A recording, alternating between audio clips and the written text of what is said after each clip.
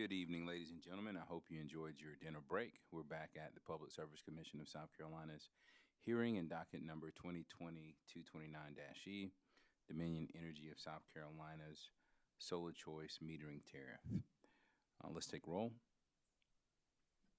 Here in the hearing room, we have Commissioner Caston, Vice Chair Belzer, and Chairman Williams. Joining us virtually, we have Commissioners Thomas, Williams, and Powers. Please call the next witness. The next witness is Sarah Lopez. Ms. Lopez, do you solemnly affirm the testimony you're about to give will be the truth, the whole truth, and nothing but the truth?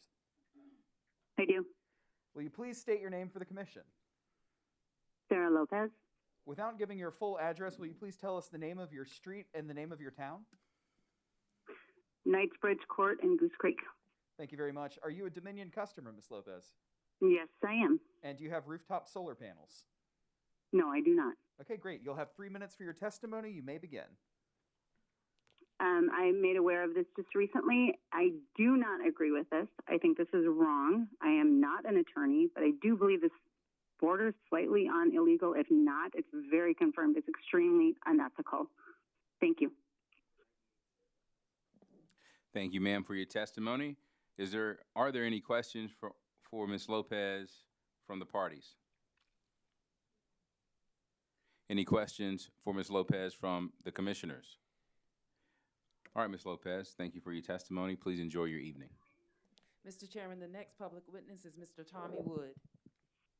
I made aware of this recently. I do not agree with this. I think this is Ms. Wood. Ms. Wood. Yes. Oh, okay. Mr. Wood. Mr. Wood, do you solemnly affirm the testimony you're about to give will be the truth, the whole truth, and nothing but the truth? I do. Excellent. Thank you. Will you please state your name for the commission? My name is Tommy Wood. Without disclosing your full address, will you please tell us the name of your street and the name of your town? Halma Court in Irmo. Thank you, Mr. Wood. And are you a Dominion customer? I am. And do you have rooftop solar panels? Not on this house. I'm a solar installer. Okay, great. You'll have 3 minutes for your testimony. You may begin. My name is Tommy Wood, and I own Southeast Solar Pros. We're a sales, engineering, design, and installation company, and we service all of South Carolina. And we deal with all utilities, Dominion, Duke, and all the co-ops and municipalities as well. My background is I'm a mechanical and electrical engineer, and prior to starting this business, I worked for 10 years at Duke Energy Nuclear Station as an electrical and mechanical engineer. So I kind of have some insight into the whole business from a different perspective.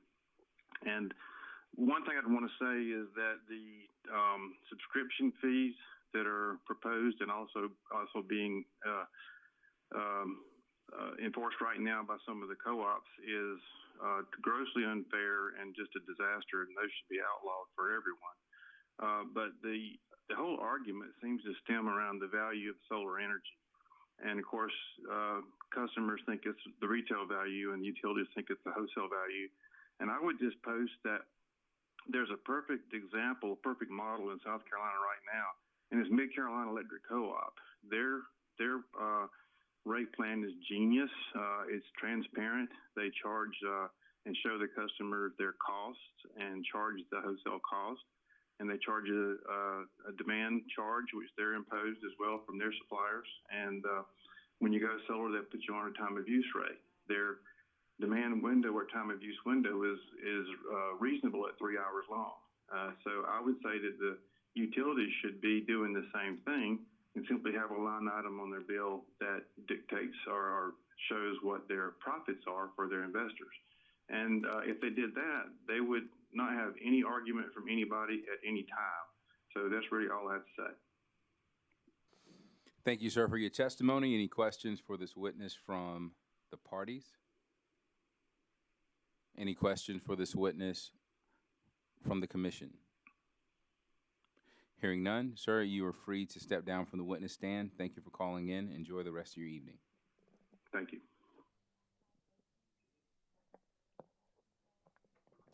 Our next witness is Christina Kidd. Ms. Kidd, do you solemnly affirm the testimony you're about to give will be the truth, the whole truth, and nothing but the truth? Yes. Will you please state your name for the commission? Christina Kidd, And without disclosing your full address, will you please tell us the name of your street and the name of your town? Overhill Road in Columbia. Thank you, Ms. Wood. Or Ms. Kidd, excuse me. Are you a Dominion customer? Yes, And do you have rooftop solar panels? not currently. The reason I'm calling in is because we were getting estimates from a local contractor about installing them, and then we saw the article about the proposed surcharge. So we've had to put that on hold because if this surcharge is implemented, it would very much undercut the financial incentives that we had for installing the solar system. So that's the personal reason that I am very much opposed to this proposed charge. The more general reason is, from what everything I have read, in every state or utility service area where this sort of thing has been implemented, the immediate result has been to stifle solar adoption, and quite frankly, considering the climate crisis as it is, we do not need that in any way, in any form at all. So that's essentially all I had to say. Thank you for your testimony, ma'am. Any questions for this witness from the parties? Ms. Kidd, my name is Chad Burgess. I'm a lawyer for Dominion Energy. And are you an account holder of Dominion Energy? No, my mother, Betty Kidd, is. We both live at the same address. Okay, so your mom is the customer and you're a household member. Is that correct? That's correct. Okay, thank you, Ms. Kidd.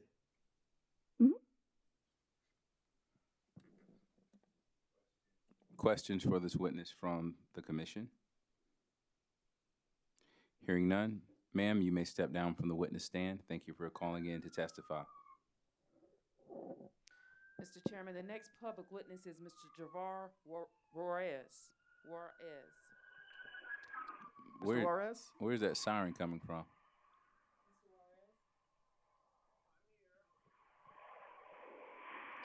Mr. Juarez, do you solemnly affirm the testimony you're about to give will be the truth, the whole truth, and nothing but the truth? Are you able to hear me?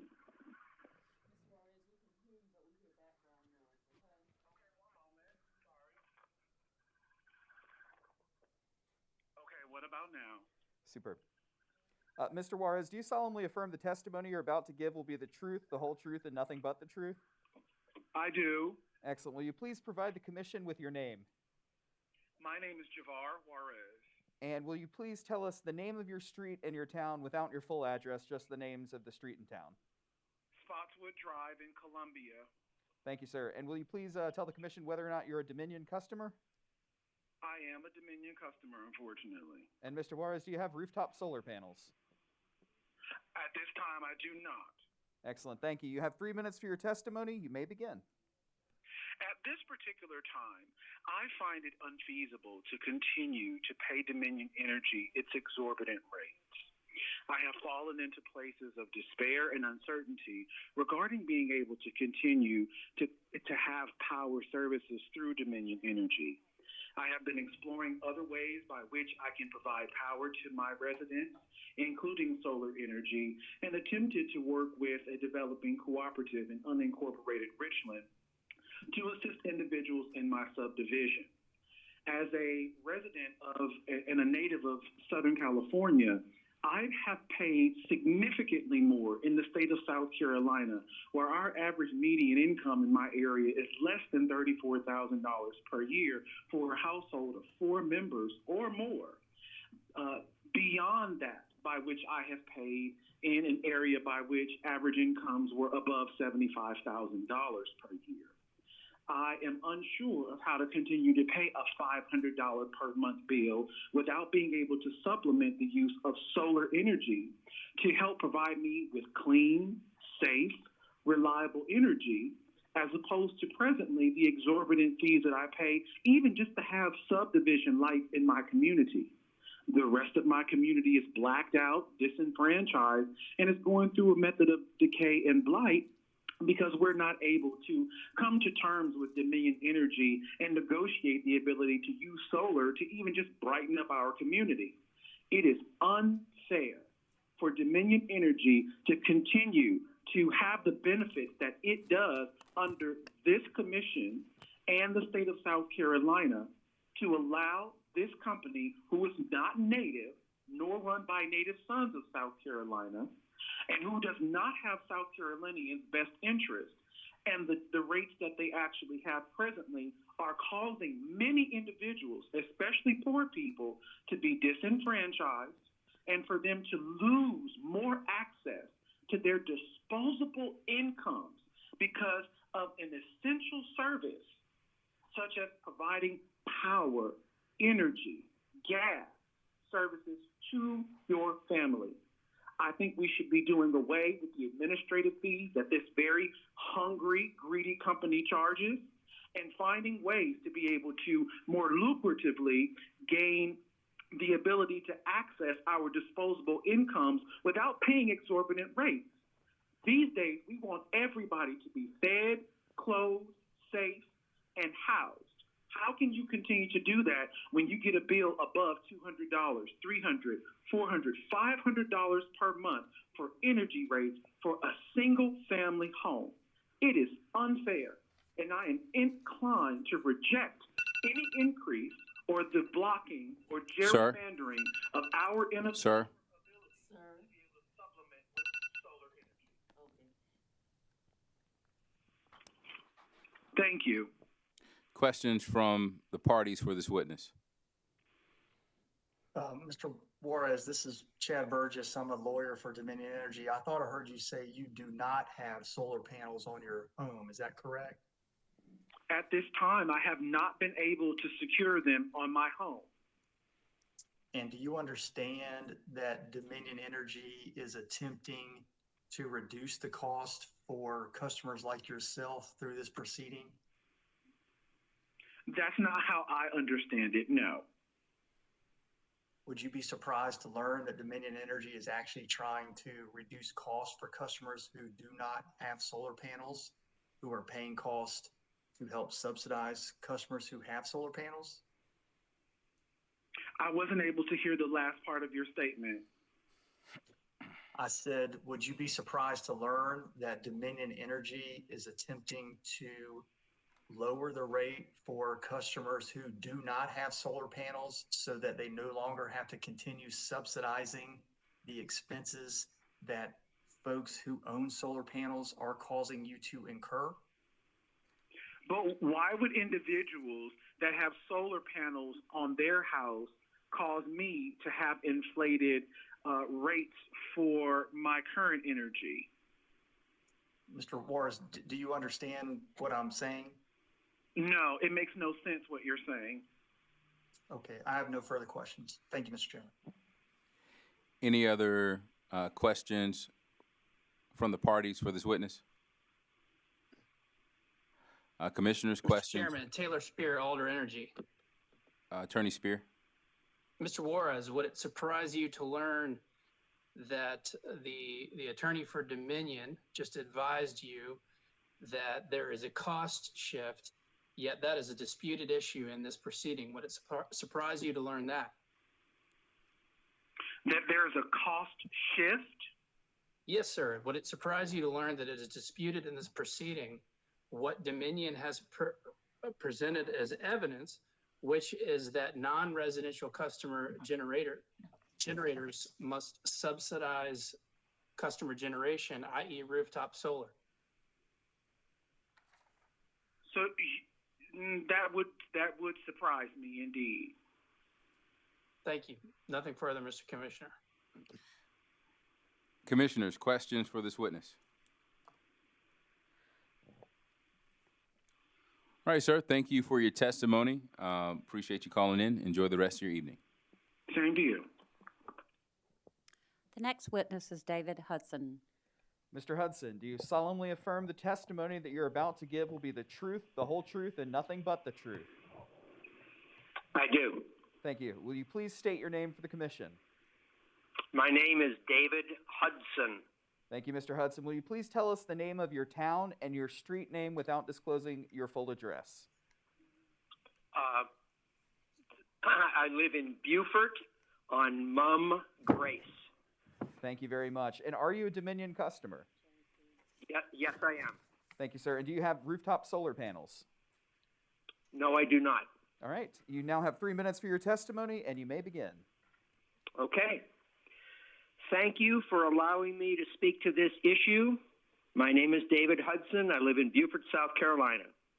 Dominion Energy's proposal to raise fees dramatically on customers with rooftop solar arrays and slash the credits they receive for the electricity they put back into the grid is absolutely the wrong direction for its customers and the wrong direction for South Carolina.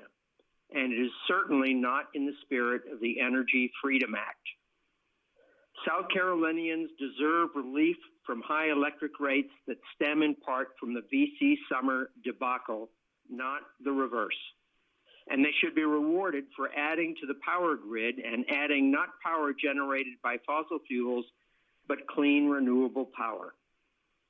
At a time when the world faces the greatest challenge to the livability of its climate, when we are racing against the clock to lower carbon dioxide emissions and draw down carbon in the atmosphere to a level that is sustainable for life as we know it, we should be encouraging the production of clean energy wherever we can get it, not discouraging it or killing it, as Dominion Energy's plan might well do for its South Carolina customers. I applaud Dominion Energy's plan to phase out coal by 2050, but replacing it with natural gas is not the answer. Yes, we will need natural gas for some time yet, but our focus in South Carolina, Dominion's focus, should be in transitioning from coal and natural gas to sources of energy that do not derive from buried fossils, but rather from sources that will be with us for eons and will not ruin the livability of our world in the process of tapping them. Wind, solar, geothermal, hydrogen are such sources. If Dominion does not want its customers to be producing their own solar energy, which I think they should, then they should produce it for us. Build solar farms like the relatively small one here in Beaufort, or like the gigantic ones that extend for miles south of Macon, Georgia. The Cobb Electric Membership Cooperative, one of the largest of 900 EMCs in the nation, provides power to 180,000 residential and commercial customers in 5 counties north and west of Atlanta. It receives as much as 30% of its power on a sunny day from solar. If Cobb EMC can do it, Dominion can. Produce it themselves or buy it from commercial solar generators made viable by the Energy Freedom Act. Thank you for listening. Thank you for your testimony, sir. Questions for this witness from the parties? Mr. Hudson, my name is Chad Burgess. I'm a lawyer for Dominion Energy. Do you understand that Dominion Energy has approximately 1,000 megawatts of renewable energy interconnected to its grid today? I do not. Thank you, Mr. Chairman. I have no further questions. Commissioner, questions for this witness? Thank you, sir, for calling in and testifying. Please have a good night. Thank you very much.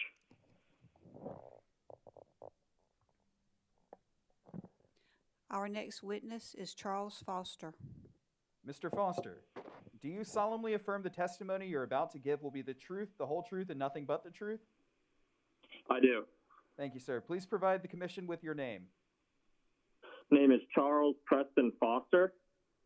Thank you, Mr. Foster. Without telling us your full address, will you please give us the name of the town in which you reside and the name of your street? Absolutely. I am in downtown Charleston on America Street. Thank you, sir. And are you a Dominion customer? I am currently a Dominion customer. And do you have rooftop solar panels? I do not. All right. Thank you, Mr. Foster. You have 3 minutes for your testimony. You may begin. You know, I just wanted to touch base with what the gentleman was saying previously in terms of what it meant for the Energy Freedom Act in regards to South Carolinians receiving power from their choice, and just the access to choice in general is what ultimately is important to South Carolina. And, you know, speaking on this subject, where I think it's important to lie and where I hope a lot of the interests with the commission are, you know, focused on is just solely access to choice. And when it comes down to being a Dominion customer, you know, I was an SCE and G customer for a number of years. I paid on the nuclear energy product or the nuclear energy program that ended up failing South Carolinians. I would really hope that the members of this commission would hold it to the highest standard to also protect access to choice for essentially, you know, where Governor McMaster, when he signed the Energy Freedom Act, tried to go was just providing access to different forms of energy. And for Dominion Energy to move into South Carolina and then immediately start to dismantle the better wishes of the South Carolinian people is contrary to where the Energy Freedom Act was supposed to provide for the South Carolinian people. And I just think that it's absolutely, it's beyond me that an outside utility company would come in and then currently start to dismantle everything that the Energy Freedom Act was supposed to be for South Carolina, especially after the failures of the VC Summer Nuclear Project that ended up failing the South Carolina people with access to now cheaper energy. And that is essentially where solar, I think, has really stepped up and has allowed people access to be generating their own power and allowed people access to cheaper energy rates. And for the commission to essentially even question whether they want to decide with the Dominion power companies, you know, changing these rates is beyond me. And I just couldn't even think of a reasoning why the Public Service Commission would even want to debate this question. It shouldn't be a question in my mind. It should be about protecting South Carolinians' access to choice of power and ultimately protecting South Carolinians from an outside utility company that wants to come in and dismantle the Energy Freedom, what the Energy Freedom Act was supposed to provide to the South Carolinian people. Thank you, sir. Questions for this witness from the parties? Questions for this witness from... Mr. Chairman? Yes, Attorney Mixon. Thank you, Mr. Foster. I just have a couple of questions for you. My name is Kate Mixon, and I'm counsel for 3 environmental organizations in this proceeding. You said that you don't currently have solar panels. Is that right? Yeah, that's correct. Is it important to you that whatever decision is made in this proceeding, that you are able to access solar later if you want to install it? Yeah, that's absolutely something I firmly believe in. I think that, you know, where in 10 years from now, there's not going to be less solar in South Carolina. South Carolina is a sunny state. There's going to be more solar. It should be part of this commission's, you know, understanding to protect access to these renewable energy resources. Thank you, Mr. Foster. That's all my questions. Commissioner, questions for this witness? Thank you, sir, for your testimony. You may step down from the witness stand and have a good evening. The next witness is Esther Powell. Ms. Powell, do you solemnly affirm the testimony you're about to give will be the truth, the whole truth, and nothing but the truth? Yes, sir, I do. Excellent. Will you please provide the commission with your name? My name is Esther B. Powell, and that's spelled Esther.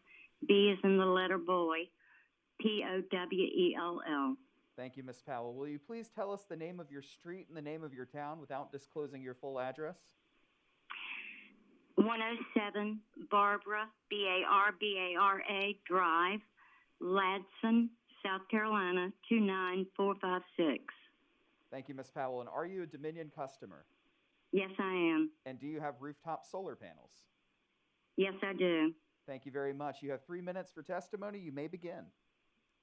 I think Dominion Energy is selling the people of South Carolina out when they are wanting to charge more for the solar panel. We all went to solar panels strictly to help clean up energy for our country. Also, we use solar panels because South Carolina E&G kind of failed us when they built the plant that they built, and we had to end up paying for it. I have solar panels, and I am 79 years old, and I live on a limited income. I'm the only one left in my family except my granddaughter, so I am not going to be able to get rid of my solar panels, and I cannot afford for them to increase the rate that they probably will want to charge. And I'm sure there's a lot of people with solar panels that are in the same position that I am in. I just don't think it's fair. I don't think it's the right thing to do. And that's all I've got to say. Thank you for your testimony, ma'am. Questions for this witness from the parties? Ms. Powell, my name is Chad Burgess. I'm a lawyer for Dominion Energy. Thank you for your testimony this evening. Do you own or do you lease the solar panels on your home? I lease them. And how long is the term for your lease? 20 years. And when did you install? The one that signed for the solar panels. Unfortunately, I got the power of attorney over him after he signed for the solar panels. And do you know the size of the solar panels, the system size on your home? No, sir, I do not. I'd have to look that back up. And I think there's, no, I'd have to look it up. I don't have that information in front of me. My granddaughter has it. Okay, that's understandable, Ms. Powell. And do you know what company signed you to a 20-year lease? Sunrun. Thank you, Ms. Powell. I have no further questions. Thank you. Commissioner, questions for this witness? Ma'am, thank you for your testimony. Enjoy the rest of your evening. Thank you, sir, for listening. Yes, ma'am. Good night. Mr. Chairman, the next public witness is Ms. Deborah Baldwin. Ms. Baldwin, do you solemnly affirm the testimony you're about to give will be the truth, the whole truth, and nothing but the truth? Yes, I do. Will you please state your name for the commission? Deborah Lynn Baldwin. Thank you, Ms. Baldwin. Without disclosing your full address, will you please tell the commission the name of your street and the name of your town? Reynolds Road in Pinewood, South Carolina. Thank you, ma'am. And are you a Dominion customer? No, I am not. I'm right on the cusp between Dominion and Duke. Gotcha. Do you have rooftop solar panels? I do not at this time, but I've gotten 2 estimates so far, and it will only be a matter of time before I do.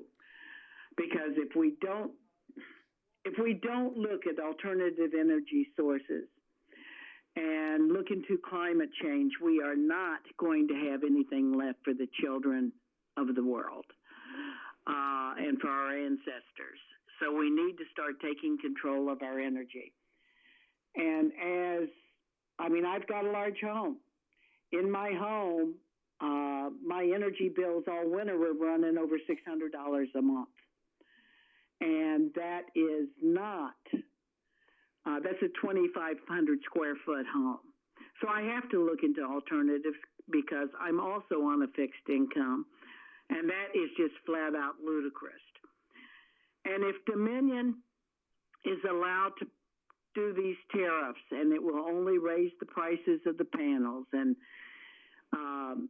it would also, we would have similar instances of energy disasters that will occur because you can start cutting the energy, the use during different times of the days. You can keep taxation to where my $600 a bill could be $700, $800, $1,000 because what one energy company gets away with, all of them are going to do. So it has a balloon effect. As a citizen, I think it's a necessity, even though I don't have dominion. If I see somebody's going to do something wrong to a group of people, it's my obligation as a citizen to stand up and have our voice heard and let you know that we are not going to tolerate injustices. When you get a solar panel, you get it to save money. You get the benefits of all of the discounts and the government stuff, but when they start taking it back in the form of a tariff, you don't have your discounts anymore. So you end up paying more than what you were before, all over the entire gambit of your purchase of the solar panels. I also believe in wind energy. I myself run a propane generator for part of the time for emergency care, because as we know in the United States, the entire electric grid and infrastructure is such a disaster, along with all the rest of the utilities, that if we don't try to improve and become as independent as we can't expect the energy company to be there, because they've proven, just look what happened in Texas. I mean, that's a disaster that speaks for itself. We can't give the power to the energy companies and away from the public. And that's all that I have to say. Thank you, ma'am. Questions for this witness from the parties? Questions for this witness from the commission? Ma'am, thank you for your testimony. Please enjoy your evening. You too. Thank you, sir. Bye-bye. The next witness is Peter Leroy. Mr. Leroy, do you solemnly affirm the testimony you're about to give will be the truth, the whole truth, and nothing but the truth? I do.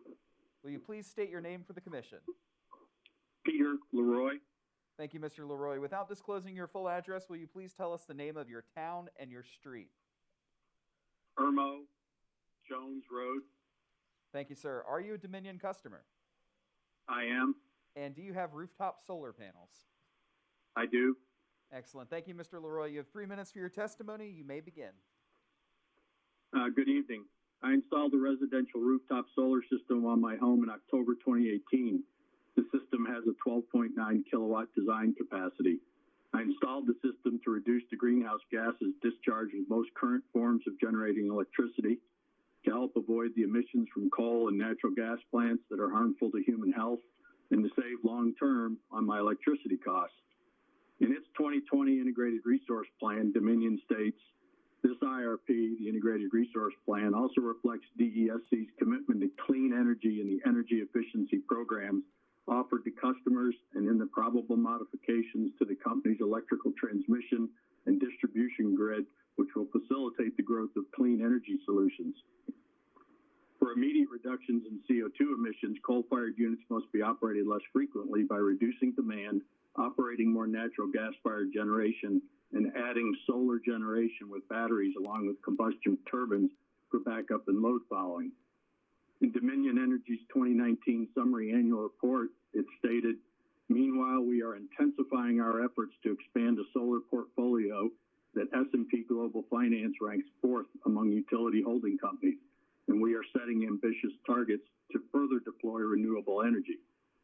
The solar choice metering tariff proposed by Dominion Energy runs contrary to these statements.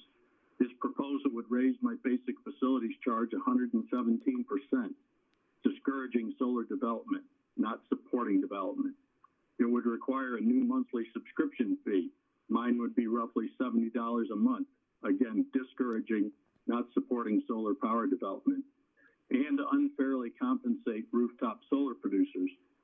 The proposed on-peak charges are approximately 2.5 times the off-peak charges.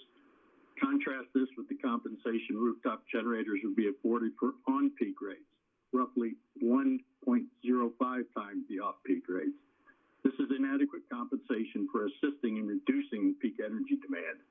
I encourage the Public Service Commission to reject the proposed solar choice metering tariff and direct Dominion Energy to propose a more balanced and fair metering tariff, one that should include an analysis of the reduction in the summer peak provided by solar generators in Dominion service territory.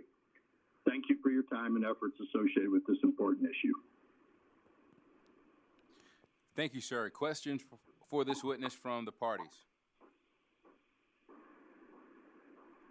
Questions for this witness from the commission? All right, sir. Thank you for your testimony. Please enjoy the rest of your evening. Thank you.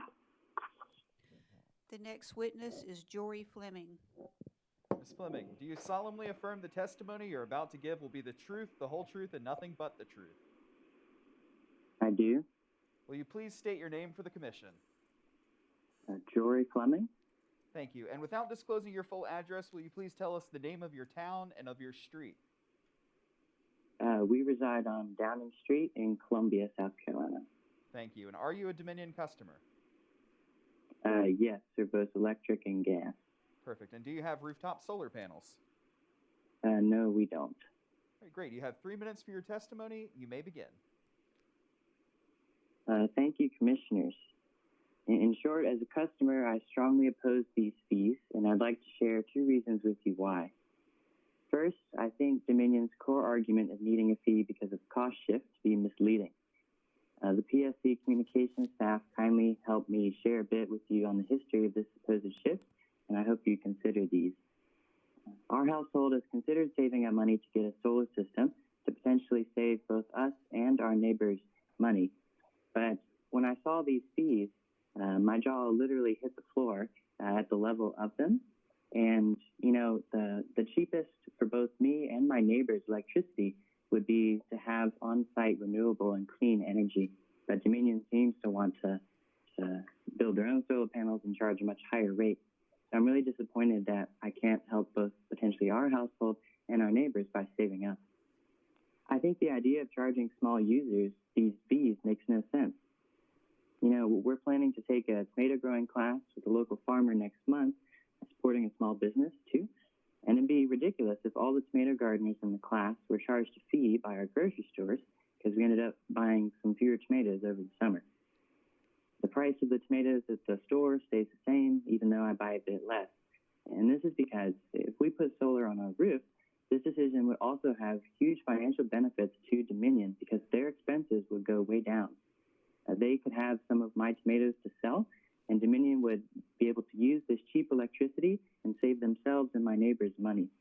Tomatoes already were grown for them, and our household would have the cost of maintaining it for them. They can sell these tomatoes, electricity, whatever you want to call it, to others, send it out of state, or even store it and send it right back to me again at night. It helps Dominion meet its own net zero by 2050 target entirely for free. We could be helping Dominion avoid a carbon tax or meet a clean energy target if either of those come to pass at a state or federal level. And, I doubt Dominion's going to pass on those decreased expenses or increased revenues to us. And second, I like supporting local businesses. My understanding of the solar business nationally is growing, and I want my neighbors to be part of that in their businesses. When I looked up registered providers through the SC Energy office, I found some great local firms. But based on these fees, I can tell you that we wouldn't be putting solar on our roof. I imagine that's bad for their business, especially if these smaller businesses make it or break it on the margin. And it just doesn't sit right with me that a big out-of-state company could cause my laborers to lose business and to pay more for their electricity. In fact, over the weekend, I read an article in the state where Citigroup said they may not be able to expand their farm because of these fees. So thanks for this time to share my thoughts, and I'd be very grateful to answer your questions. Questions from the parties for this witness? Ms. Fleming, this is Chad Burgess. I'm a lawyer for Dominion Energy South Carolina, and you testified that you were a customer of Dominion Energy South Carolina. That's correct. Is the account in your name? The account holder is at the other resident of this account, Kelly. We both live here and pay for the electricity here. Okay, so you're not the account holder for the residence. Is that what you're saying? The account holder is the other person who lives at this address, but my salary pays for part of the electricity and part of hers too. I don't know whether I'm listed on the bill or not, sir. Okay, all right. Thank you very much. Questions from the commission for this witness? Thank you, ma'am, for your testimony. Enjoy the rest of your evening. Thank you. Mr. Chairman, the next public witness is Ms. Deborah Mays. Ms. Mays, do you solemnly affirm the Hey, good evening, Ms. Mays. Do you solemnly affirm the testimony you're about to give will be the truth, the whole truth, and nothing but the truth? I do. Excellent. Will you please state your name for the commission? My name is Dorothy Mays, M-A-Y-E-S, and I go by the name of Dottie. Thank you, ma'am. Will you please provide your street name and your town name without disclosing your full address? Yes, the street is Castle Hall Road in Mount Pleasant, South Carolina. Thank you. And are you a Dominion customer? I am. And do you have rooftop solar panels? Do I have what? Rooftops. Solar now? Yes, I do. I just put solar on. Thank yes, you, Ms. in Mays. January. Superb. You have 3 minutes for your testimony. You may begin. Okay. I'm sure you've heard tonight a lot of scientific and a lot of legal jargon, but I'm going to speak to you from the heart. I have, for several years, I have searched for alternative ways for clean energy, and I finally had an opportunity and could afford to put solar panels on my home as an alternative energy source. And I think we need to be seeking more of the alternative sources that are clean energy for our country, not just for little old Mount Pleasant, South Carolina, but also for the country. I did invest in solar panels and put myself in debt to be able to afford to do that. And then I learned after doing this that Dominion has decided to put a burden on the homeowners who do have solar panels and as a further expense. And I did it as an energy saving, conservation energy source for my home and for my age bracket. I'm 67 years old. I'm looking for ways that when I do retire, and I'm not retired just yet, but when I do retire, that I have a source of energy that I can afford and also hopefully be able to generate some of my energy that other people can use as well. So I was very disappointed when I learned that Dominion Energy was looking to raise costs to solar customers in the process of us trying to do a little bit better to improve our environment and our conditions for living. So when I had the opportunity to speak to you, I decided that I wanted to talk to you from the heart, from one person to another, to say raising the cost of what it is to be able to provide for solar panels on people's homes should be something that's being encouraged and not discouraged. And I think that this step that we're taking at this point in time with Dominion is a discouragement to people to find alternatives for energy sources for the future. So I wanted to have my 2 cents put in here and say, please, please, please, let's look at ways that we can do better instead of continuing to do the same thing we continue to do over and over and over again. And it has a big impact on our environment and our homes and our lifestyle. So with that being said, I appreciate the time tonight to be able to talk to you person to person about this and share with you my thoughts about it and hopefully a consideration for those who do have solar panels and are looking for alternatives for cleaner energy. Thank you. Thank you, ma'am, for your testimony. Questions for this witness from the parties?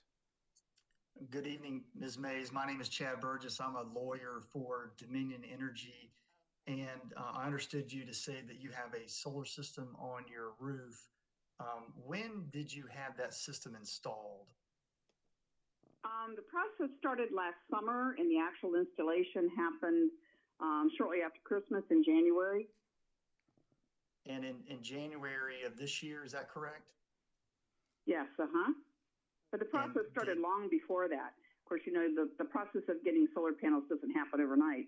I live in an area where I have a homeowners association. I had to get approval for that. I had to get permits, you know, all that sort of stuff had to take place, and I had to get in line, you know, to be able to get my panels put on. So it took time to get it all done. Yes, ma'am, I understand. And did the entity who sold you the solar panels, did they tell you that there was a proceeding going on in the commission or that had been initiated late last year to address this issue? Absolutely, they did not. Absolutely, they did not. I started conversations with them the end of July of last year, and there was nothing ever brought up about there was anything pending from Dominion Energy or anybody else. No, there was nothing ever mentioned about that. In fact, they said, you know, Dominion was, you know, customer friendly towards solar. And, you know, so I went with that and purchased the solar panels for my roof and went in debt to do that. And so now I'm in debt, and now we're going to raise the prices of people who do have solar. And I just don't think that's fair. You know, that, you know, I finally made the big leap and the big step to do that, a conscious effort that I had made to do that when I could afford it. And once I've done it, now I learned that Dominion is going to raise prices for those people who have solar. And I was looking at it as a cost savings step. You know, and there's no mention of anybody being grandfathered with any of this if you've already got solar panels. It's if you have solar panels, they're talking about raising the cost of everything. And it's going to put a further burden on me. Not only am I going to be paying more to Dominion for it, but I'm going to be paying for the system itself. It's not going to be cost effective at this point in time for me when I'm paying for the system and paying higher prices to Dominion for it. When it's really meant to be not only an energy saving source with solar, but now it's not a cost savings as well. Thank you, Ms. Mays. And would you, you mentioned grandfathering, and I'm glad you mentioned that. And I certainly want you to go away from this proceeding a little bit informed with the fact that, do you understand that the net energy metering rate that you're on will be good until May of 2029? So you will, in fact, be grandfathered. Do you understand that? No, I didn't understand that, but 2029 is not that far away. You know, I put this system in place on my home to be good for as many years as I'm going to be living here. So, is that something that if the cost still goes up again, if you look at this, it's the cost of this going up is not going to encourage people to put solar panels on homes as an alternative, not only as a cost savings, but also as an energy savings way to, I mean, using our solar resources isn't being taxed enough. We need to be using more energy efficient ways of producing electricity, and we're not doing that, whether it's water or whether it's solar. You know, we just keep doing the same thing over and over again, and our planet's not going to keep up with all of this. So, you know, it's environmentally, it's much better. And then to say, okay, now it's going to cost more to do something that's better for the planet and better for our communities, and now we're going to have to pay more for it. It doesn't make any difference whether it's, the point is not, yes, I'm paying for it, yes, I am going to be paying more in 2029, you're saying, but that's not the point. The point is it's going to discourage future people doing it as well. And that's contraindicative of what we've been told and what researchers have said over and over and over again, what we need to be doing to protect not only little old Mount Pleasant, South Carolina, but our environment across the world, across the country. You know, we're not doing enough. We're not doing enough. We continue to do the same things over and over and over again, and we see what it's doing to deplete our resources on the earth here. And we need to be a little more, we need to have a little more foresightedness with this as opposed to what we need right now. And we're not doing that enough. And so, yes, maybe I can be grandfathered until 2029, but what's it going to do for other people that want to put the systems in and do this, knowing that in 2029 it's not going to or it's not going to impact. It's not going to be favorable for people now to put it in, or in 2029 after that, I'm going to have to pay more. So what am I going to be looking at then? My system won't even be paid for yet. So by 2029. Thank you, Ms. Mays. I have no further questions. Commission questions for this witness. Commissioner Caston. Mr. Chairman, Taylor Spear for Alder Energy. I'm sorry, Attorney Spear, go ahead. Thank you. Hi, my name is Taylor Spear. I represent a rooftop developer that's based out of Charleston, South Carolina. I had a quick question for you. Is your system installed? I wanted to make sure that I got this correctly. Do you currently have an interconnected rooftop system? Do I currently have an interconnected? I'm sorry, I didn't hear you. Do you currently have an interconnected rooftop system? Yes, I do. Okay, thank you. I currently have an interconnected rooftop service that has all the meters on the side of the house, and if I produce enough electricity, I'm actually selling it back to Dominion, and Dominion's using that power for other homes as well. Commissioner Caston. Thank you. I was seeking clarification on that point. I'm finished. Thank you, Mr. Yeah. Chairman. Ms. Mays, did your salesperson explain? I can barely hear you. Can you speak up? Yes, ma'am, I can. I apologize. Did your salesperson, or the person that sold your solar system to you, did they clearly explain to you the requirements relative to Act 62 and the, I guess, dates and the potential for a successor rate? No. No, there was no mention to me that there was going to be any kind of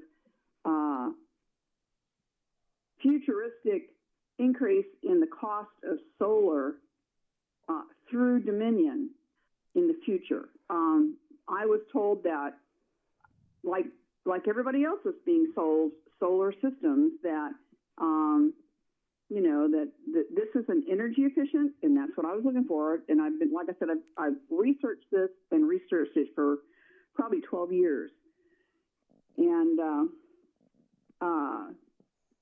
finally decided on this system that I went with, and there was no mention to me that there was any.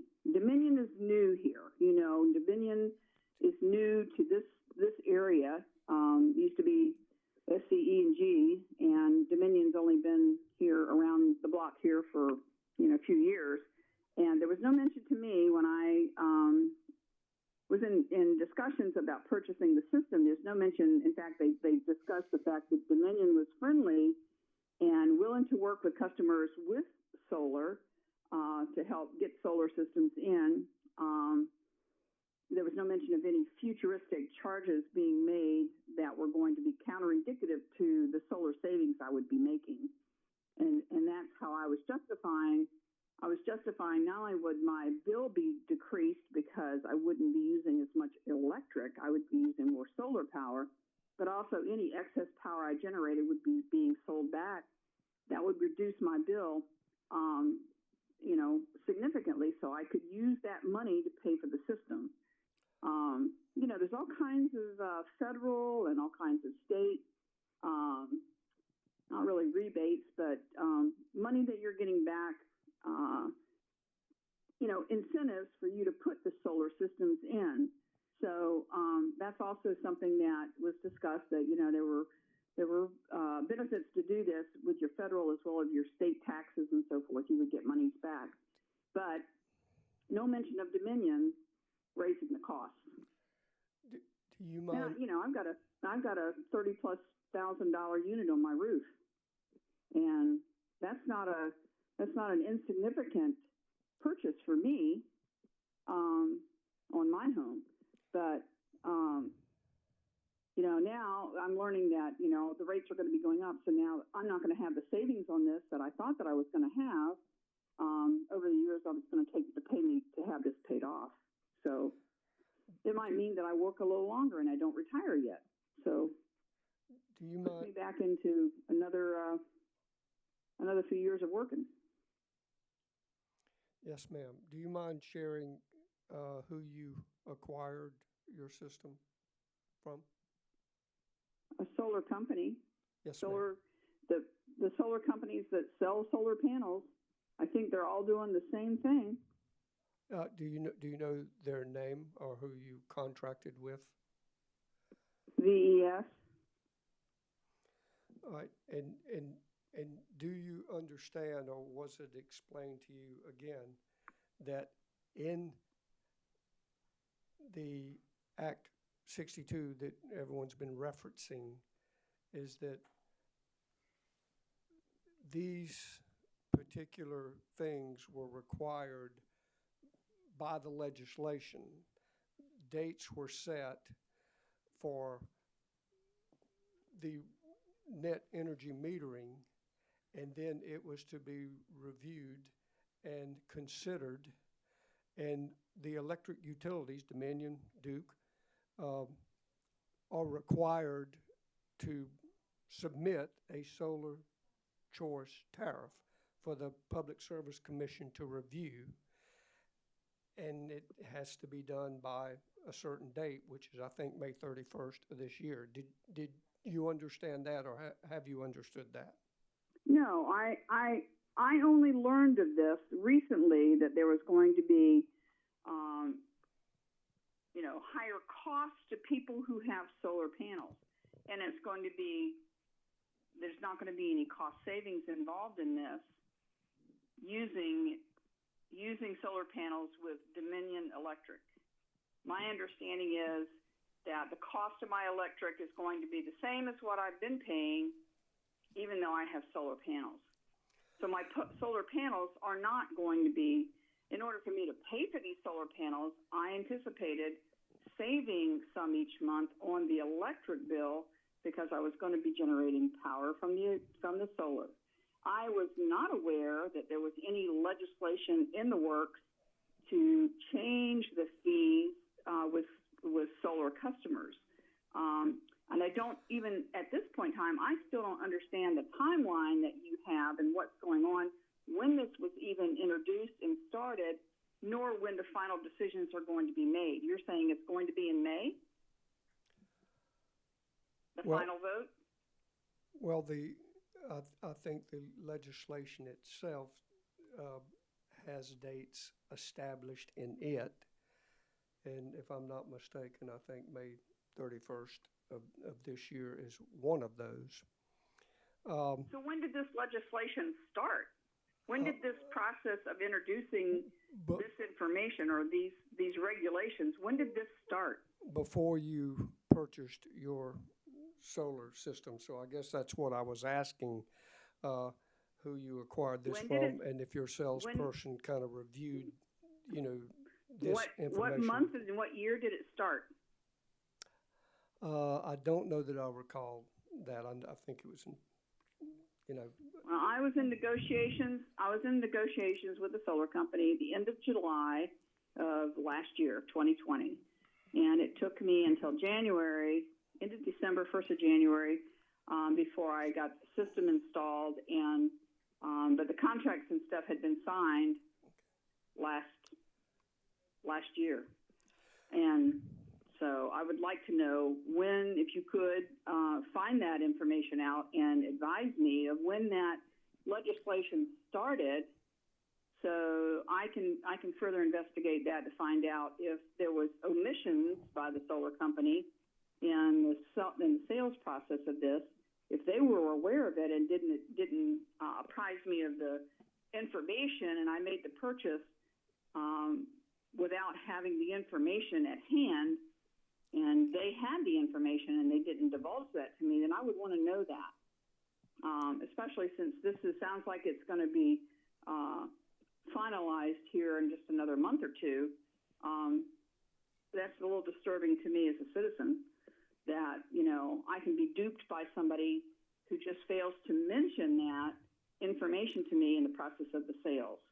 So it certainly sounds like there would be a good case that I would be having to go back to. If this legislation does pass, if this, these regulations and these fee increases to solar customers goes through, then I'm in the middle. I'm in the middle. I'm caught, and my attempts to plan for my retirement, my attempts to do something better for the environment and do something better for my pocketbook as well as for energy savings has gone down the tubes because of what we're enacting here, what Dominion Energy is trying to do to the solar customers. I see it as a competition to compete with solar, and I think that if this does get enacted and this does go through, I think it's going to discourage people from looking for those alternatives, and I don't feel that that's in the best interest of citizens here. I really don't. I think Dominion is making a big mistake. All right, thank you, Ms. Mays. Thank you. Any more questions for this witness? I truly want you all to know I'm not speaking as a professional. I'm speaking to you as a citizen, and I'm speaking to you from the heart. I'm telling you the way life is out here, and this is not meant to be anything other than explaining to you personal circumstances of a lot of people that don't normally have a voice to speak up and say.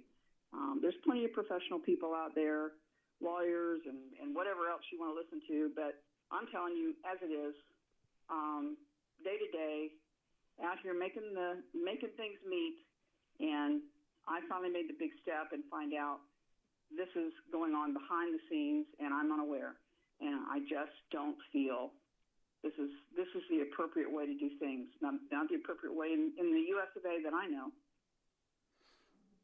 Thank you, ma'am, for your testimony. Just for your edification, the South Carolina Energy Freedom Act, I believe, was passed in May of 2019. That's when the legislation passed. The commission was directed, along with the company, to select a successor tariff. There was a 6-day-long hearing where Dominion Energy South Carolina, solar interveners, along with the Office of Regulatory Staff, presented their position to the commission. That happened several weeks ago. This hearing is in place to hear from the public, so we appreciate your testimony. So when did you're saying the original, this was initially put together, this commission was put together by the Public Service Commission in what month did you say, May 2020? The legislation, Act 62. Act 62. Yeah, Okay. South Carolina That was Energy put Freedom together Act. in May of 2020. 2019. 2019, even further back. Yes, ma'am. So that's the Freedom of Information Act. I can go and get the information through that. you can Google it, man. With the Public There's the Public Service Commission. No, through the South Carolina General Assembly. Okay. All right. Okay. Any more questions Thank for you so this? much. No problem, ma'am. Any more questions for this witness? Next witness, please. The next witness is Brian Durham. Mr. Durham, do you solemnly affirm the testimony you're about to give will be the truth, the whole truth, and nothing but the truth? I do. Thank you. Will you please state your name for the commission? Brian Durham. Thank you, Mr. Durham. Will you please share with us your street name and the name of your town without disclosing your full address? Cornish Avenue in Charleston, South Carolina. Great, thank you. And are you a Dominion customer? Yes. And do you have rooftop solar panels? Yes. Thank you, Mr. Durham. You have 3 minutes for your testimony. You may begin. Thank you to the PSC for this opportunity to speak tonight. I have a Master's of Science from Johns Hopkins University in Energy Policy and Climate. I'm proud to have invested my own capital into clean energy. I oppose Dominion's tariff on existing and future customers with rooftop solar installations. Dominion's proposal egregiously goes against the best interests of their own customers by drastically raising bills of existing rooftop solar owners and financially prevents other customers from being able to install solar in the future. This proposal goes against the small business owners and their employees who work in renewable energy that will be forced to close their doors if this proposal is allowed to go through. The proposal goes against the will of voters in South Carolina who elected state representatives and senators who unanimously passed the Energy Freedom Act in 2019. I believe the issue of significant cost shift is a largely self-serving argument put forward by the utility and industry lobbyists. This issue has been well researched and debunked in dozens of scientific studies. One example is a report released in 2018 by Lawrence Berkeley National Laboratory, one of the most respected scientific institutions on the planet, titled Putting the Potential Rate Impacts of Distributed Solar into Context. This report concludes that there is virtually no cost shift at all in 47 states in the country due to the level of solar penetration being below 10%, and Dominion's territory in South Carolina were around 1%. Even at penetration levels of 10% or higher, the study finds the shift is only 5/1000th of a cent per kilowatt hour. At high rates of solar penetration, the effects on the bills of non-solar consumers are still virtually nothing. The cost shift argument is a thinly veiled attempt to divide Dominion's customer base into two groups by turning public sentiment of non-solar customers against solar customers.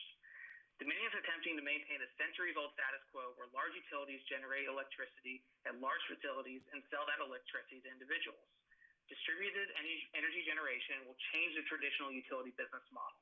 The utility should be embracing modern established technology like distributed electricity generation, residential and commercial battery storage, demand-side management like adjusting smart thermostats by a degree or two at times of peak demand. We should not be limiting the size of rooftop solar installations based on past usage. This does not allow for offsetting usage when switching from fossil fuel to electric appliance or home charging of electric vehicles. Dominion's outdated approach has been rejected by customers, voters, and the state legislature. I hope that the PSC will use their power to make Dominion embrace new technologies and make South Carolina a leader in embracing our new energy future. In closing, former U.S. Attorney and leading sponsor of the Energy Freedom Act, Peter McCoy, strongly criticized Dominion's proposal in the Post and Courier this weekend. To quote, "The Energy Freedom Act outlined three core principles for rooftop solar's future. Continue enabling market-driven private investment in distributed energy resources. 2, avoid disruption to the growing market for customer-scale distributed energy resources. 3, eliminate any cost shift or subsidization associated with Sir. Mr. Durham. Yes, ma'am. Sir, your time for testifying has expired. Questions for this witness from the parties? Mr. Durham, this is Chad Burgess. I'm a lawyer for Dominion Energy, and I actually think I've heard that statement you've just read given a little bit earlier today. I was just curious as to the origination of your statement. I wrote every word of what I just said to you, except for, of course, the quote from Mr. McCoy in the Post and Courier.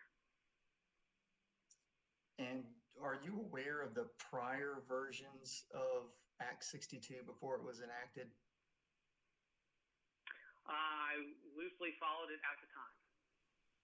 Would you be surprised to learn that there was a section in the law that did not address cost shifting? Okay. And would you be surprised to learn that the cost shifting piece of Act 62 was added later on? Okay. All right. Thank you, Mr. Chairman. I have no further questions. Commissioner questions for this witness. Commissioner Caston. Mr. Durham, what was the name of that report again?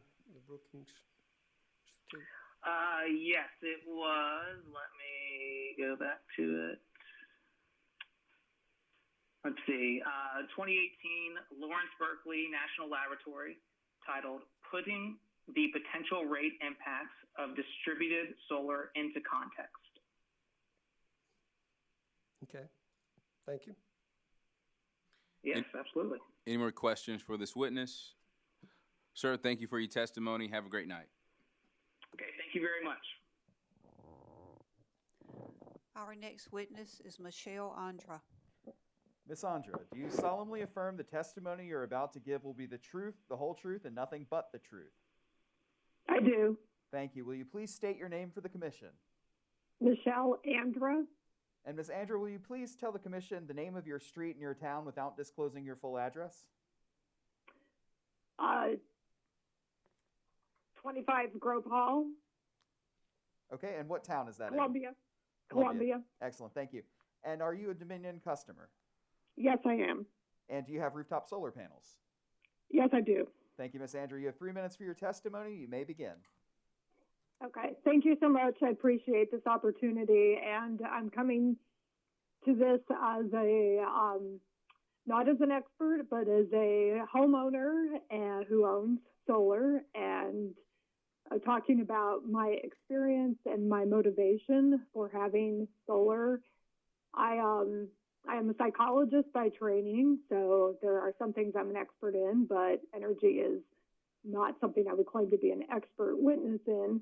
However, I do have more expertise in motivation, and when I look at my motivation and my husband and I's motivation to have solar, we originally purchased solar panels in 2009, and we call ourselves early adopters because we, to our knowledge, were the first ones in our neighborhood, which is a very large neighborhood, a very large community, to have solar panels. And we didn't realize any profit whatsoever, any savings. It was a small array, and we were doing it because actually, and at that time, we were on the PACE program, which was an additional, way to compensate people who were early adopters. So we got paid additional money through a nonprofit, and I cannot remember what PACE stands for at the moment, but we were, even with that, we never truly broke even. But we were doing this because we knew we needed to do the right thing. And this is the right thing for our environment, for our planet, for our children and our grandchildren.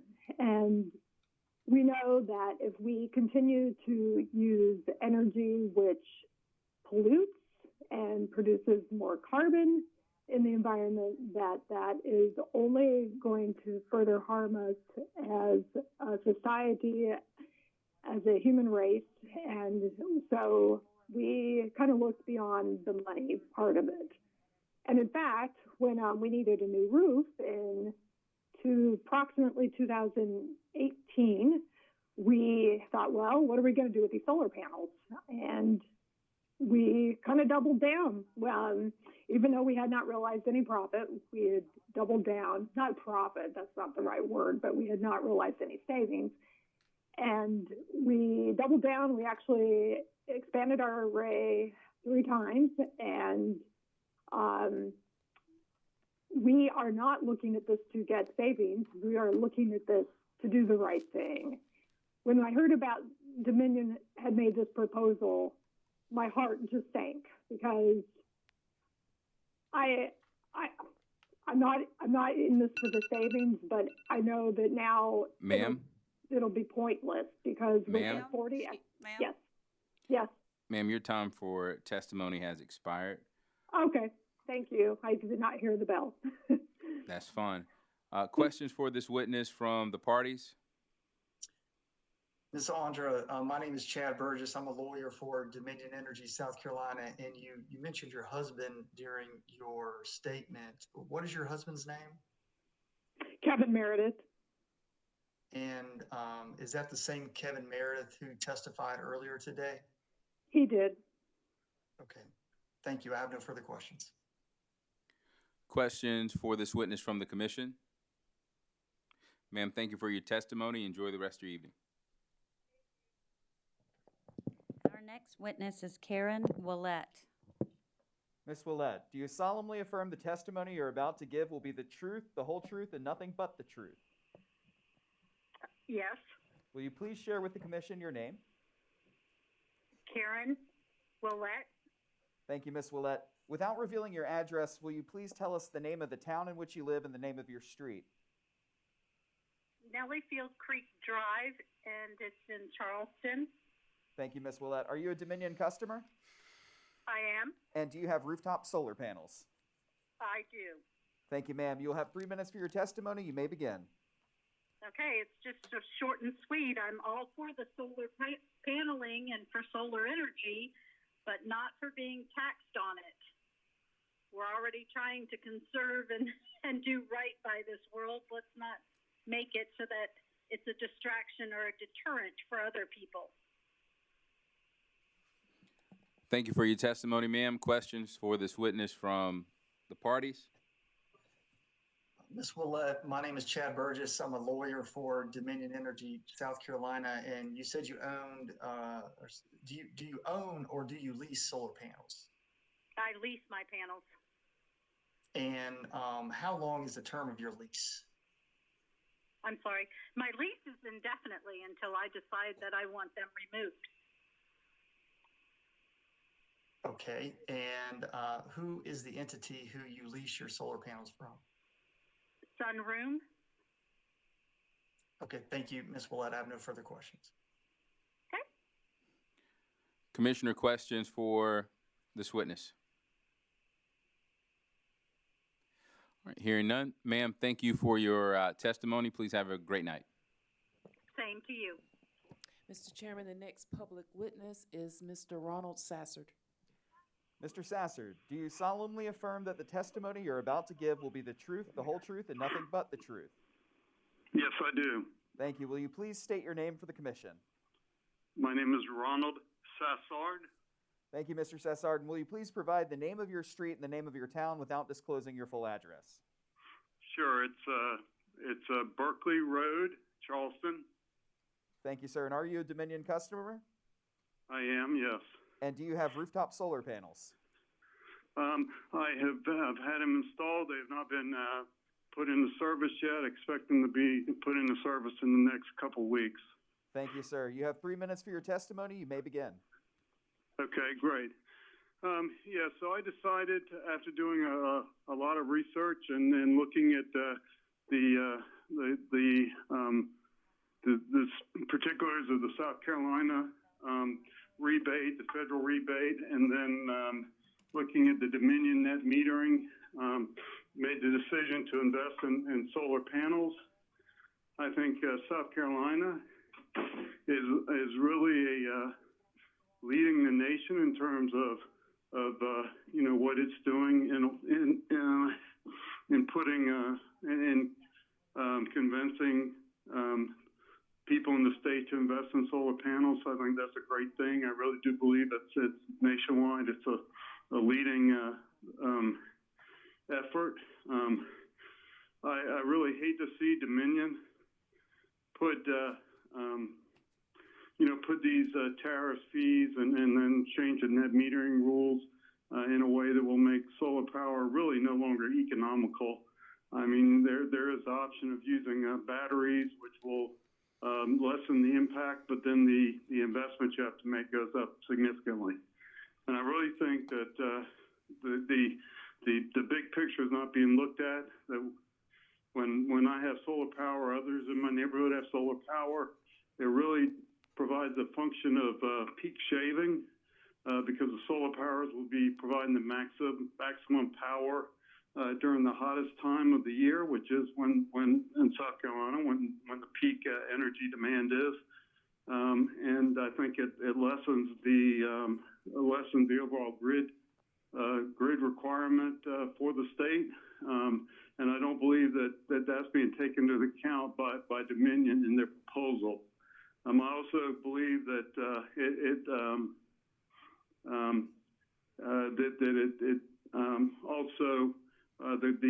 quality of the energy coming out of the solar panels is because of the state-of-the-art inverters that are used is of high quality, and it actually ends up improving the overall quality of the energy being provided in the vicinity of the solar panels.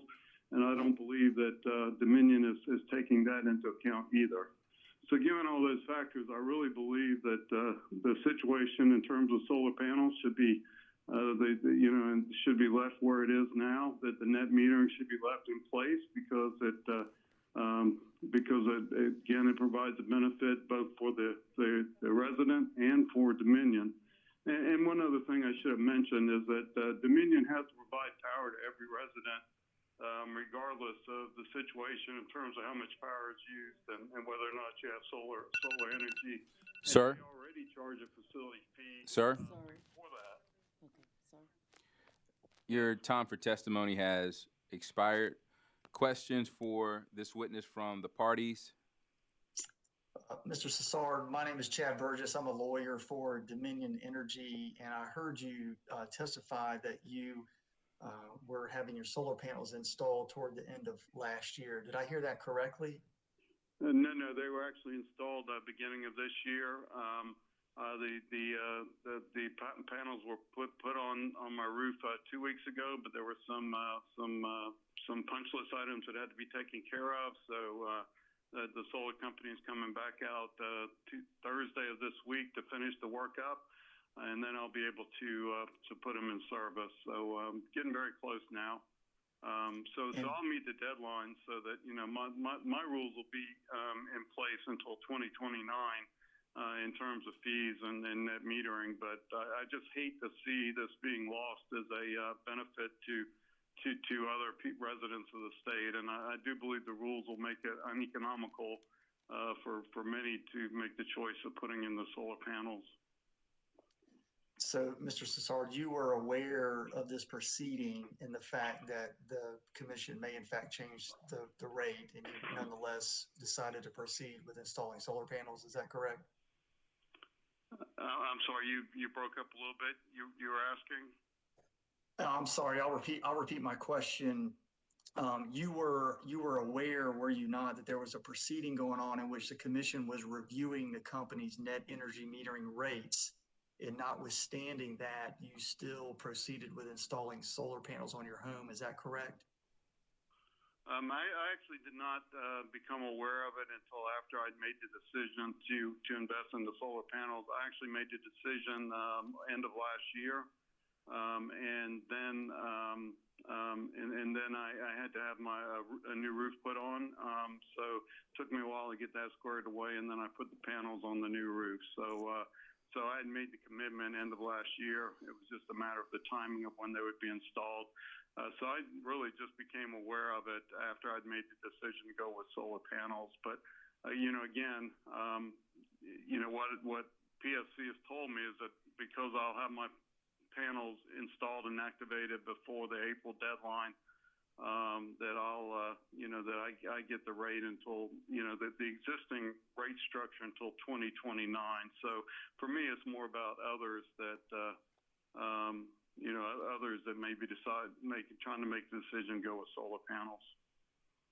Did the solar provider, were they the entity who informed you of this docket? Actually, no. I read about it in the state paper. I saw the article in the state paper. Okay, thank you, Mr. Cesar. And last question, how big is the solar system that you're installing on your home? It's 11 kW. Will provide about 80% of my electricity requirement. Okay, thank you, Mr. Cesar. I have no further questions. Have a good evening. Sure. Commissioner, questions for this witness? Thank you, sir, for your testimony. Please enjoy your night. Thank you, and thank you, gentlemen, as well. Have a good evening. You too, sir. The next witness is Aaron Worth. Mr. Worth, do you solemnly affirm the testimony you're about to give will be the truth, the whole truth, and nothing but the truth? I do. Will you please state your name for the commission? Aaron Worth, South Ott Road, Columbia. Thank you. And are you a Dominion customer, Mr. Worth? I am, sir. And do you have rooftop solar panels? I do not. Okay, thank you very much. You will have 3 minutes for your testimony. You may begin now. Hello, Public Service Commission. I would like to thank you all for taking this extended time for testimony. I'm speaking today to discuss the proposed solar tariff and connection fees. Most of my electrical cost of $150 to $200 per month occurred during the summer is due to air conditioning, which also is peak power generating time for solar. I understand there's a cost to both power generation and delivery, and the difference between wholesale generation and retail consumption. However, charging a solar provider an additional fee as well as a per kilowatt penalty is anti-competitive and further encourages private corporation monopoly. As a DESC subscriber, I pay a monthly fee to connect to the grid.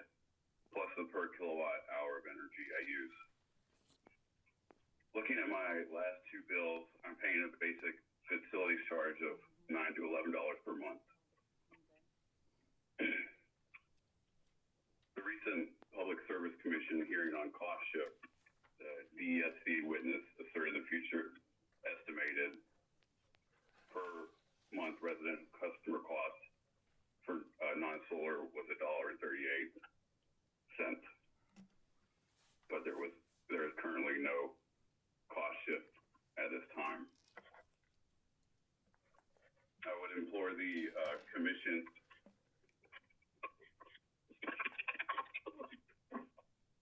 to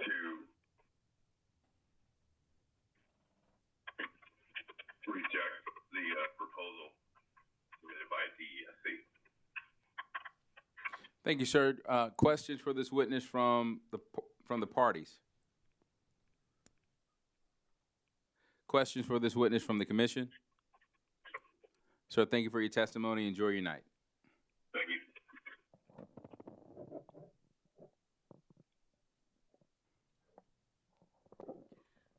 Our next witness is Louis Russo. Mr. Russo. Good evening. My name is Lou Russo. To identify myself, I am a realtor here in the Tri-County area. I have solar panels Mr. myself, Russo. and I've been involved in deals where Mr. solar Russo, panels before you were continue. involved in the transaction. Mr. Russo, could you hold for a moment, please? Sure. Mr. Russo, we need to swear you in before you can testify. Please, do you solemnly No affirm? problem. Do you solemnly affirm the testimony you're about to give will be the truth, the whole truth, and nothing but the truth?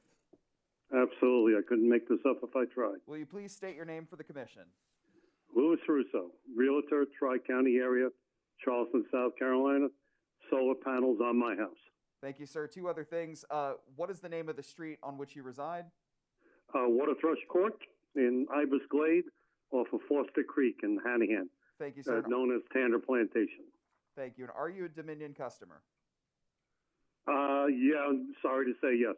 You may proceed with your testimony. You have 3 minutes. Thank you. Okay. Well, it's just me and my wife, and I have solar panels, as I said. And since Dominion has been involved, my service fee has gone from $10 and change the last 2 months of about $115 and $140. And that's despite having my solar panels came from Vivint. I've had them checked, working properly, generating. And again, it's we're senior citizens in our 70s. We tend to stay cold. We like cool. So heat isn't running constantly. And basically, I'm one of the many that is getting hosed, if you pardon the expression and forgive. But I'm in a position that, yes, I can afford it.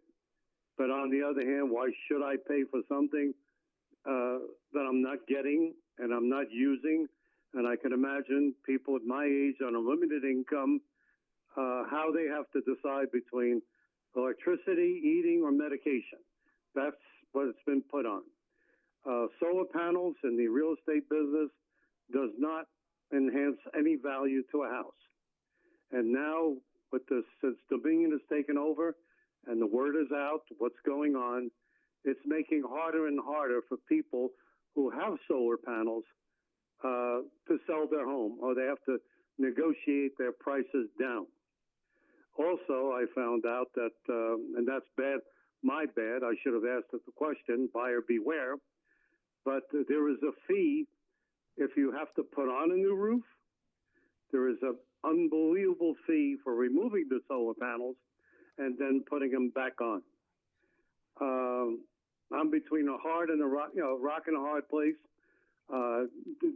Do green energy, all that sort of stuff, and it's backfired on me. Excuse me, my dogs. It's backfired on me. So, I don't know how to even want to recommend anybody for solar panels anymore. It's a tough decision. Said my piece. If you have any questions, anything I blurted out, please ask me, and I will answer truthfully and freely. Thank you, sir. Questions for this witness from the parties? Mr. Russo, my name is Chad Burgess. I'm a lawyer for Dominion Energy, and thank you for your testimony this evening. Do you own or do you lease your solar panels? I'm leasing mine.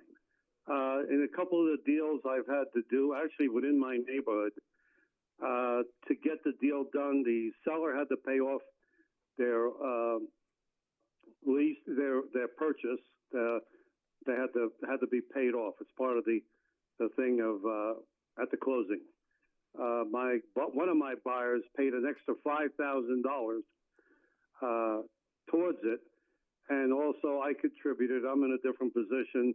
Don't read too much into it, but I'm one of the few gift back rebate agents in Charleston. I'm in a position to give some of my commission to help my clients out. Doesn't make me better. I'm just lucky I can do it. I gave up 0.5% of my commission, and this particular deal was $1,600 of my commission, so everybody could be happy and get the contract ratified. That's basically what goes on when you're selling. Leasing could be a little easier because you then have to pay to remove it, but then the buyer is not obligated to anything.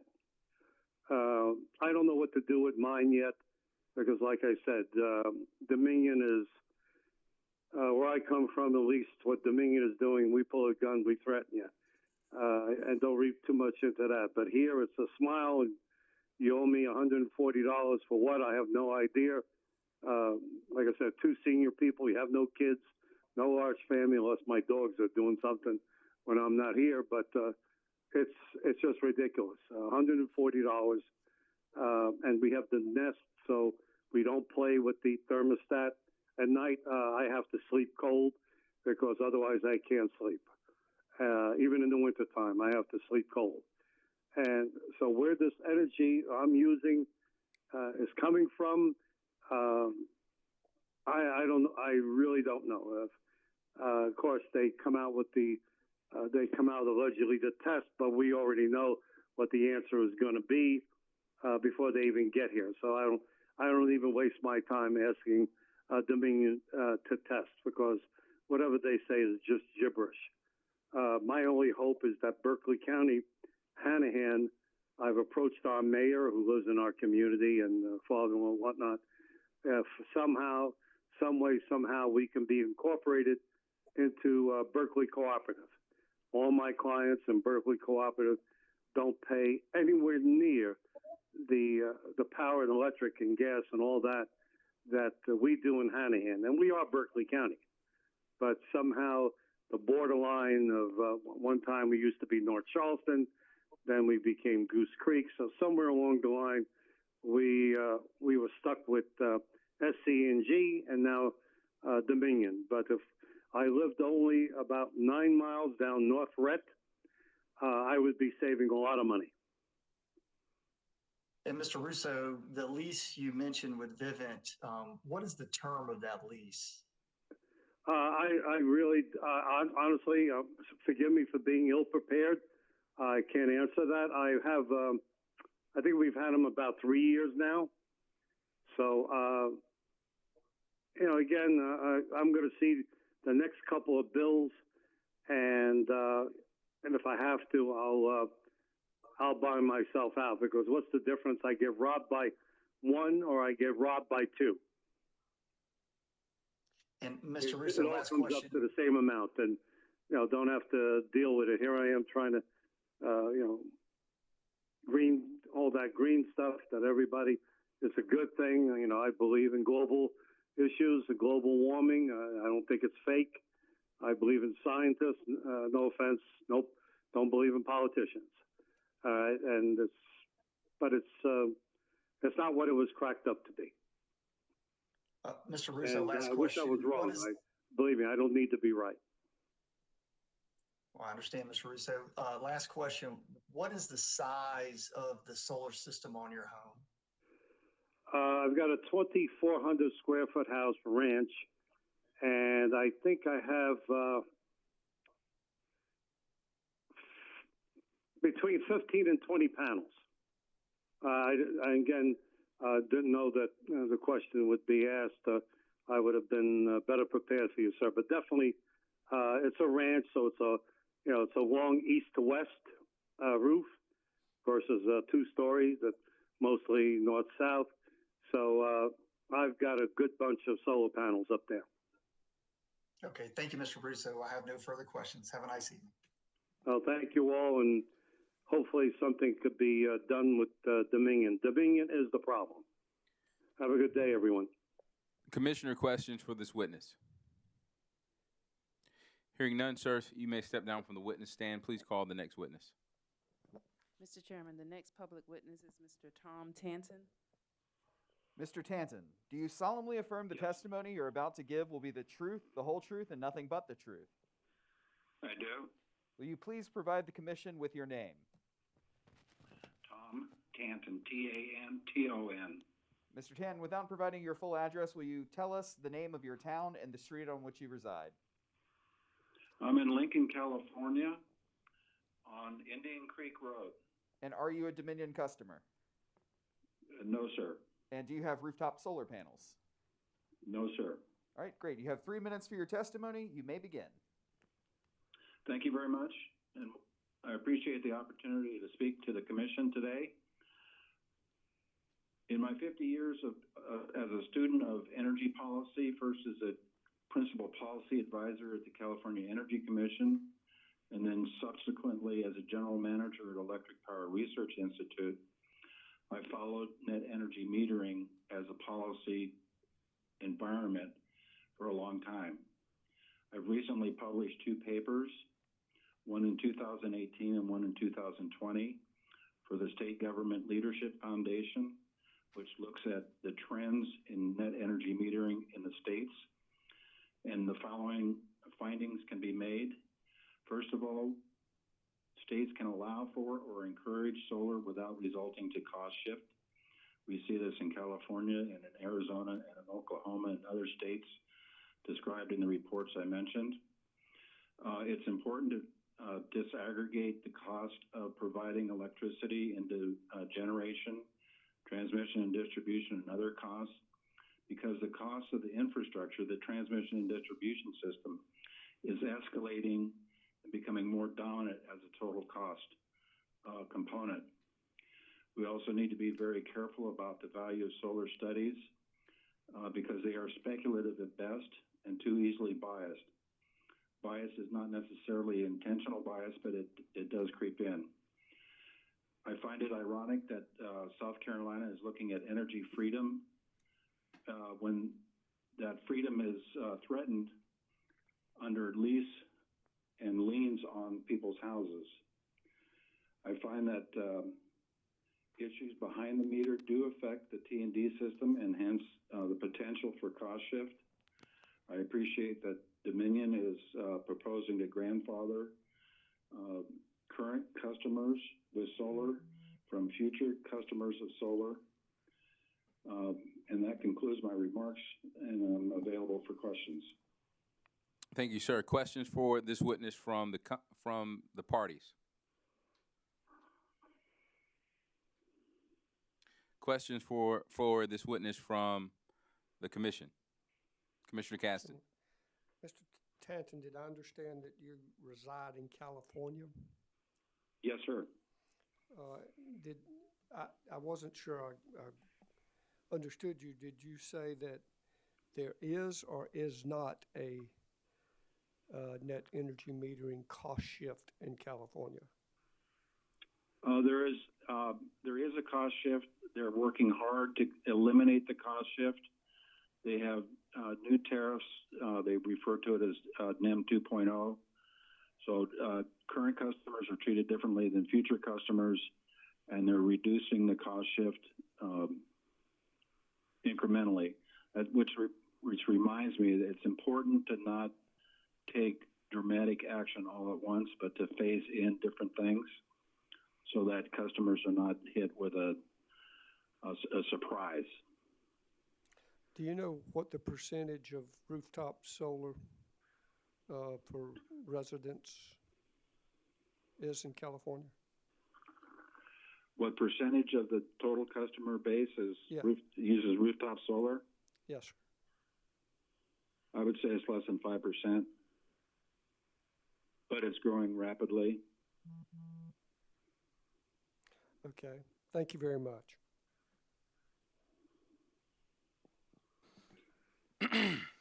Any more questions from the commission for this witness? Sir, what connection do you have to South Carolina? I was raised in my early years in South Carolina, but my connection to South Carolina, I have previously testified to both the legislature and the Public Utilities Commission a while back as an energy policy expert. I was requested to participate in today's hearing by the Edison Electric Institute because of the studies I produced for the State Government Leadership Foundation. Thank you, sir. You may. Yes, ma'am. Vice Chair Belzer. Good evening. You were advised of this proceeding by the Edison Electric Institute? Yes, ma'am. And that's an organization of the investor-owned utilities, is it not?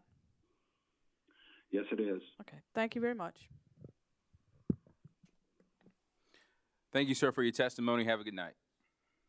Thank you. You too. The next witness is Stephanie Kiss. Ms. Kiss, do you solemnly affirm the testimony you're about to give will be the truth, the whole truth, and nothing but the truth? Yes, I do. Will you please state your name for the commission? Stephanie Kiss. Thank you. And without revealing your full address, will you please tell the commission the name of your town and the name of your street? Sure. My street is Carriage Hill Place, and I live in Charleston, South Carolina. Thank you, Ms. Kiss. And are you a Dominion customer? I am, yes. And do you have rooftop solar panels? I sell solar panels. I do not have any currently, and I'll be trying to get some this summer. Excellent. So this could directly affect me. Yes, ma'am. Thank you. You have 3 minutes for your testimony. You may begin. I'm sorry. One more time. Of course. Sorry. Yes, sorry. You have 3 minutes to give testimony before the commission, and you may begin. Oh, sure. So I am a Dominion customer, born and raised in South Carolina, and I also sell solar panels. So I have, two different ideas about this, but they kind of converge together. I appreciate being able to choose my internet provider, my TV provider, my phone provider. I cannot choose my electricity provider. However, in a sense, I can if I go solar. I would still be connected to Dominion and be paying into Dominion service to be part of the grid. But having availability of solar gives homeowners a choice.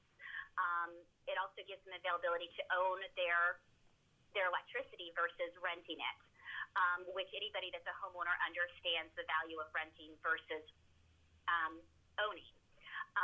So being able to make a choice about who you're paying your electricity towards and that there's an end point in your investment, there's great value to that. Now, as homeowners go solar, they are still part of the grid. They're still going to be paying into the grid. And so Dominion still has a stake in this game to make money and be profitable. There's no doubt about that. But it does give homeowners a piece of security of what they're able to do on their own so that it's not such a monopoly setup. And in doing solar tariffs, this vote that's going on towards solar tariffs, it really wreaks havoc on people's savings. I'm a single mother.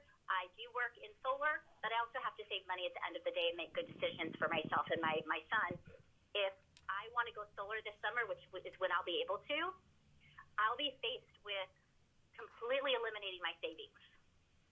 And that doesn't seem fair when I'm moving towards being more independent and being able to buy my electricity, to own it, and making those decisions. The solar tariff that they're looking towards possibly charging, it's not going to cost Dominion that amount of money to allow interconnections for net metering programs. So I'm not sure how they've made sense of why they need the solar tariff. I just don't know that part of it. But at the end of the day, it just doesn't shake out as a fair deal for homeowners at all. But I would be ready for questions. Thank you, ma'am. Questions for this witness from the parties? Questions for this witness from the commission? Ma'am, thank you for your testimony. Please enjoy your night. Yes, thank you. You too. The next witness is George Dobuzinski. Mr. Dobuzinski, do you solemnly affirm the testimony you're about to give will be the truth, the whole truth, and nothing but the truth? I do. Will you please state your name for the commission? George Dobuzinski. Thank you, sir. And without telling us your full address, will you give us the name of your town and your street, please? Aquila Court, Conway, South Carolina. Thank you, sir. And are you a Dominion customer? I am not. All right. And do you have rooftop solar panels? I do not. Thank you, Mr. Dobuzinski. You have 3 minutes for your testimony. You may begin. I am semi-retired, and I came to South Carolina about a little over a year ago, and I went to work for a company named Viable Energy Solutions. And as a retiree, I was interested in the solar business because of the environmental applications helping with climate change. And I also like to see that people are able to control their own destiny to some extent with respect to buying or building their own electric power plants. And that opportunity gives people a better understanding of what they can do to help the environment. And it also provides many, many jobs in the solar industry. And the opportunities that people have to save money and help their homes with other things that like batteries to store power are really a big benefit. And it gives people a real capability of controlling their own destiny and trying to keep their electric rates stable. If they buy their own solar panels, everything that they generate is for them, and they're not at the beck and call of the power company. And that's my take on it. Thank you, sir, for your testimony. Questions for this witness from the parties? Questions for this witness from the commission? Sir, there are no questions for you. Thank you for your testimony. Have a good night. Thank you. Bye. Mr. Chairman, the next public witness is Mr. Christopher Rogers. Yes, sir.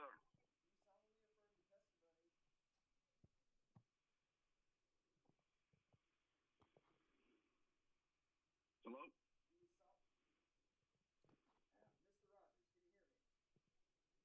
I can now. Can you hear me? Mr. Rogers, please hold the line. We're having some technical difficulties. Yes, sir. Mr. Rogers, can you hear me now? Yes, sir. Thank you. Do you solemnly affirm the testimony you're about to give will be the truth, the whole truth, and nothing but the truth? Yes, sir. Thank you. Will you please state your name for the commission? Christopher Allen Rogers. Thank you, sir. And without providing your full address, can you give us the name of your town and your street?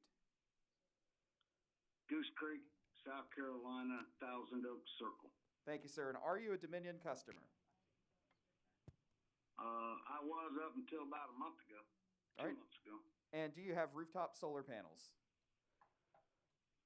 Yes, I do. And I'm also in the solar business. Thank you, sir. You may now begin with your testimony. You have 3 minutes.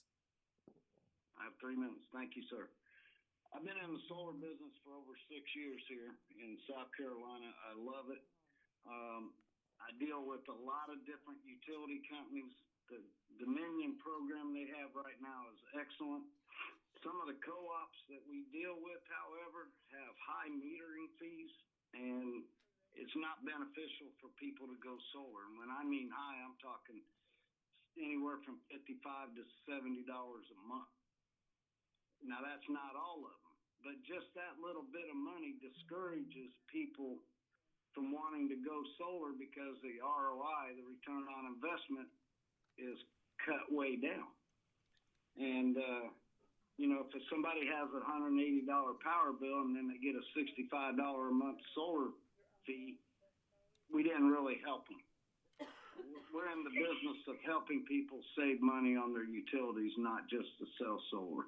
And I think that, the almost $20 meter fee that Dominion charges is fair, and to add any more costs, and I read somewhere $700 to $750 a year, that's just going to hurt a lot more people to go solar, even the lower income people, because we work with all facets of life.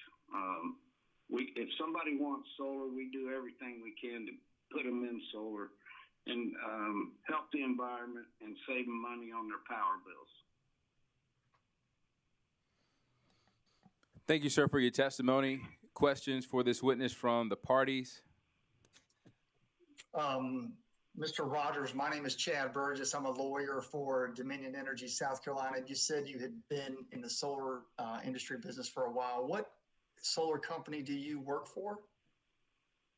I work for Viable Energy Solutions. I've been with them since the day they opened.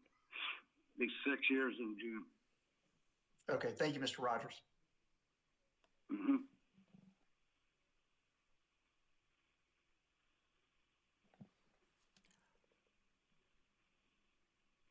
Commissioner, questions for this witness? All right, sir, thank you for your testimony. Please enjoy the rest of your evening. Thank you, and thank you for your time. Absolutely, sir.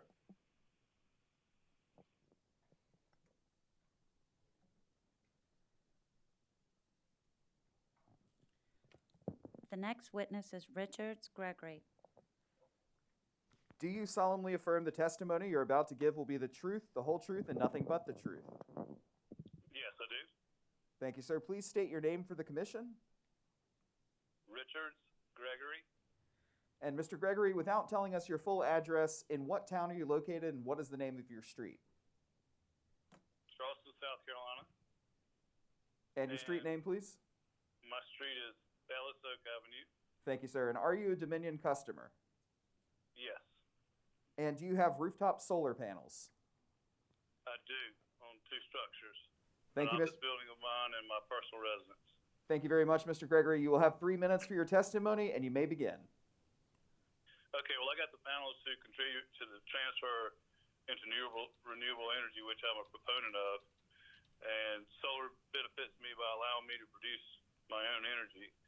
So between the 2 installations that I mentioned, between my building downtown and my personal house, I've invested about $75,000. And I did this based on Dominion's agreement to pay me a particular rate. And now Dominion's turning my investment upside down by unfairly charging mandatory fees and devaluating the solar that I'm producing. So to me, that's just bad business. And I do not support higher costs for rooftop solar because we must consider the benefits to solar customers and non-solar customers. The more power we produce close to home, cleaner, cheaper, less risky our energy is going to be. So I ask that the Public Service Commission reject Dominion's proposal and require Dominion, which is a private monopoly corporation, to provide affordable rooftop solar programs, just like Duke Energy is doing and Dominion Energy in Virginia is doing and a lot of other utilities across the country are doing. So thank you very much. Thank you, sir. Questions for this witness from the parties? Questions for this witness from the commission? Thank you for your testimony, sir. Have a good night. Thank you very much.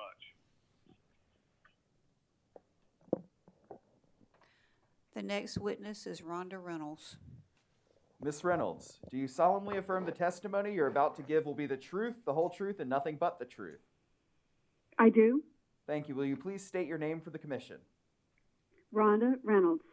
Thank you. And without revealing your full address, will you give us your name, the name of your street and the name of your town? Summit Square, Columbia. Thank you, ma'am. And are you a Dominion customer? I am. And do you have rooftop solar panels? I stopped the negotiations for them because of this tariff. Thank you very much. You have 3 minutes for your testimony. You may begin. Commissioners, thank you for the opportunity to speak this evening.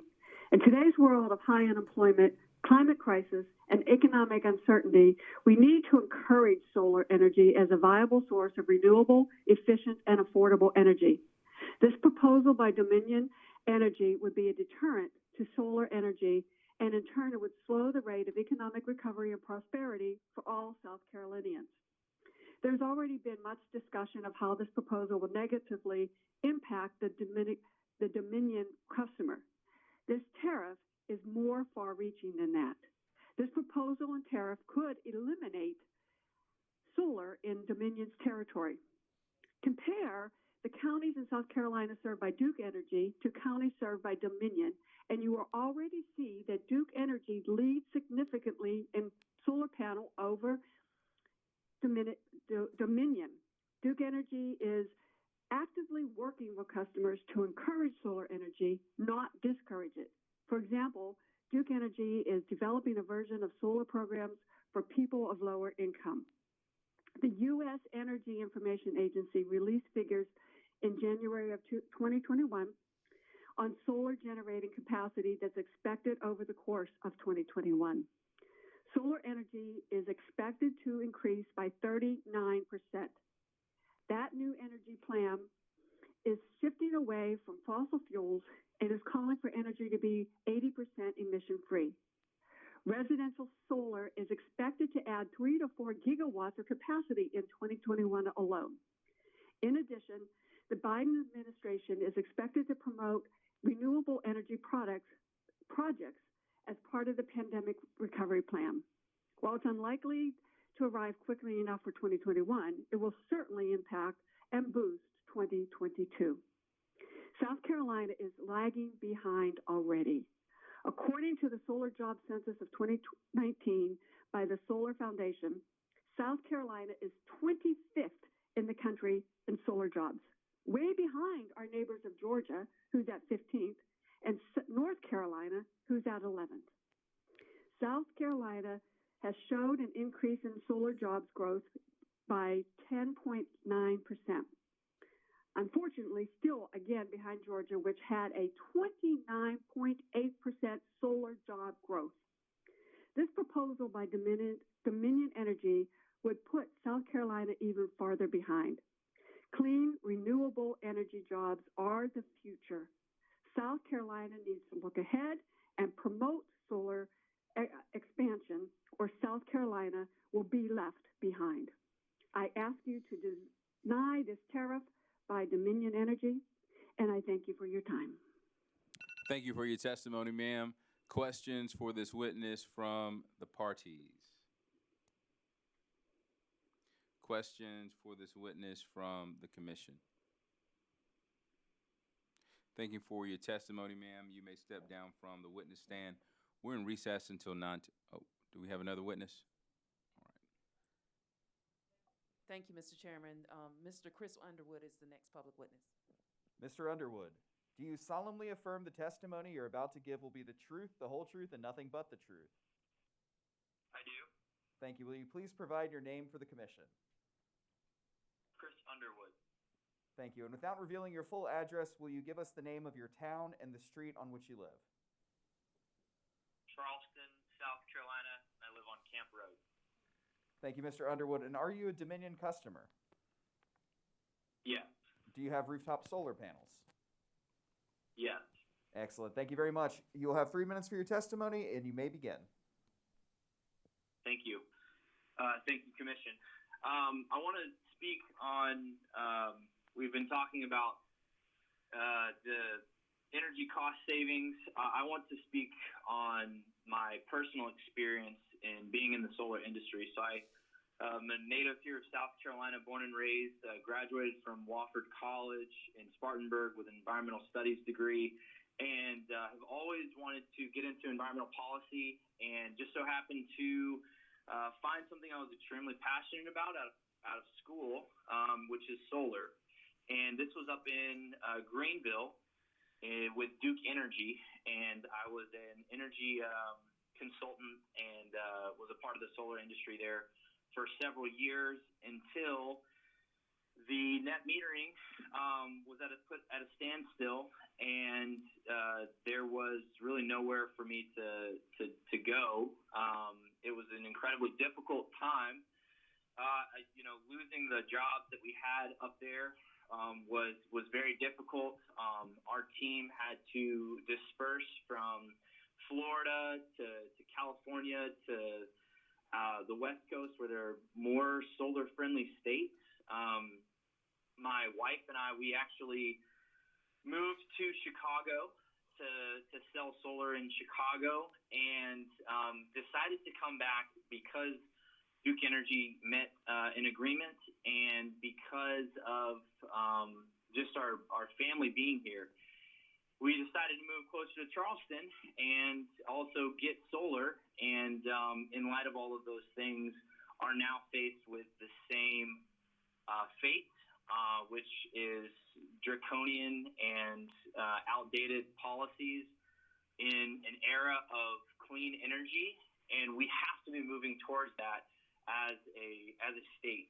I'm a proud South Carolinian, but it is very difficult and disheartening to know that there are large parties at play with the power and the control that they have, being publicly traded, yet also essentially eliminating consumer choice.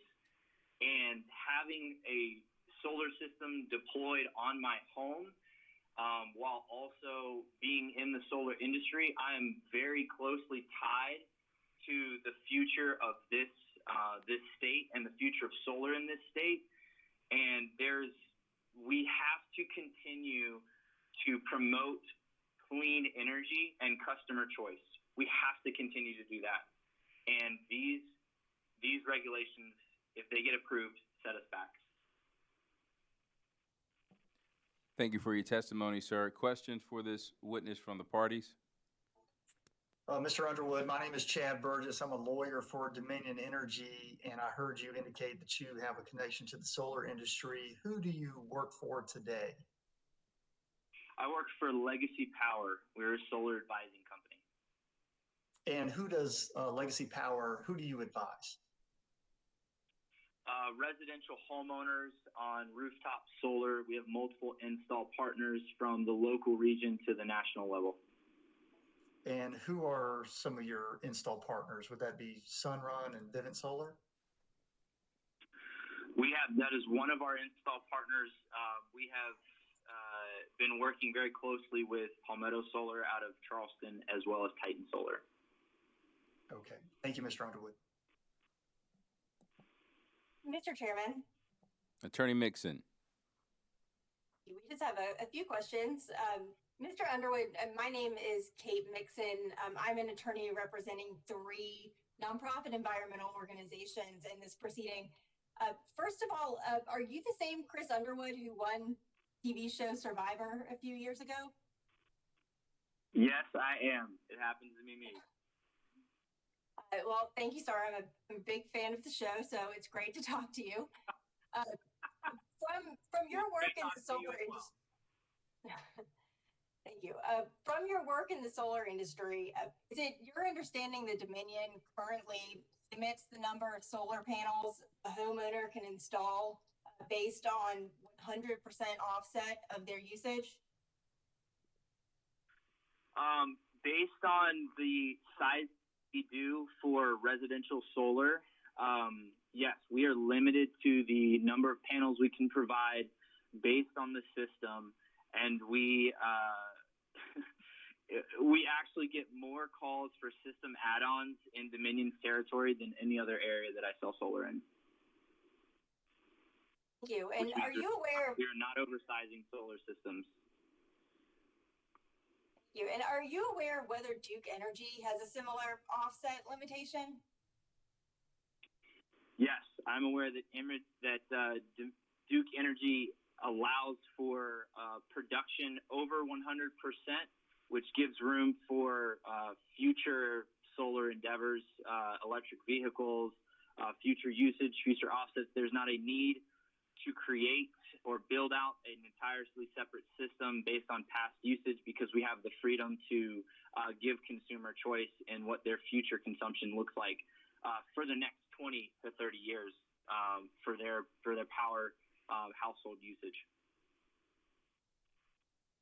Thank you, Mr. Underwood. Those are all of my questions. Commissioner Mr. questions. Chairman, Taylor Spear, Alder Energy. Attorney Spear. Thank you. Hi, I'm Taylor Spear. I'm an attorney. I represent Charleston Solar Developer.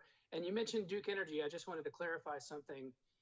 Can you confirm for me whether or not Duke Energy has a size limitation relative to, and this is for at least non-residential solar, but does Duke Energy have a size limitation based on contract demand? Does that mean anything to you?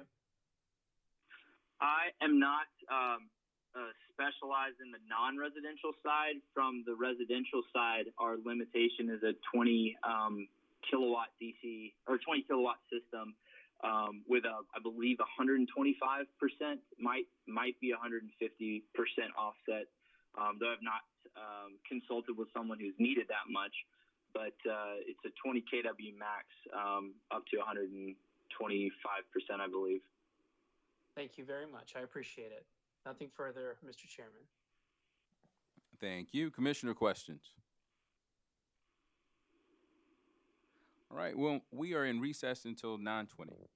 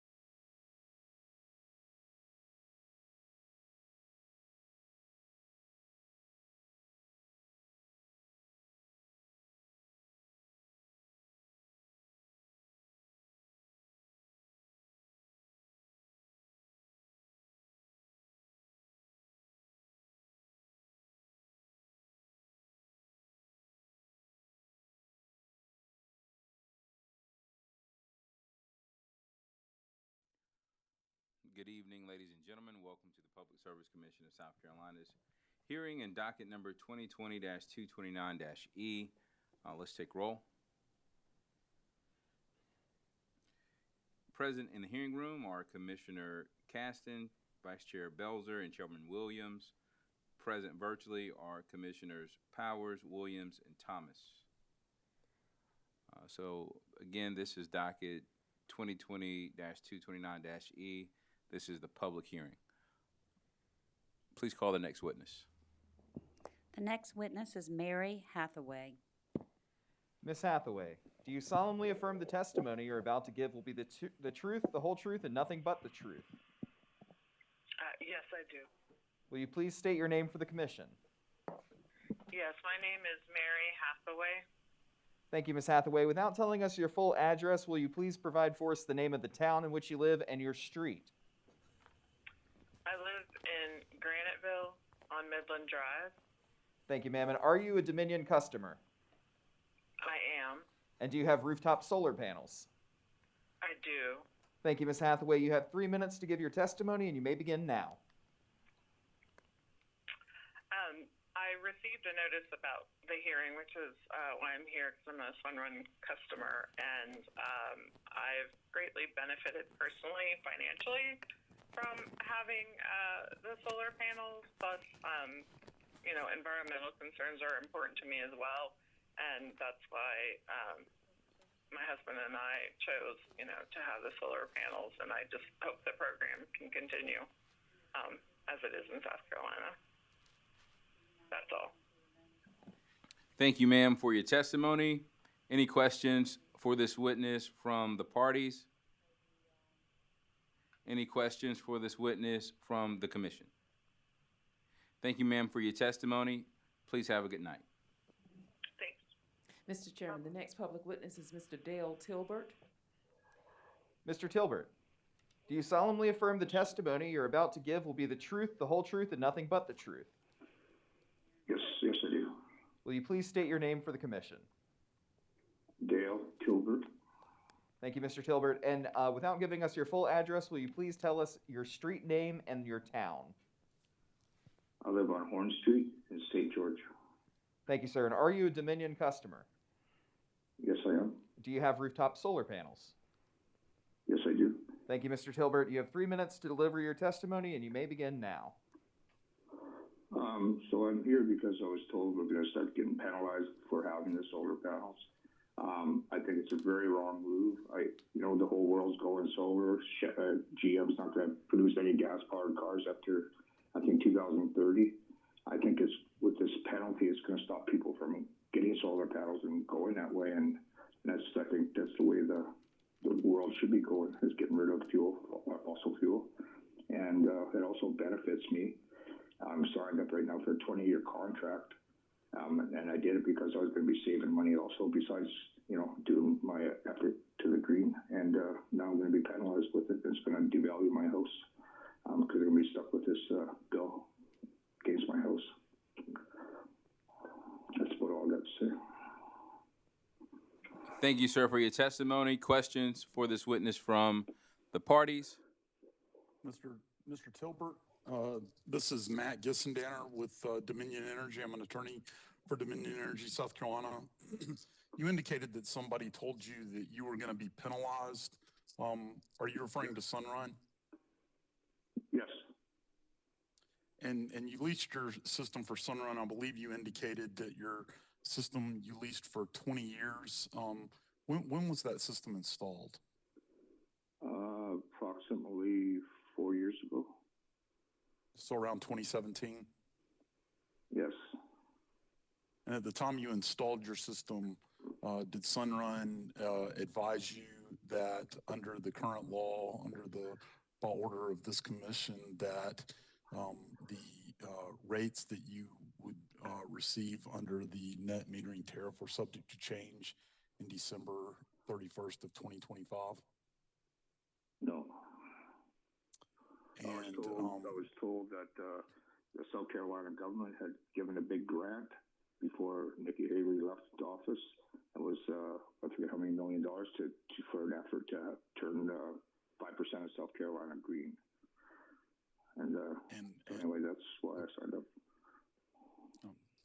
Mr. Tilbert. And when Sunrun told you that you were going to be penalized for your usage based on the most recent proposal, did they also tell you that you were going to be able to continue to receive your current net metering tariff rates until December 31st, 2025? No, I don't really have much information. All I understood is going to start costing me more money. And like I said, I'm concerned that when I go to sell my house, it's not, I see it as a value. I thought, I'm going to be making this power, and 10 years from now, this power that I'm making is worth, going to be worth a lot of money because power is going to go up over time. And now I see it as a deterrent to have on my house. So if this happens, I wish I never did it. Okay. Thank you, Mr. Tilbert. Commission questions for this witness. Sir, thank you for your testimony. Please have a good night. Thank you. Bye. Our next witness is Harry Gilbert. Mr. Gilbert, do you solemnly Yes. affirm the testimony that you're about to give will be the truth, the whole truth, and nothing but the truth? Yes. Thank you, sir. Will you please state your name for the commission? My name is Harry Gilbert. Thank you. Without disclosing your full address, will you please give us the name of your street and town? 135 Gearhart Ridge, North Augusta, South Carolina. Thank you, Mr. Gilbert. And are you a Dominion customer?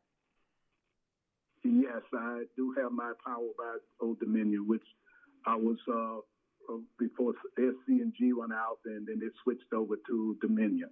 Yes, sir. And do you have rooftop solar panels? I have solar panel. I got my solar panel in 2016. Great. Thank you, Mr. Gilbert. 2017, yeah, something like that. Superb. You'll have 3 minutes to speak before the commission, and you may begin to do so now. Okay, the reason that I'm a little disturbed about this, because when I got these solar panels, I was guaranteed that my bill would not go up. If it did, because I had solar panels, people without the solar panels, or Dominion, if they did raise their rates, it wouldn't affect me. But now I get this thing. Now, when they raise the rate with everybody now, and I think that's a crock. I mean, you shouldn't do people like that. People shouldn't be lied to. People work too hard for their money. But somebody greedy to come along and want to just raise the thing just to put more profit in their pocket. They're not looking out for the citizens in this state. I mean, everything that come out now from legislator, everything, just nothing one gigantic lie. And people are getting fed up with this. Because nobody ever tells the truth about anything. Now, it's bad enough, because I'm getting hit twice with this thing. My gas bill comes from Old Dominion, and I'm paying the electric bill, which works off the solar panel. So this gas bill is sky high to me. It really shouldn't be that much. But now you want to raise that as well. So what was the purpose of me getting the solar panels if they're going to turn around and then they're going to jack the price up after I got the solar panel, which I'm still paying for the solar panel. So this is about all I got to say. It's just one big crooked thing that's going on. And I think our legislators should do better by checking these companies, not let them do this. And that's about it. I have nothing else to say. Thank you for your testimony, sir. Questions for this witness from the parties? Mr. Gilbert, did I understand you correctly that Sunrun, or did you purchase this system from Sunrun? Did you lease it from Yes, Sunrun? I did. And they told you that you would always save money? Yes, that we will save money, and that the rates would never go up because of the solar panels. Because what they will do, if our panels use so much energy, we can sell it back to the electric company. And Mr. Gilbert, how big is your system? How what? How big is your system, Mr. Gilbert? How many kilowatts? No, but how many panels is up on top of my house? Okay. How long is your lease for with Sunrun? I think 20 years. 20 years. And That's it. do your lease payments that you pay to Sunrun, do they escalate each year? Well, they only went up a couple of dollars. And I think from when I bought the panel, they say it wouldn't get no higher than about $129.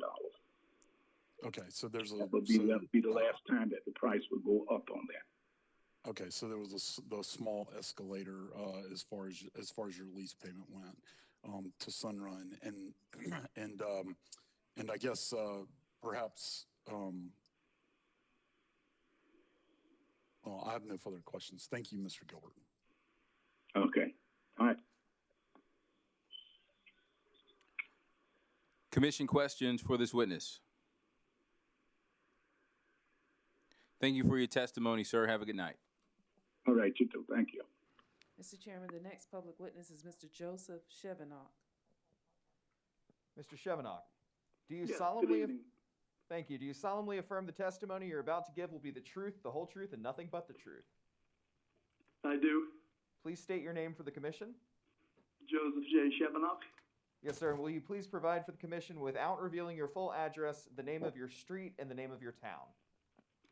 Angelica Avenue, Somerville, South Carolina, 29483. Thank you, sir. And are you a Dominion customer? Yes, I am. And do you have rooftop solar panels? Yes, I do. Excellent. Thank you very much. You'll have 3 minutes to speak before the commission, and you may begin to do so now. Yes. Okay, I have solar panels on my roof. I got 20 panels. Today with Sunrun, and we pay $64 a month until we get it paid off for 25 years. We've been getting a pretty good discount with that. I'm retired for 22 years, and this is my final home that I bought, and it's our retirement home. And we've tried to get our bills down as much as we can. Me and my wife are both retired, we're living on Social Security and a small pension that we get. And as prices go up, our Social Security, I get like a $9 increase a month. And when power goes up, water and everything else goes up, it just doesn't cover the amount of money we get from Social Security, of course. So we'd like to have Dominion stay where they're at, and I'm sure they're making enough money that they can live pretty good. Me and my wife, we have to watch our budget. We have to sometimes shut some lights off and make sure we don't do some things that are like leaving the lights on, leaving the fans on or something like that as we go shopping. And we're trying our best to keep the prices down, but yet it keeps increasing every couple of years. We use the same type of electricity, but yet our bills go up. So we're hoping Dominion can look into that and say, hey, let's stop increasing the amount for kilowatts. Okay? Thank you, sir, for your testimony. Questions from the parties for this witness? Mr. Chevenot, this is Matt Gissendanner. This is Matt Gissendanner with Dominion Energy. When did you begin to lease your panels from Sunrun? I can hardly hear you. Sorry about that. When did you begin to lease your panels from Sunrun? 2 years ago. Okay, so is that 2019 or 2020, I guess? 2020, yeah. The 2020. February the 7th. Oh, okay. And 2020 of February the 7th. Okay. And so do you understand that given that under the new law that you will continue to receive your existing tariff rates as they are today until May 31st of 2029? I understand it, but I don't know what amount that would be. Well, what I'm saying is that even if the commission were to approve the company's proposed tariff, your rates, your deal as Sunrun characterizes it, would remain the same until May 31st, 2029. Yes. Is I've that your talked understanding? with them just about 3 days ago, and they said that the $64 we pay a month, that will go up 2.9% every year. And they gave me a whole list of what it would be at year 25, which was like $127, which is, at the, for 20 panels on the roof. I thought that was a good deal.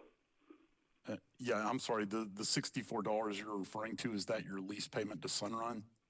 Yes, this second year to Sunrun, we pay $64.42 or something like that to Sunrun for the equipment they put on. I could have paid it off in one lump sum, but once you do that, then it's your responsibility for everything that happens. If I keep leasing it off of them, then Sunrun is the sole owner of solar panels. If they get damaged, broken, need fixed, that's their job. Yeah, and I think I understood you to say that $64, that lease payment that you make to Sunrun, goes up by, I believe you said 2% each year. Was that correct? Did I hear you correctly? 2.9% every year it increases. Oh, okay. Wow, almost 3% a year. That lease payment that you're making to Sunrun goes up. What I was trying to explain to you, that's your deal with Sunrun. What I was trying to explain to you was that under the company, did you understand that under the company's proposed tariff, that the tariff that you enjoy today, the rates that you enjoy, the net metering rates that you enjoy today from Dominion Energy will remain the same until May 31st, 2029? Yes, okay, yeah, that will stay the same, but aren't they trying to increase that? Or That's what I'm trying to let you ease your mind a bit. That if the under the law, if the tariff, if the company's proposed tariff is approved, those new rates that you appear to be concerned about would not apply to you until May 31st, 2029. The 3%, the 3% escalator that you have for your lease payments to Sunrun does not involve the company. That was the only point that I was trying to make there. And then the other question that I wanted to say, I know you insinuated that the company was making this proposal so that it could make more money. I think you said that the company was doing fine as it was. Do you understand that the reason for this hearing is not so that the company can recover more money, that the ultimate issue to be decided in this is who pays for your use of solar power? Will you continue to pay for it, or will you pay for it, or will other customers have some of the cost of your solar panels shifted onto them? And so it's really not a question of the company recovering any money. It's a question of who's going to pay those costs, you or the non-participating customer. Is that your understanding? Mr. Chairman, this is Taylor Spear from Alder Energy. Objection leading and mischaracterizing the purpose of the proceeding. He's not my witness, so it really can't be leading. But what was your answer, Mr. Okay, I now understand it after you've explained it that I'm good with Dominion until year 2029. Yep. Okay. Thank you, Mr. Chevenot. Sure thing. Thank you. Chairman Williams. 1 second, Commissioner Caston. Attorney Spear, would you have any questions for this witness? No, thank you, Mr. Chairman. Any? Mr. Chairman. Attorney Mixon. Yes. I'm an attorney that represents 3 environmental organizations in this proceeding. Thank you for your testimony. Is it fair to say that has solar made it so you can better afford your electric bill? I can do what? Solar made it so that you can better afford your electric bill each month? Yes, yes. The solar panels on a nice, bright, sunny day, it does produce kilowatts, and it goes to Dominion, and then Dominion reduces that from my bill. Within the last 2 weeks, another solar company came into the development here, and 5 more houses got solar panels put on. So it looks like that's a growing trend. Thank you, sir. And following Mr. Danner's questions to you, do you understand that after 2029, that under Dominion's proposal, that there would be a very large increase in your fixed charges every month, and that Dominion would also lower the value that it pays to you for your solar power? Yes, I understand. If you go without a pay raise or anything for until the year 29, you're going to have to recoup that somehow, and you're going to really whack it to us. Thank you. Thank you, sir. Commissioner, questions for this witness? Chairman Williams, just one. Commissioner Caston. Mr. Chevenok, did you seek out a solar company to install panels, or were you just approached about having solar? I was approached by Sunrun, and before I decided to do anything, I did quite a few bit of research online. I even went into their where the solar panels are made over Japan, what type, what height, what slate, and I do have a little bit of electronics background, and understood that it was a pretty good solar system. In fact, when they were installing them, I took pictures and touchy-feely the solar panels to make sure they were of good quality. And to my opinion, SolarRun has a good quality of sun panels. Thank you, sir. Thank you for your testimony, sir. Have a good night. Okay, thank you. Bye.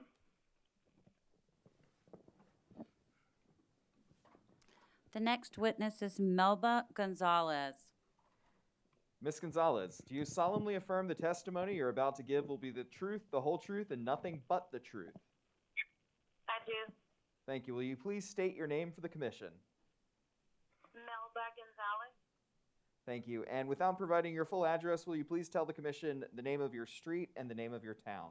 Dempsey Road in Lexington, South Carolina. Thank you. And Ms. Gonzalez, are you a Dominion customer? Yes, sir. And do you have rooftop solar panels on your home? Yes. Excellent. Thank you very much. You have 3 minutes for your testimony. You may begin now. Thank you. So I'm a single mom. I have 3 children, and previous to my solar panels, my light bill was pretty high. Sometimes it would be over $300. So I started doing research on solar panels because most of my neighborhood has solar panels. And like the previous customer, I do have Sunrun. They gave me a full explanation of the cost and, that over a period of 25 years, they'll be paid off. So my bill for Sunrun, it's $108. And typically in the summer for Dominion, it's $45, $65. Obviously, lately it's been higher because we had a lot of rain. But as stated, I really can't afford my bill going up. I am pretty consistent with, making sure I don't use electricity when I'm not needing it, and checking behind the kids, making sure they turn off the lights when they're not needed, and so on. So I'll really appreciate it if they didn't raise the prices. It will help me a lot with my budget.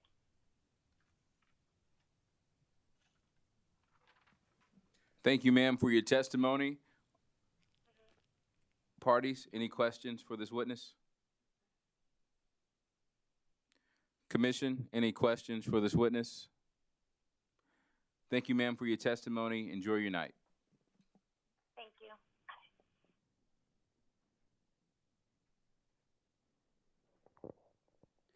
The next witness is Richard Brown. Mr. Brown, do you solemnly... Yes, sir. Thank you. Do you solemnly affirm the testimony you're about to give will be the truth, the whole truth, and nothing but the truth? I do. Thank you, sir. Please state your name for the commission. It's Richard Brown. And without giving us your full address, will you please just tell us the name of your street and your town? Monroe Drive, Latson, South Carolina. Thank you, sir. Are you a Dominion customer? Yes, I am. And do you have rooftop solar panels? I certainly do. Thank you, Mr. Brown. You have 3 minutes to give your testimony before the commission, and you may begin to do so now. I put solar panels on my house back in November 11th, 2016, with the hopes of being able to retire, knowing I was going to retire, that be able to budget and, figure out that I can control, or monitor what's going on, not only with the generation of solar power, but also be able to eliminate greenhouse gases. Just last year alone, my system generated over 9,500 kilowatts in 2020. That reduced the greenhouse gases to the equivalent of like 7,400 pounds of coal burned, 275 cylinders of propane, and 756 gallons of gas. Now, my results of being a good steward now is being punished here because now I'm going to be taxed because I'm trying to be a good steward of our economy or our environment. Ever since we put solar power on, the company prior to Dominion, which they bought out, SCE&G, continued to raise the amount of money they were charging, or that they lowered the amount of money they were going to reimburse me for the kilowatts that I generated in excess of what I used. So they've been moving that carrot further and further away and punishing, I believe, the people for going solar. Now, I'm sure, and I don't know it for a fact, but I would think that they probably got some type of incentive to try to get people to go to solar. And as a result of it, now we're going to be punished with this tariff of $64 a month. I think it's outrageous. It's putting a burden on me of being a retired person on a fixed income. This just doesn't make any sense. And I ask that the commission not approve that. Thank you, sir. Questions for this witness from the parties? Questions for this witness from the commission? Thank you for your testimony, sir. Have a good night. Thank you. Mr. Chairman, the next public witness is Mr. Mitchell Simonson. Mr. Simonson, do you solemnly affirm that the testimony you're about to give will be the truth, the whole truth, and nothing but the truth? I do. Please provide for the commission your name. Mitchell Simonson. And without telling us your full address, please provide for us the name of your street and your town. Riverland, Charleston. Thank you, Mr. Simonson. And are you a Dominion customer? Yes. And do you have rooftop solar panels? Yes. Thank you very much. You'll have 3 minutes to give your testimony before the commission, and you may begin to do so now. So I just recently bought a house in Charleston and moved here. One of the selling points of that was the rooftop solar. And then, of course, it came out that Dominion was planning to introduce this tariff. And I think the biggest thing that strikes me as is, frankly, a money grab from a company which is having no issues creating money right now. Dominion had an operating income of $2.5 billion in 2019 and just recently finished a $3 billion share buyback with total assets of over $100 billion. So this company is clearly not having any issues remaining solvent. And instead of investing in infrastructure or better power, what it's doing is it's using all of its money to buy back its own shares. It completed a share buyback. It was pretty much the entire annual income, which suggests it's doing a minimum reinvestment into clean energy. In fact, beyond the fact that it's not reinvesting its own money into clean energy, it's trying to prevent people from doing that on their own with this tariff. It's essentially that $64 amount or tariffs, again, based on the size of one system, it means that there's no economic incentive whatsoever to put rooftop solar panels on. And beyond that, whenever they try to claim that it's because it's needed to avoid a free rider problem, we ride on the infrastructure of the power lines. Study after study has shown is that frankly isn't true. Obviously, solar panels don't work 24/7. Beyond that, when solar panels do work is actually during the times of peak energy consumption. By producing energy during those peak times, it prevents the company from needing to build peaker plants or upgrade peaker plants or buy natural gas to run those peaker plants. Yet, since the solar is cheaper than the Dominion's own or power plants produce, they actually save money on each kilowatt of energy produced. The big thing is they aren't getting to charge the customers that peak energy price. So not only is there not a free rider problem with solar panels, it's actually the opposite effect. Solar panels reduce the cost for Dominion for a given kilowatt hour during peak hours. They just lose the profit of us paying them. And again, this isn't a company which is struggling for profit. This is a company which is operating quite profitably, not investing in infrastructure, not investing in clean energy, instead doing whatever it can just to prop up its own share price on the backs of the American consumer and the South Carolina consumer. And that's my testimony. Thank you, sir. Questions for this witness from the parties? Questions for this witness from the commission? Thank you for your testimony, sir. Have a good night. Thanks.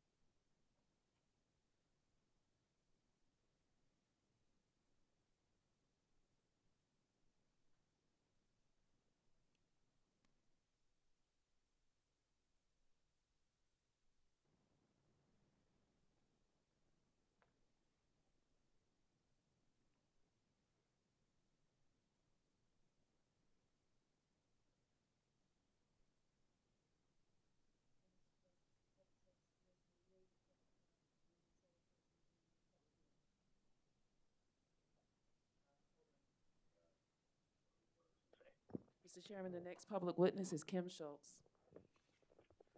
Do you solemnly affirm the testimony you're about to give will be the truth, the whole truth, and nothing but the truth?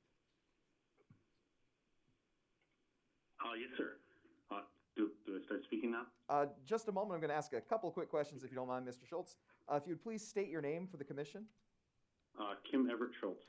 Thank you. And without telling us your full address, if you could just provide for us the name of the town and the street on which you live. Somerville, South Carolina, and Port Court. Thank you, sir. If you would please provide for us whether you're a Dominion customer and whether you have rooftop solar panels, yes or no. Yes to both. Excellent. Thank you. You now have 3 minutes for your testimony and may begin whenever you see fit. Okay. I'm required by law to connect my solar system to the energy grid run by Dominion, and I am not permitted to run it independently of theirs. This requirement benefits public interest by adding otherwise unused energy at peak solar times to the public grid. But to be clear, this is my energy that I generated through my investment in solar. I expect to be adequately compensated for sharing the product of my investment. I am also connected to the energy grid to access energy my family needs during non-peak solar hours. I have a contract with Dominion and pay their rates as a public utility. I pay fees associated with the service, which I don't object to. They're a public utility and are subject to public oversight, and I receive a fair service for my fees and payments. But what Dominion is now proposing is to charge me fees on both their energy and my energy. I am not permitted to disconnect my solar system from the grid and run it independently solely for my own use, and I'm okay with that so long as I'm not penalized for being connected to their grid. But what Dominion is proposing is to charge me fees for a product that I am providing to them. Independent solar generators provide a valuable service for Dominion by boosting their capacity during summer months when air conditioners are running at their peak. Their actions will effectively place me and other independent solar owners into indentured servitude to Dominion. We have an expensive investment that we cannot easily divest from. We are legally required to be connected to their grid, and we are going to be forced to pay their fees for a product that we provide to Dominion, despite the fact that they are benefiting from our investment and the energy we generate. It is equivalent to a farmer taking his harvest to a grocery store and being told he needs to pay them fees for the privilege of providing them produce to sell to the public. Aside from the fact that these proposed fees are punitive and violate the 2019 Energy Freedom Act, they are morally and economically bankrupt and effectively make solar owners slaves to the grid. If these fees pass, legislators should consider permitting solar owners to disconnect from the grid. Dominion has no capital invested in our equipment and does not have a right to collect fees on a product that they do not create. That concludes my statement. Questions for this witness from the parties? Questions for this witness from the commission? Sir, thank you for your testimony. Have a good night. Thank you. The next witness is John Adams. Mr. Adams, do you solemnly affirm the testimony you're about to give will be the truth, the whole truth, and nothing but the truth? Yes, I do. If you would please state your name for the commission. My name is John Clarence Adams. Excellent, thank you. And without giving us your full address, one moment, please, Mr. Adams. I'm in Lexington, South Carolina. Yes, sir, one moment. We're having a little bit of trouble with the, yeah, here we go. If we could get your name, please, again, and then your street name and your town name. John Adams, 440 Hayfield Lane in Lexington, South Carolina. Perfect, thank you, sir. And are you a Dominion customer? Yes, I am. And do you have rooftop solar panels? Yes, I do. Thank you, Mr. Adams. You will now have 3 minutes to deliver your testimony, and you may do so now.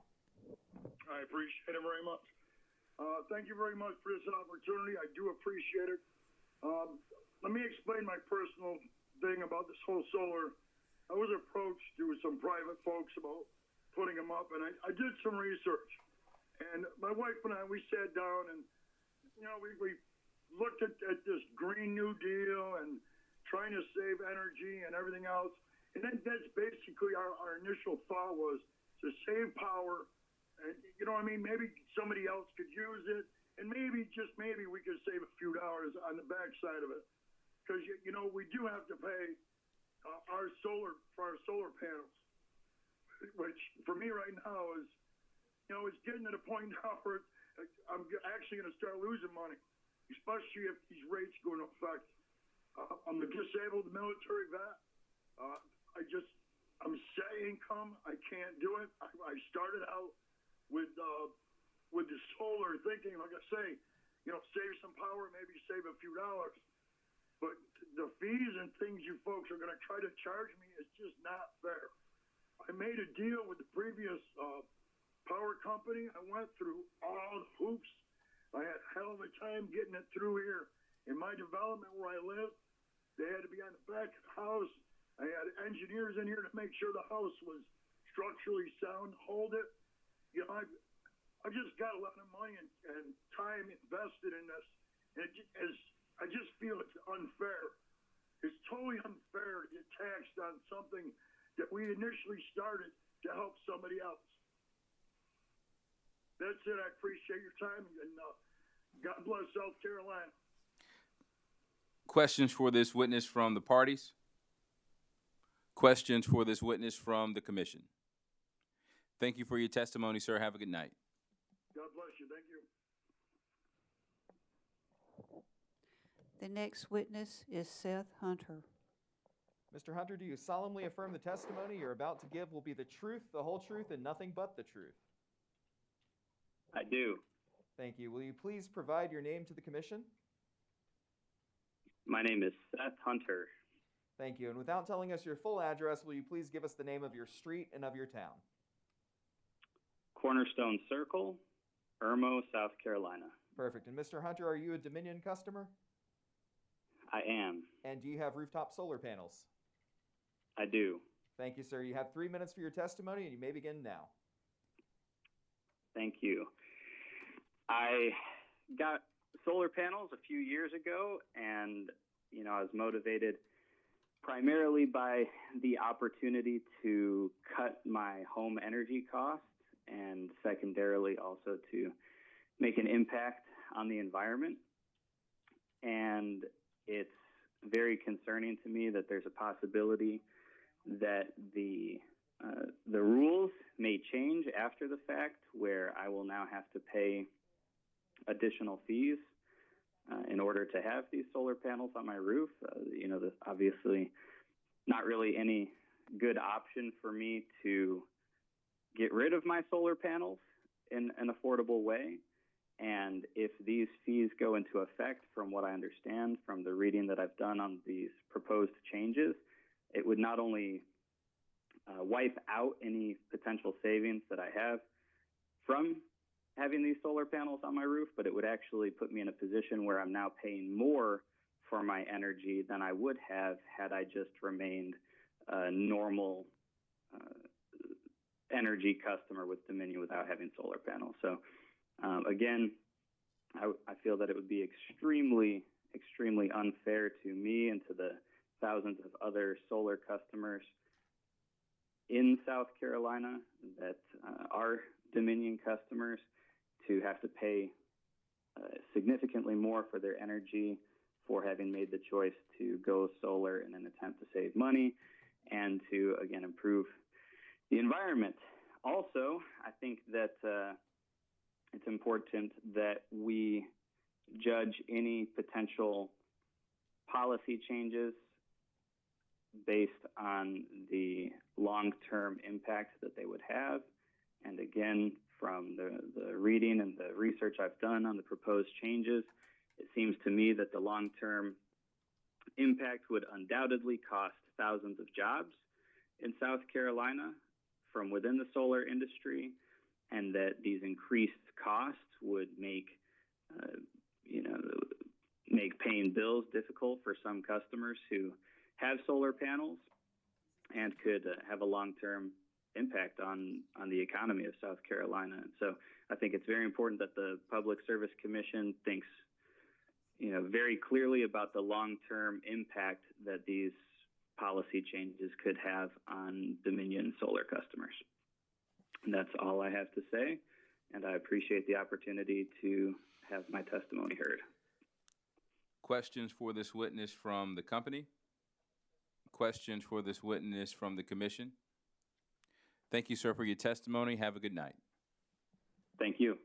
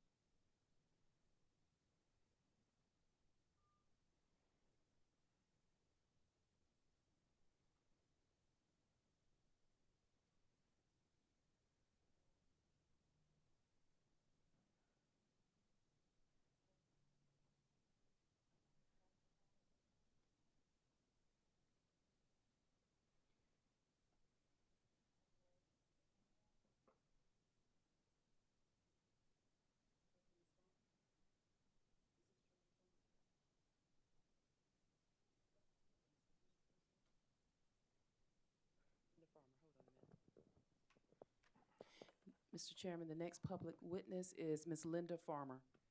Ms. Farmer, do you solemnly affirm that the testimony you're about to give will be the truth, the whole truth, and nothing but the truth? Yes. Thank you, ma'am. Will you please provide your name to the commission? Linda B. Farmer. Thank you, Ms. Farmer. And without giving us your full address, will you tell us just the name of your street and your town? Community Drive in Lexington, South Carolina. Thank you, ma'am. And are you a Dominion customer? Yes, we are. And do you have rooftop solar panels? Yes, we do. Excellent. Thank you. You have 3 minutes for your testimony, Ms. Farmer. You may begin now. I would like to say that the letter that I got, it was really confusing to us because we've had solar since 2017, and we expected that when it did change to Dominion, that it would stay the same. We think it's very unfair for them to be charging $60 a month extra just because we have solar, and solar should be providing Dominion and also helping the environment. by having solar, and we would appreciate you not raising our rates. Any questions for this witness from the company? Any questions for this witness from the commission? Thank you, ma'am, for your testimony. Have a good night. Okay.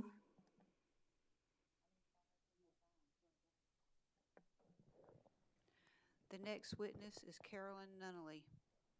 Ms. Nunnally, do you solemnly affirm that the testimony you're about to give will be the truth, the whole truth, and nothing but the truth?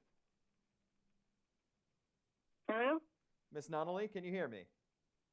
Yes, sir. Will you please swear in by affirming that the testimony you're about to give will be the truth, the whole truth, and nothing but the truth? I do swear. Excellent, thank you. Please provide the commission with your name. Carolyn Nunnally. Thank you, Ms. Nunnally. And without giving us your full address, will you please give us the name of your street and your town? Oakville Drive, North Charleston. Thank you, Ms. Nunnally. And are you a Dominion customer? Yes, I am. And do you have rooftop solar panels? Yes, I do. Thank you. You have 3 minutes for your testimony, and you may begin now. I don't understand why Dominion is wanting to charge me to use my solar panels. I understand what I'm doing is better for the environment than using their facilities, and I am contributing to them and to the county or the city at large by giving them back the energy that I don't consume. I don't understand what the problem is. There was no problem before, and I don't see what the problem is now. I use my solar power, but I do have, it's just me in the house, so I don't really use that much electricity, and I give a lot back to the electric company, and I don't see that should be a tax to me, or I should have to pay extra for the electricity. I just don't understand that. If someone can explain that to me in terms that I do understand, then maybe I would accept it easier. But for now, no, I don't want them to do anything. I want it to stay the way it was. Thank you. Questions for this witness from the parties? Questions for this witness from the commission? Thank you for your testimony. Enjoy the rest of your night. All right, thank you. Mr. Chairman, the next public witness is Ms. Tandy Taylor. Ms. Taylor, do you solemnly affirm the testimony you're about to give will be the truth, the whole truth, and nothing but the truth? Yes, I do. Will you please provide your name? Yes, my name is Tandy Taylor. It's Tandy Taylor. Thank you, Ms. Taylor. And without giving us your full address, will you please just give us the name of your street and your town? Okay, I live on Arden Street in Greenville. Thank you, ma'am. And are you a Dominion customer? I am not. Okay, and do you have rooftop solar panels? I do not. Thank you, ma'am. You have 3 minutes for your testimony, and you may begin now. Okay, thank you so much for allowing me the opportunity to speak to you this evening. When the South Carolina legislature unanimously passed the Solar Choice Energy Freedom Act in May of 2019, the intent was to increase investment in solar energy resources in the state and to support access to solar energy options for all South Carolinians. But under Dominion Energy's current proposal, the solar rate structure from the rooftop installations for individual customers is so low that it makes no economic sense for a homeowner to install rooftop solar. This proposal discourages customers from pursuing solar energy, and it would effectively cripple the solar industry here in South Carolina.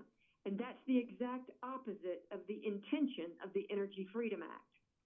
And if the PSC approves this for Dominion Energy, there's good reason to believe that this will become the statewide standard, regardless of which utility company supplies our energy.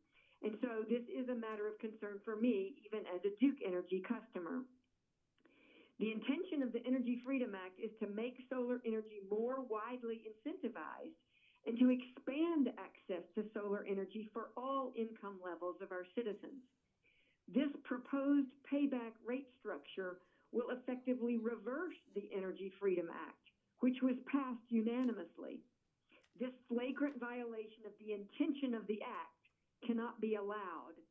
This rate structure benefits the utility company's bottom line, but does not benefit customers at all. Please do not grant approval of this proposed tariff structure. Thank you so much. Questions for this witness from the parties? Questions from this witness, questions for this witness from the commission? Thank you for your testimony, ma'am. Have a good night. Thank you so much. The next witness is May Chamberlain. Ms. Chamberlain, do you solemnly affirm that the testimony you're about to give will be the truth, the whole truth, and nothing but the truth? Absolutely. Will you please provide the commission with your name? May, M-A-E, Chamberlain, C-H-A-M-B-E-R-L-A-I-N. Thank you, Ms. Chamberlain. And without providing your full address, will you please name your street and town? Yes, I live on River Drive in Columbia. Thank you. And are you a Dominion customer? I am. And do you have rooftop solar panels on your home? I do.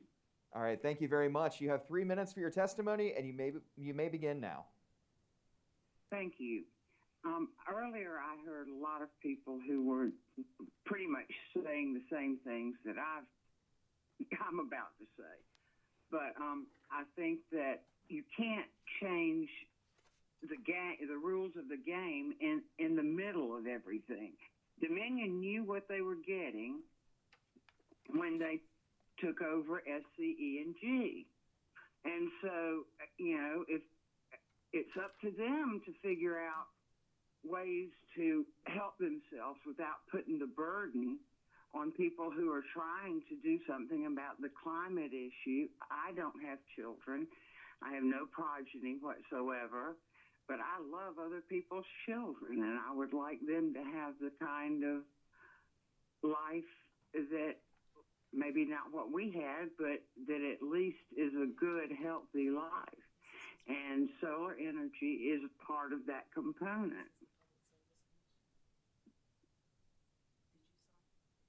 Questions for this witness from the parties? Questions for this witness from the commission? Thank you, ma'am, for your testimony. Please enjoy the rest of your night. Thank you.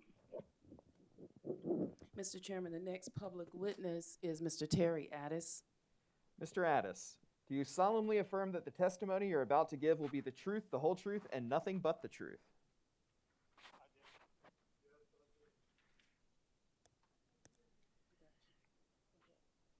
Okay. All right. Will you please state your... That's all right. Will you please state your name for the commission? Sure, it's Terry Lee Addis. Thank you, Mr. Addis. Without providing your full address, will you please tell us the name of the town in which you live and the name of the street? Swansea, Graceland Court. Thank you, sir. And are you a Dominion customer? We are. And do you have rooftop solar panels? I sure do. Excellent. Thank you. You have 3 minutes to give testimony, and you may do so now. All right, thank you. The only testimony I've got is the fact a few years ago we were in a big push to be more green, and I'm all for that.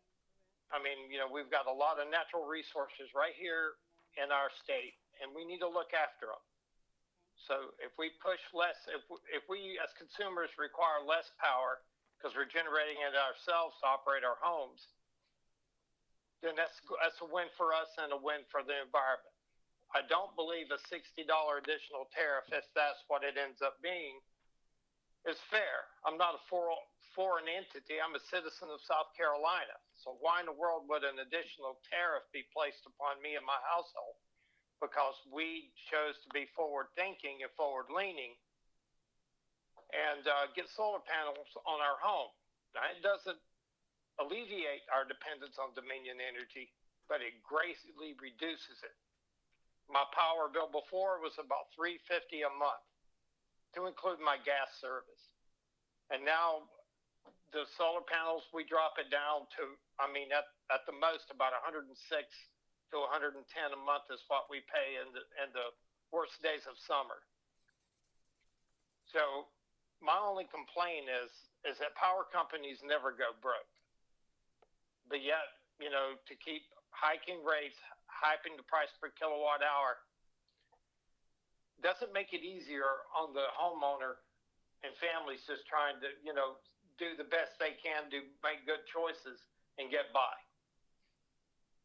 I implore you not to allow this additional charge, tariff, tax, whatever you would like to call it, on homeowners. I don't think it's proper, and it just it doesn't serve the best interest of the citizens of South Carolina.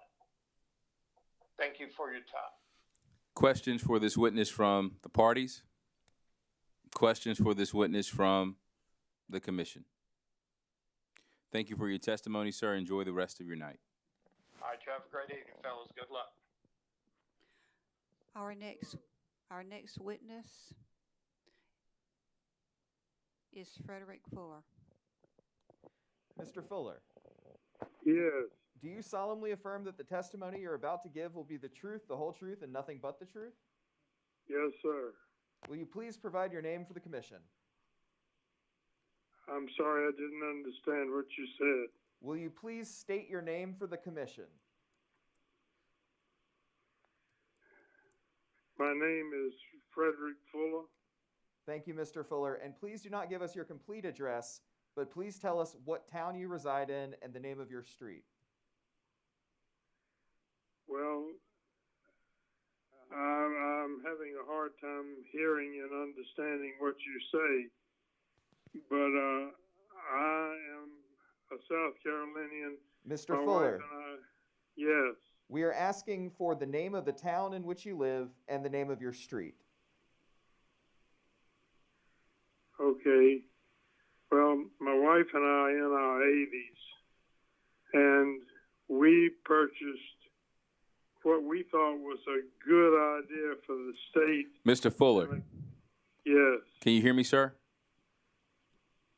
yes, Can you do me a small favor? sure. Could you tell me where you live? I live in Irmo.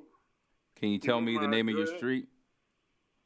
Yes, I live on Copper Ridge Road. Can you tell me whether or not you're a customer of Dominion? I'm a customer of Sunrun and Dominion. And I take it you have solar panels? Yes, I do. Rob, did you swear him yet? You did? Okay. All right, please proceed with your testimony, sir. Thank you. Well, my utility bill has dropped from around $300 to approximately $150. And that means a lot to my wife and myself, we're just beginning in our 80s. And it's important for us to save money and do something, I think, for the people of South Carolina. And that's to have clean air and provide some relief for the power grid that you keep hearing is strained to its limit. And I think what we have done is having some solar panels and also buying power from Dominion is the best way to help South Carolina and ourselves.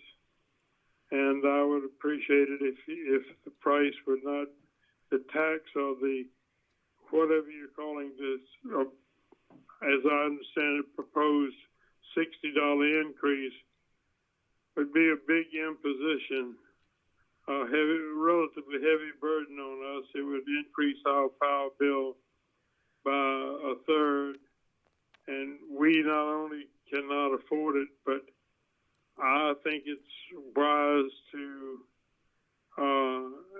for South Carolinians to have alternate energy sources to relieve this. What you hear is the impending doom of the the power grid. And I think we're doing something for the environment, for ourselves, and for the state by having panels and buying power from Dominion, who I admire for coming in and taking over a failed nuclear plant that we paid for up front, and we're not getting to take advantage of the power that it would generate. And I think it would not be fair to most South Carolinians in this central part of the state where the Jenkinsville plant would have provided power.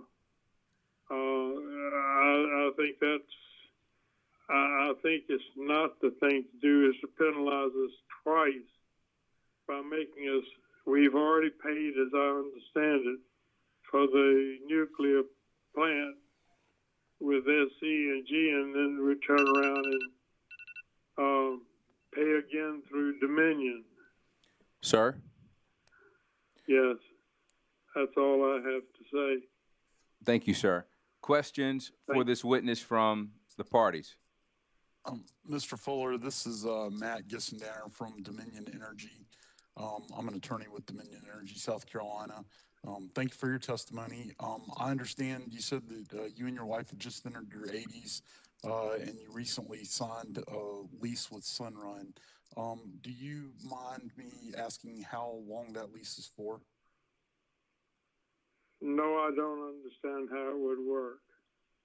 No, I'm not asking how it would work. I'm asking how long is the lease that you signed with Sunrun? For how many years is it? It's going on 2 years. It's about a year and a half. Yeah, and how long is that lease for? Is it? Well, it'll be up until, well, it's for 25 years. A 25-year lease.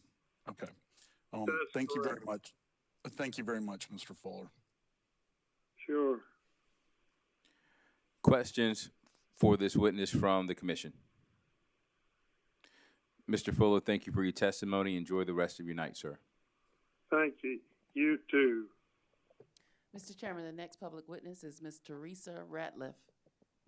Ms. Ratliff, do you solemnly affirm that the testimony you're about to give will be the truth, the whole truth, and nothing but the truth? Yes, I do. Thank you, ma'am. Will you please state your name for the commission? Teresa Ratliff. Thank you. And without providing your full address, can you just give us the name of your town and your street, please?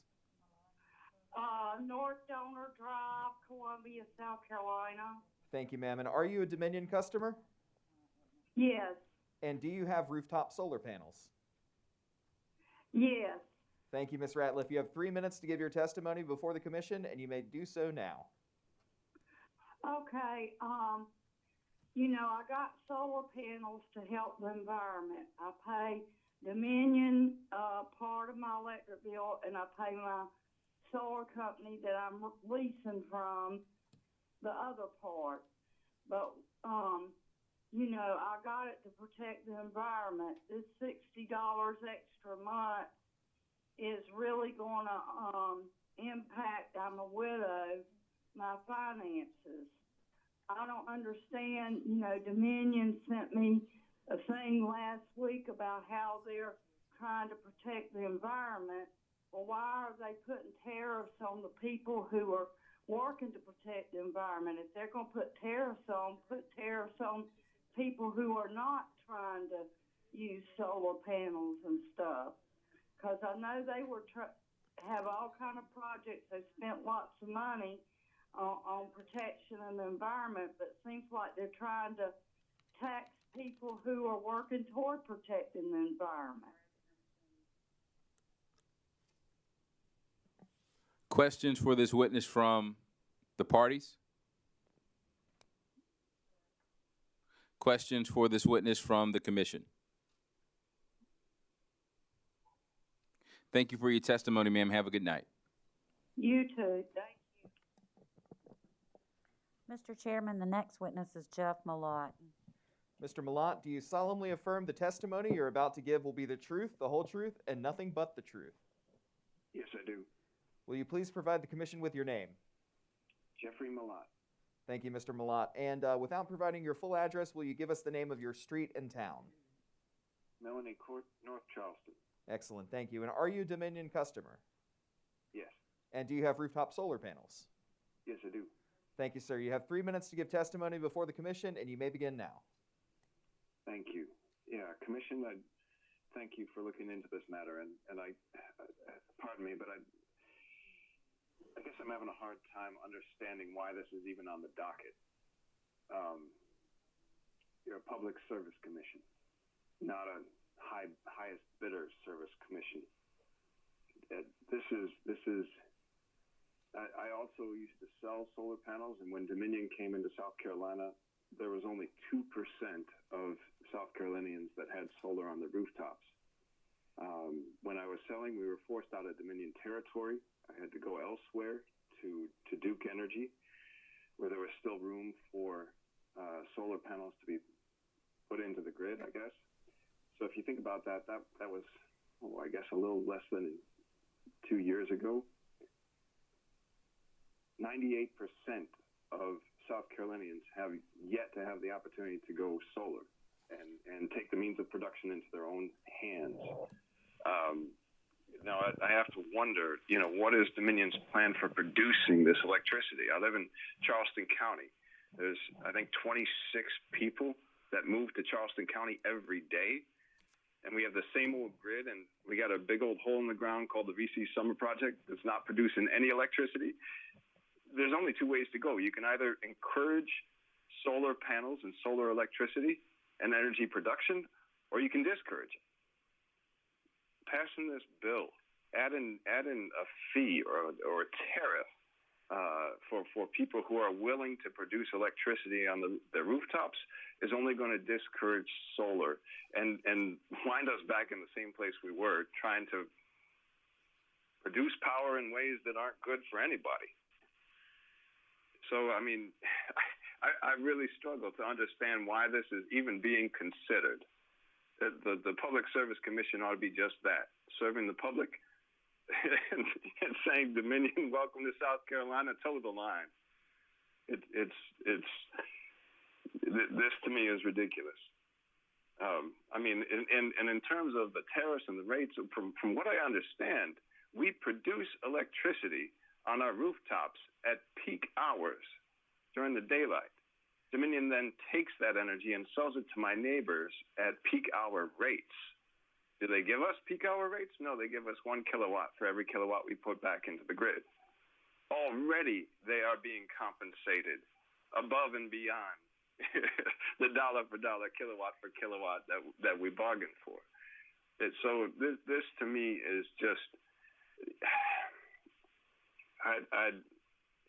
I don't even know why this is on the docket. I'm sorry. And I motion to change the name of the Public Service Commission to the Highest Bidder Service Commission if you pass this. This is. Sir?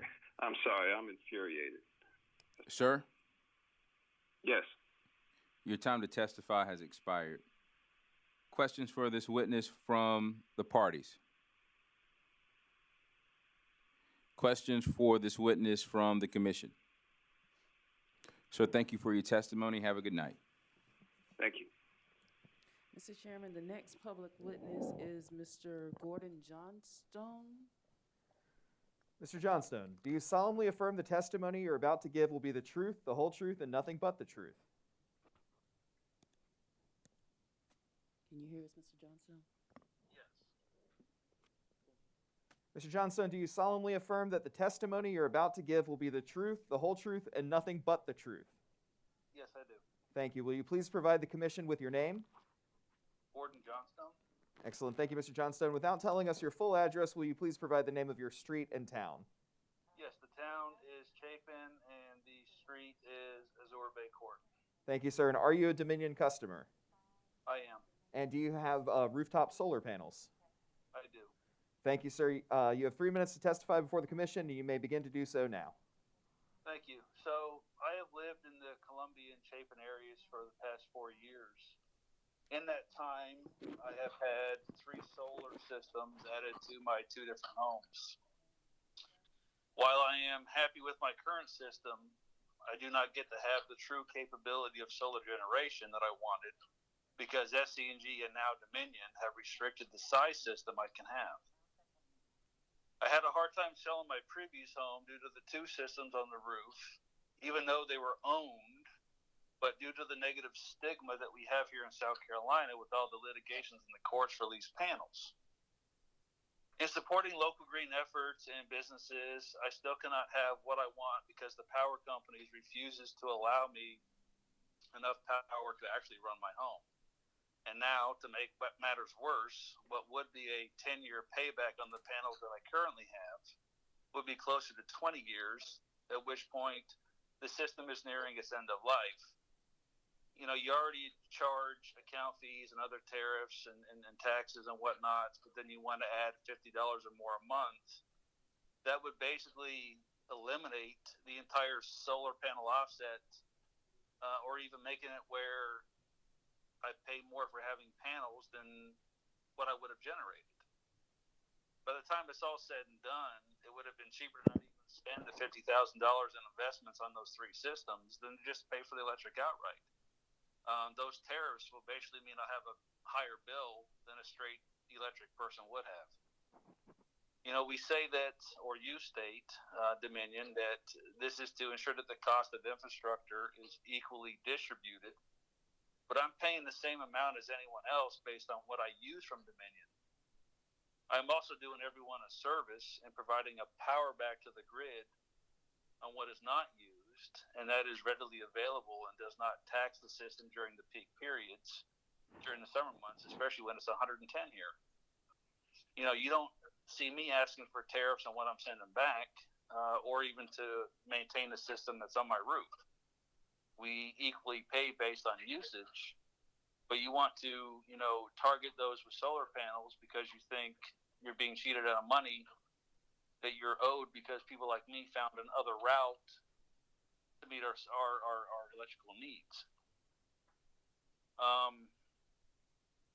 My bills used to be between $300 and $500 a month between the 2 homes, and now I still pay an average of $150. But now basically you're taking all those tariffs, adding it up, and again, it's just not as cost effective. In summary, basically what I'm saying is adding these tariffs is wrong, and it goes against the very contract we entered into when we went solar. It'll cost more for some than it would be for straight electric. It will have a damaging effect on the solar companies. Sir? I'm almost done. But Sir. Okay. Sir, your time to testify has expired. Questions for this witness from the parties? Questions for this witness from the commission? Sir, thank you for your testimony. Have a good night. Mr. Chairman, the next public witness is Mr. Carlin Lewis. Mr. Lewis, do you solemnly affirm the testimony you're about to give will be the truth, the whole truth, and nothing but the truth? Sir.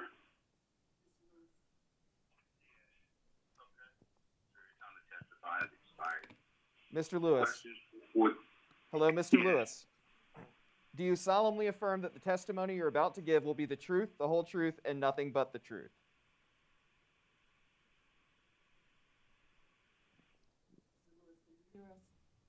Yes, I didn't hear what he said. Mr. Lewis, we're going to swear you in. Do you solemnly affirm that the testimony you're about to give will be the truth, the whole truth, and nothing but the truth? Yes. Thank you, sir. Will you please state your name for the commission? Carlin Lewis. All right, and without giving us your full address, will you please tell us the name of your town and street? Somerville, Out of Bounds Drive. Thank you, sir. And are you a Dominion customer? Yes. And do you have rooftop solar panels? Yes. Thank you, Mr. Lewis. You will now have 3 minutes to deliver your testimony before the commission. You may begin. I have 9 kilowatts, and I went in with SC&G in February ago, 2017.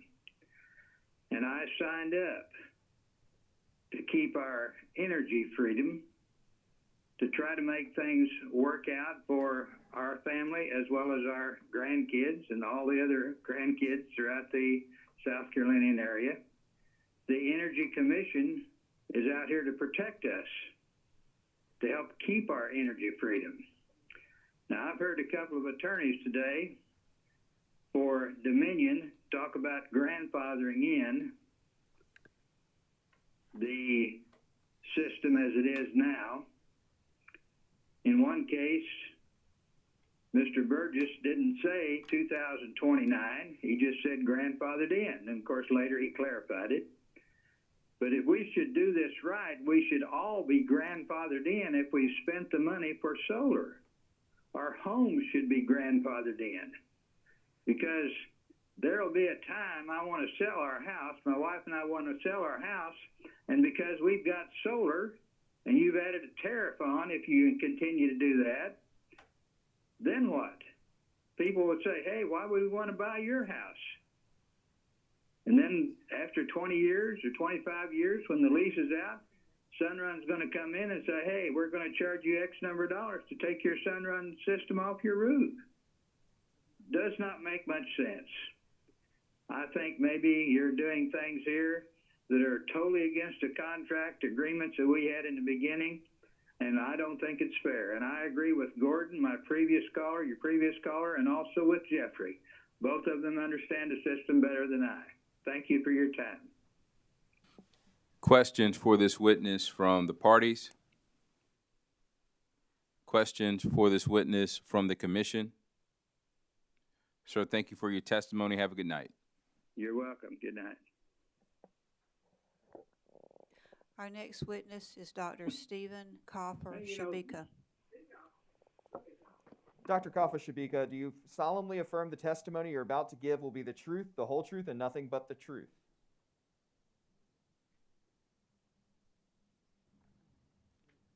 Hello, Dr. Kaffa Shabika, can you hear me?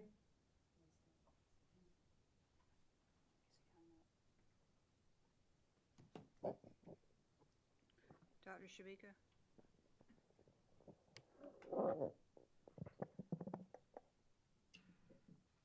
We will call the next witness, Dennis Boatwright. Mr. Boatwright, do you solemnly affirm the testimony you're about to give will be the truth, the whole truth, and nothing but the truth? Yes. Will you please state your name for the commission? Dennis Boatwright. Thank you, Mr. Boatwright. And without giving us your full address, will you please provide your street name and town? Colony Lakes, Lexington, South Carolina. Thank you, sir. And are you a Dominion customer? Yes. And do you have rooftop solar panels? Yes. Thank you, Mr. Boatwright. You have 3 minutes to testify before the commission, and that begins now. All right. Thank you. Thank you for allowing me to speak. I'd like to say first that I think this is unfair and wrong, especially to people that are trying to do their best to conserve energy and help the environment. And another thing, it just seems strange that Dominions came in and is offering rebates. And there's nothing wrong with rebates. It's a good deal. But if you're going to offer rebates and then turn right around and then sneak a tariff in, it's unfair. If they want to cut costs and save money, do away with the rebates. Also, there's a lot of people out there, that's never going to recover from this COVID. This is something that's hurt a lot of people, and it's going to be unfair to these people. And the main thing is I'm going to be retiring this November, and I'll be on a fixed income like a lot of other people, and I'll be limited to the basics of life, and I have to be careful what I spend. And I'm sure there's a lot of other people be doing the same thing.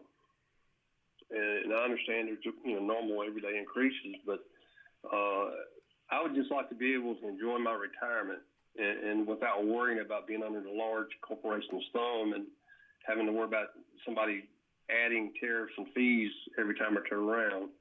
And that's pretty much it. Bottom line, it's just wrong to people, and that's pretty much it. Questions for this witness from the parties? Questions for this witness from the commission? Thank you for your testimony, sir. Have a good night. Thank you. Our next witness is Dr. Stephen Coffer-Shabika. Dr. Coffer-Shabika, do you solemnly affirm the testimony you're about to give will be the truth, the whole truth, and nothing but the truth? Yes, sir. Will you please state your name for the commission? Stephen Coffer-Shabika. Thank you. And will you please provide not your full address, but just the street name and town where you live? Marshgrass Boulevard, Mount Pleasant, South Carolina. Thank you. And are you a Dominion customer? Yes, sir. And do you have rooftop solar panels? I'm sorry? Do you have rooftop solar panels on your home? No, sir. All right. You have 3 minutes to give testimony before the commission, and you may do so now. Thanks, sir. Good evening. We are in the 21st century and should be seeking and promoting energy generation that eliminates the spewing of greenhouse gases into the atmosphere, exacerbates the heating of our atmosphere, and accelerates climate change. Burning coal and gas is a step backward now that the generation of power by wind and solar systems are truly affordable. I would suggest that we construct massive solar farms with electrical storage facilities. In the early 80s, I helped a friend install solar panels at his cost on his home. The payback break-even time was approximately 25 years. Today, it would probably be less than 8 years. Allowing the home installation of solar power by the citizens of South Carolina without the fees proposed by Dominion Energy would actually make the solar energy alternative competitive. This is a win for the environment and a win for the ratepayers of South Carolina. If the fees that are proposed by Dominion Energy's proposals are denied. That said, I would happily go along with the fees and rates that Dominion is asking if the company would pay for the installation and maintenance of my solar panels. Dominion is asking me to cover all the costs while they take the profit. This does not sound like a good investment to me. I would ask the South Carolina Public Service Commission to deny Dominion Energy's anti-solar proposal. Thank you for your consideration. Questions for this witness from the parties? Questions for this witness from the commission? Thank you for your testimony, sir. Have a good night. Thank you. Mr. Chairman, the next public witness is Ms. Deborah Childs. Ms. Childs, do you solemnly affirm the testimony you're about to give will be the truth, the whole truth, and nothing but the truth? Ms. Childs? But I am Deborah Childs. I do have Dominion Energy. Ms. Childs, if you'll pause momentarily, we do need to swear you in. Thank you. Ms. Childs, do you solemnly affirm the testimony you're about to give will be the truth, the whole truth, and nothing but the truth? Yes, sir. Thank you. Will you please state your name for the commission? Deborah Childs. Thank you, Ms. Childs. And without giving us your full address, will you please tell us your street name and the town in which you live? Boone Drive, Somerville. Thank you. South Carolina, of course. Yes, of course. And are you a Dominion customer? Yes, I am. Great. And do you have rooftop solar panels? Yes, we do. Great. You'll now have 3 minutes for your testimony, and you can begin when you're ready.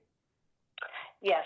I've had South Carolina Electric and Gas for, of course, a long time. And when Dominion took over, they made promises.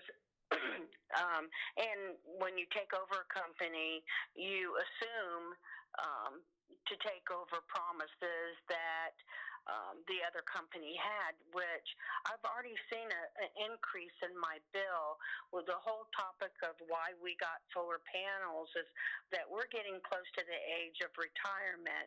I'm disabled, and my husband works a lot, and we wanted to be, I'm sorry, I've been under the weather.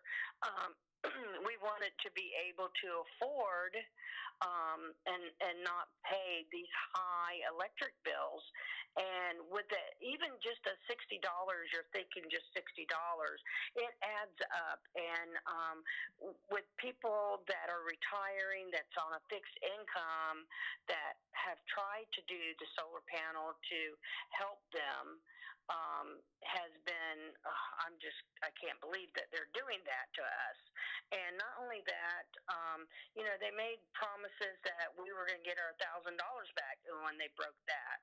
So I don't have a lot of faith in Dominion Energy as far as like keeping their word on things. And I just think it's an awful idea for people that went in faith of thinking that we're going to get clean energy, we're helping our environment and helping ourselves. So that I still pay electric bill sometimes of close to $200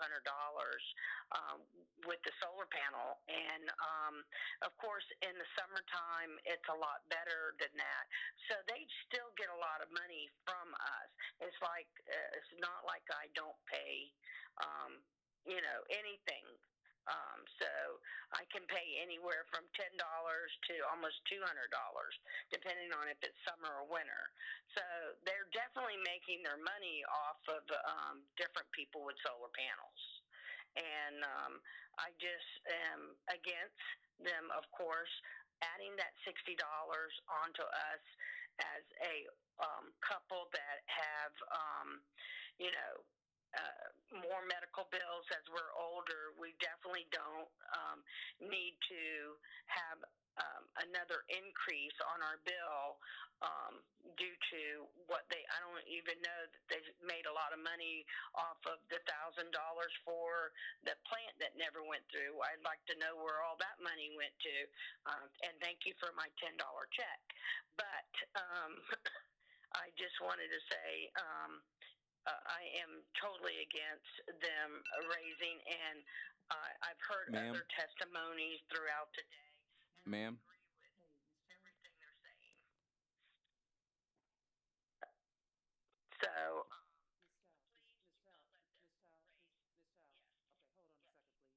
okay. Ma'am, your allotted time for testimony has expired. Are there questions for this witness from the parties? Questions for this witness from the commission? Thank you for your testimony, ma'am. Please have a good night. Thank you. Thank you for the opportunity, and I hope you consider what everybody is saying.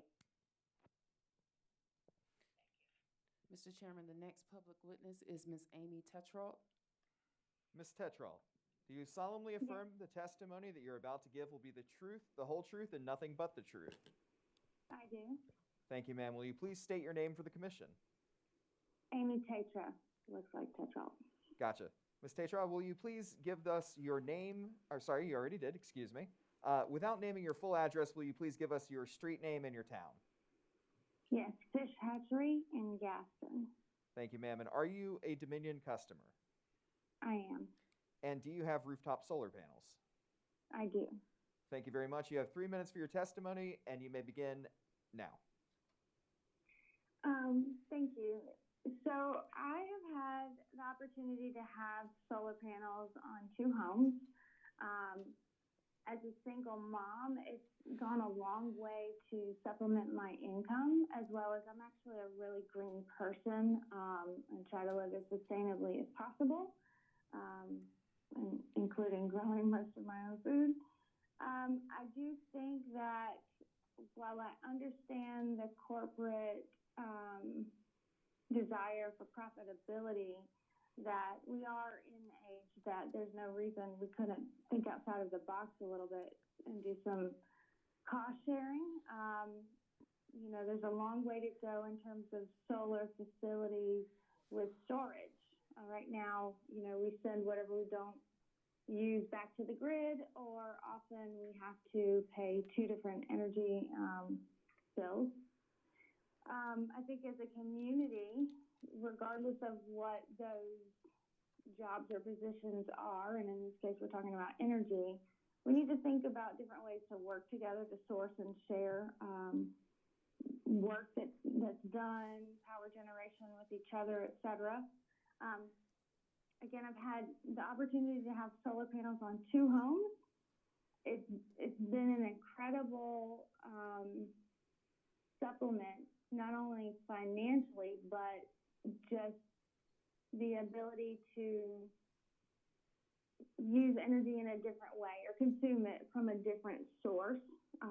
We are in 2021, so it's kind of time to think about those things. And companies don't necessarily have to give up their profitability. I think Dominion just needs to think in a different direction. I don't agree with hiking rates, but I understand they're probably trying to do that to make up for, you know, the failures of SCE&G. And then, of course, you've got customers that aren't just using them anymore because some of us have tried to be a little bit more strategic and long-term thinking. I think clean energy allows for longevity of service to customers. You know, lots of things can bring that grid down. And I think it's in everybody's best interest to diversify regardless of what those portfolios are. So especially in this instance, energy consumption. Being at home during the pandemic, I think a lot of people are consuming more energy. And again, that solar ability, those panels defrayed some of that cost. So that is pretty much what I had to say tonight. And thank you for listening. Questions for this witness from the parties? Questions for this witness from the commission? Thank you for your testimony, ma'am. Please have a good night. Thank you. You too. The next witness is James Simmons. Mr. Simmons, do you solemnly affirm the testimony you're about to give will be the truth, the whole truth, and nothing but the truth? Yes, I do. Thank you, sir. Will you please provide your name for the commission? James Simmons, Jr. And without giving us your full address, will you please just provide your street name and town? Hahn Avenue, Aiken. Thank you, Mr. Simmons. And are you a Dominion customer? Yes, I am. And do you have rooftop solar panels on your home? Yes, I do. Thank you, Mr. Simmons. You have 3 minutes for your testimony. You may begin now. Thank you. The problem I have with Dominion is, of course, everyone has went over this 1,000 times with you. Telling me something you're going to do, and then you renege on that. Then I have the situation now that they want to a surcharge. I disagree with that totally, 100%, and I appreciate your time. Questions for this witness from the parties? Questions for this witness from the commission? Sir, thank you for your testimony. Have a good night. Thank you. You too.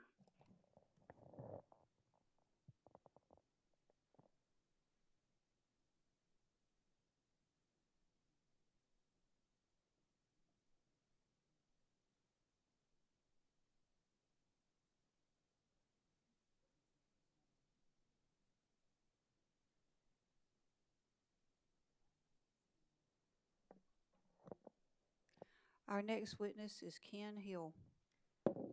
Mr. Hill, Yes. do you solemnly affirm the testimony you're about to give will be the truth, the whole truth, and nothing but the truth? Yes, I do. Thank you, Mr. Hill. Will you please state your name for the commission? Kenneth Hill. Thank you. Without giving us the full address, will you please just tell us your street name and your town? Mercer Lane and my what? I'm sorry, I didn't hear that.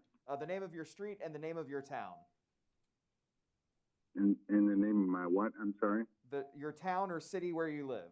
Oh, town, Lexington, South Carolina. Yes. And are you a Dominion customer, Mr. Hill? Am I what? A customer of Dominion Energy, South Carolina. Yes, I am. Excellent, yes, thank you. Twice over. And do you have... Right now. Yes, sir. And do you have rooftop solar panels? Yes, I do, on both houses. Thank you. You will now have 3 minutes to speak before the commission. You may do so now. Okay, thank you. I'd like to state that I'm opposed to the unfair special rate increase targeted specifically at solar customers by Dominion Energy.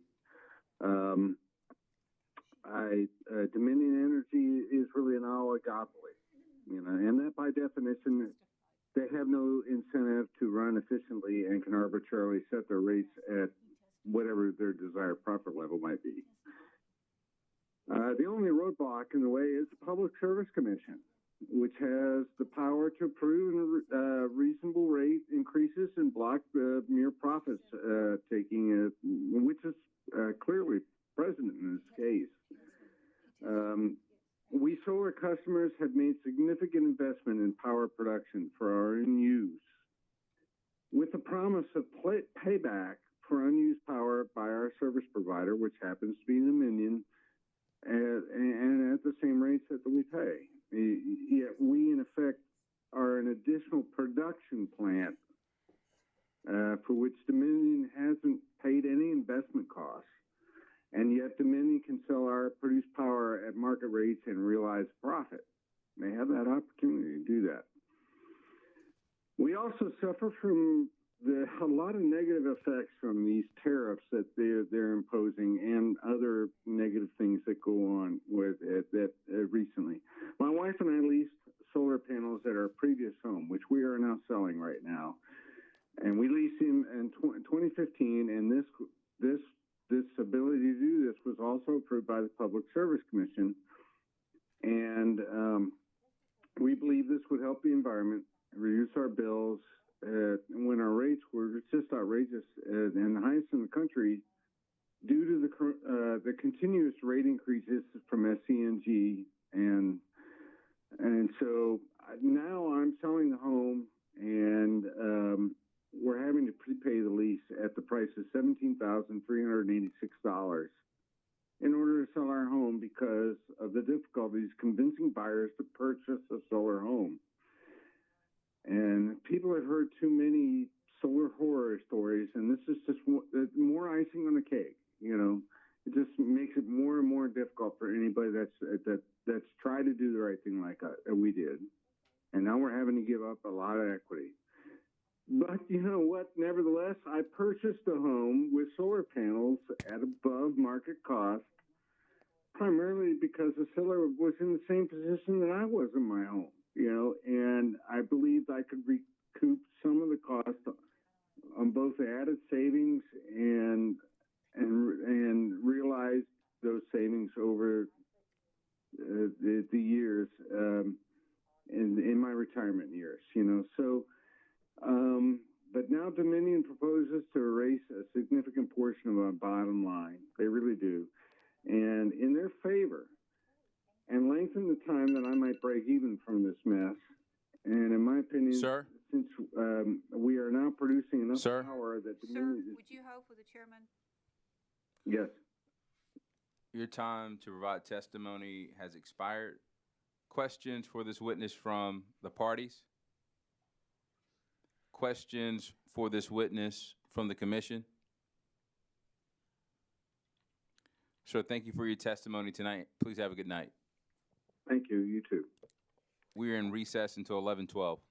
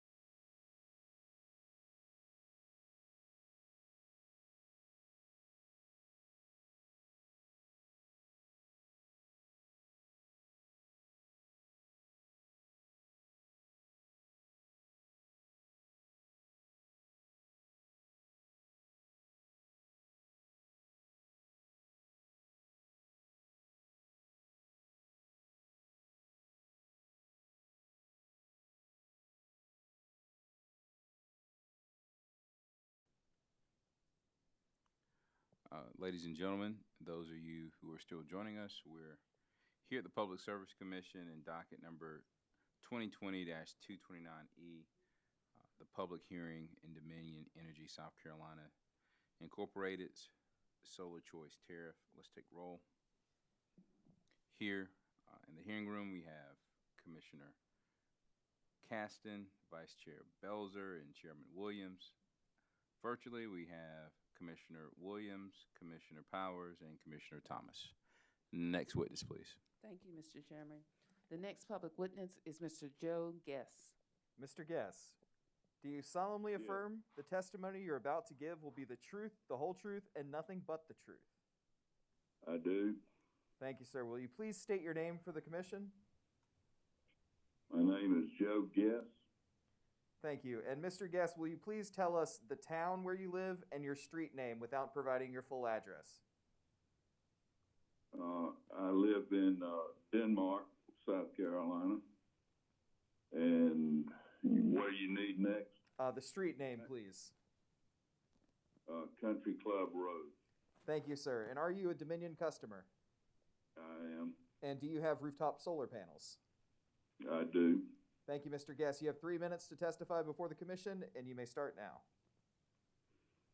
I'm not exactly sure what my testimony is called for. I have more questions than I do testimony. It strikes me that it's kind of strange that every power company in the state operates under a different set of rules. I'm also kind of chagrined that Dominion has lived up to not a single one of the promises that they made when they bought PSC and G.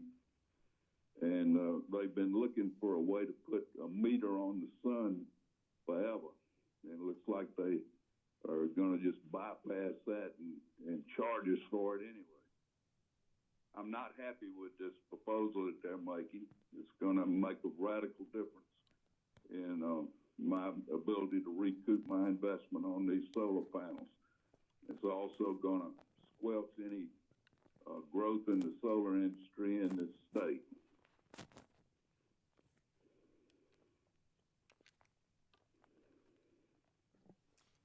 Question from the parties for this witness. Questions from the commission for this witness. Sir, thank you for your testimony. Enjoy the rest of your night. Thanks. Thanks for the opportunity. Our next witness is Mark Clark. Mr. Clark, do you solemnly affirm the testimony you're about to give will be the truth, the whole truth, and nothing but the truth? I do. Will you please state your name for the commission? Mark Clark. And without providing your full address, will you please tell the commission the town in which you live and your street name? Yeah, I live in Charleston, West Ashley, and the road is Christian Road. Thank you, sir. And are you a Dominion customer? Yes, I am. And do you currently have rooftop solar panels? Yes, I do. Excellent. Thank you very much. You have 3 minutes to speak before the commission. You may begin to do so now. I'm having a problem with this tariff being put on the solar panel. I am disabled. I had my solar panels put on to help me with my electric bill. From what I understand, Dominion is wanting to raise our electric bills from like 18 to 28%. I only get 1% putting energy back on the grid, and they basically sell it back to me for 28%. I can't afford a tariff to go on these solar panels. These solar panels were supposed to help me with my energy bill, and now they're trying. It's just going to be a waste for me even having it, and I'm stuck in a lease with these solar panels. I don't think there should be a tariff, and I think they should be raising the amount that we put back on the grid rather than 1%.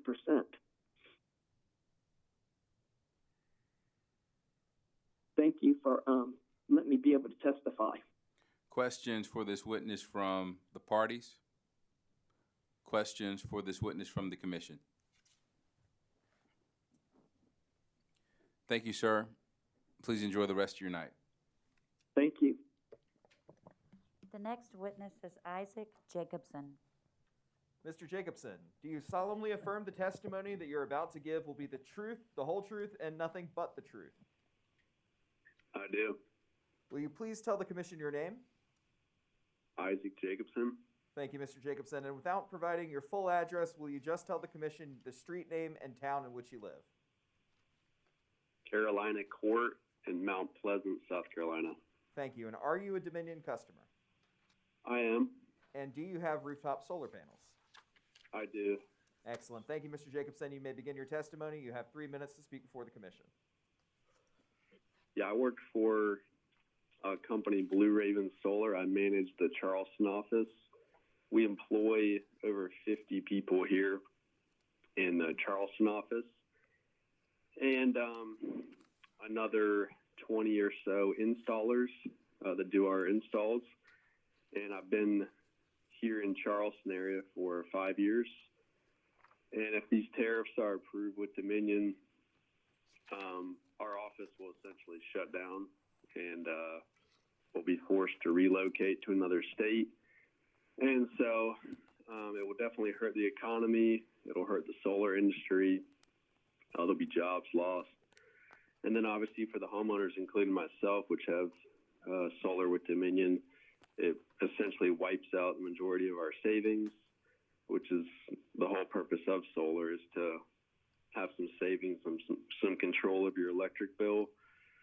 And so my ask is just that, we don't pass these so that the economy will continue to boom, the solar industry will continue to grow, and homeowners will continue to save money, and we can avoid a monopoly with Dominion. Thank you for your testimony, sir. Questions for this witness from the parties? Questions for this witness from the commission? Thank you for your testimony, sir. Have a good night. You too. Mr. Chairman, the next public witness is Ms. Carla Damon. Ms. Dameron, do you solemnly affirm the testimony you're about to give will be the truth, the whole truth, and nothing but the truth? Yes. Will you please state your name for the commission? Carla Dameron. Ms. Dameron, will you please, without revealing your full address, tell the commission the street name and town on and in which you live? East Shore Road in Columbia. Thank you, ma'am. And are you a Dominion customer?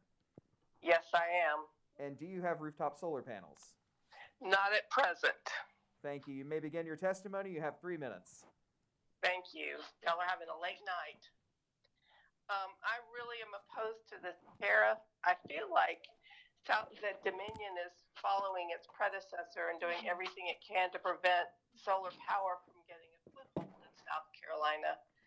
This latest proposal, which will have the average solar user paying about $750 a year, is a good example of that. They claim that the charge is for maintaining power lines, other costs, but that expense is covered at the basic facility fees. So why the tariff? I think the reason is that Dominion is trying to prevent solar and other renewable energy sources from coming into South Carolina. And if we were able to have more of that, we would, the problem with that is that they need to keep the reliance on fossil fuels because it helps them make a lot of money. And solar energy is a lot cheaper, so they won't make as much money. But the problem with that is, while that helps the shareholders to get richer, lower income residents really struggle with their high power bills. I know this because of my work. I also believe that progress is at stake. Solar is the energy of the future. If we want South Carolina to progress, we must end our archaic dependency on fossil fuels. If we want to attract young professionals into our state, we have to accept that they expect us to use greener sources of energy. If we ever want to make energy affordable for our lower income citizens so that they can heat and cool their homes without sacrificing rent or payments for food or health care, we have to expand the use of low-cost energy sources like solar. I don't currently have solar energy yet, but I welcome the day when I can. The proposed tariff would make that much harder, which is exactly what I feel Dominion wants. Thank you. Questions for this witness from the parties? Questions for this witness from the commission? Thank you for your testimony, ma'am. Have a good night. You have a good night. Y'all be safe. Mr. Chairman, the next public witness is Mr. Harold Hugh. Mr. Hugh, do you solemnly affirm the testimony you're about to give will be the truth, the whole truth, and nothing but the truth? Yes. Will you please state your name for the commission? Harold Hugh. Thank you, Mr. Hugh. Without disclosing your full address, will you please tell the commission the town in which you live and your street name? Adler Circle, Folly Beach in Charleston County. Thank you, Mr. Hugh. And are you a Dominion customer? Yes. And do you have rooftop solar panels? They are in the process of being going to be placed on the home now. Thank you, Mr. Hugh. You have 3 minutes to speak before the commission, and you may begin your testimony now. Really, the only thing I need to say is that I'm against the adding this tariff. I think solar is probably the way to go. I think it will take away or decrease the amount of people who will go to it because it won't be as cost effective. I think it needs to rethink this and look for money elsewhere for y'all. Questions for the rest of my family.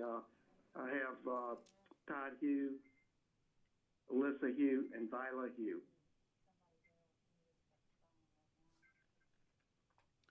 questions for this witness from the parties? Yes. Questions for this witness from the commission? Thank you for your testimony, sir. Have a good night. Good. I'll do too. Bye-bye.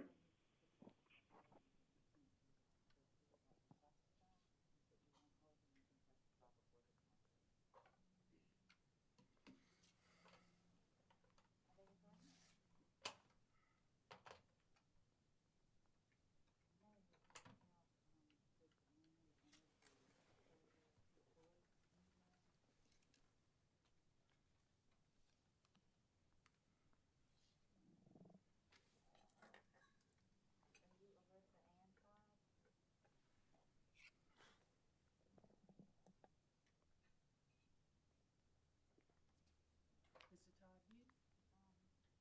This is the Public Service Commission calling for a public hearing for Dominion Energy Solar Choice Median Tariff. Harold Hughes said he would testify.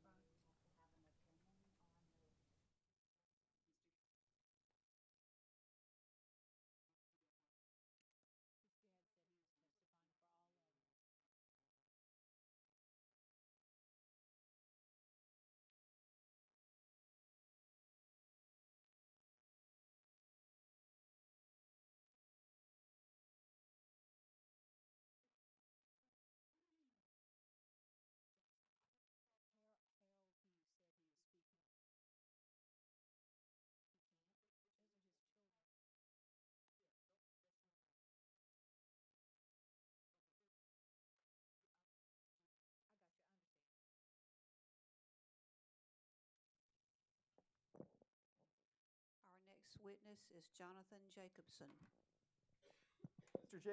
Mr. Jacobson, Yes. do you solemnly affirm that the testimony you're about to give will be the truth, the whole truth, and nothing but the truth? Yes. Thank you, sir. Will you please state your name for the commission? Jonathan Jacobson. Thank you, Mr. Jacobson. Without disclosing your full address, will you tell us the town you live on and the street? I used to live in Somerville, South Carolina, but I live in Florida now, so I live in Orlando. Yes, sir. Thank you. And are you a Dominion customer? No, I'm not.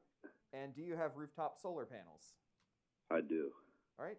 You will now have 3 minutes to testify before the commission. You may begin now. Okay. Yeah, I have solar actually on 2 homes. I have one on my home that I rent in Somerville, South Carolina, and I have panels on my home in Orlando, Florida. Both are different utility companies, but the solar panels in Orlando run my whole house, and there's not extra fees, and it's great, and it's awesome to have clean energy. And in South Carolina, there is fees with the cooperative that I have there, Berkeley Electric, and they're making it really hard for solar to be beneficial to the home. And I just think it's, should be something that the homeowner, since it's a part of their house, can choose to use, renewable energy without extra fees and tariffs and charges. So, just wanted to share that. Questions for this witness from the parties? Questions for... Hello? Hello? Yes. Questions for this witness from the commission? Thank you for your testimony, sir. Have a good night. Thank you. You too. Bye. Mr. Chairman, the next witness is Ollie Stone. Ollie Stone, do you solemnly affirm the testimony you're about to give will be the truth, the whole truth, and nothing but the truth? Yes. All right, will you please state your name for the commission? Ollie Stone. And without disclosing your full address, will you please name the town and the street in and on which you live? Columbia, 104 Easy Street. Okay. And are you a Dominion customer? Yes. And do you have rooftop solar panels? Yes. All right, thank you. You will now have 3 minutes to testify before the commission. You may do so now. Yes, I don't think they should up the rate for the solar panels, other electricity, because due to the fact that why people going to solar panels to not have the high rate of having that electric bill. And I don't want to raise the rate of the electric bill, so when people with solar panels got to pay even more with the solar panel and the electricity. And I don't think that's fair.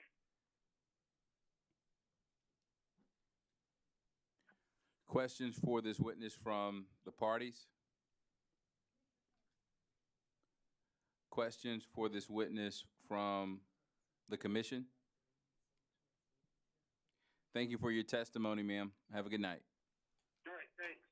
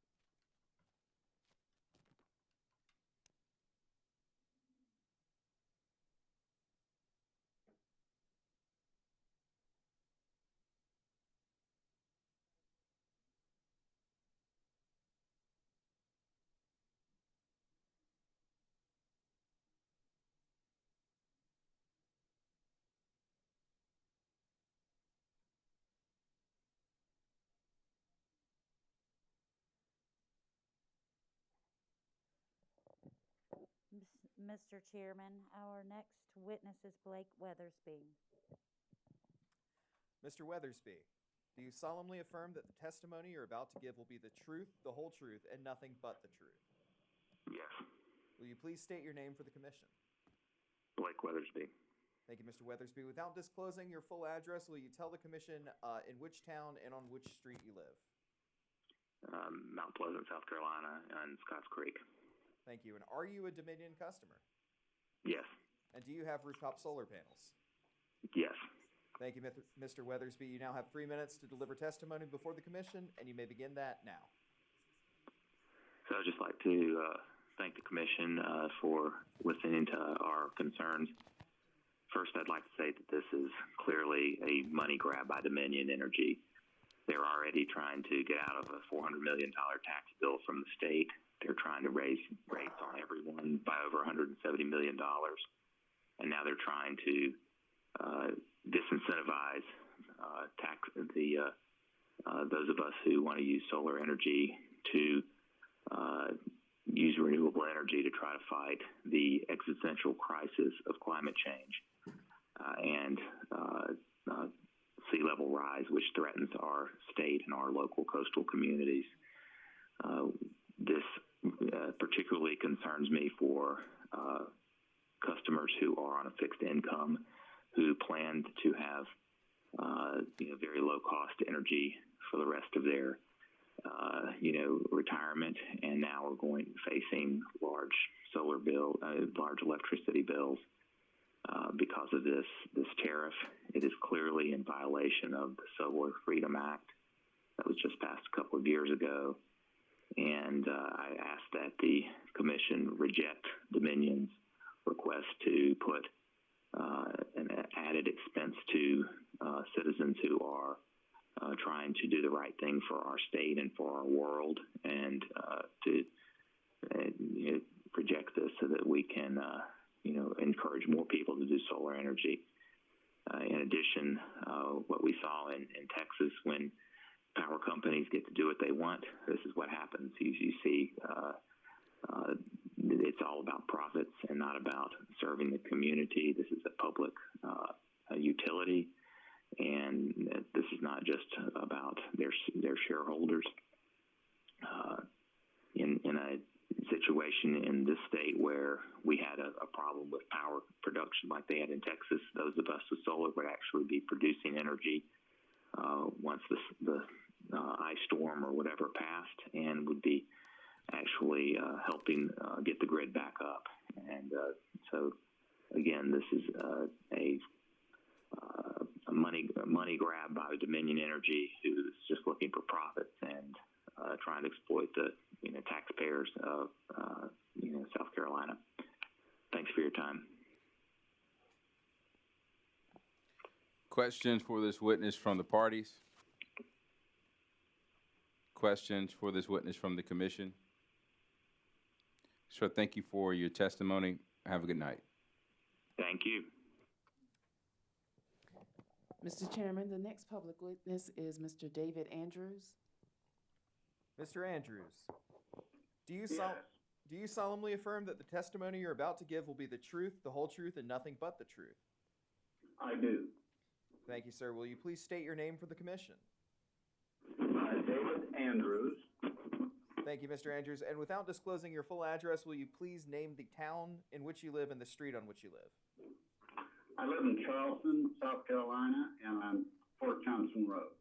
Thank you, sir. And are you a Dominion customer? I am, and I have been a customer since 1983 down here.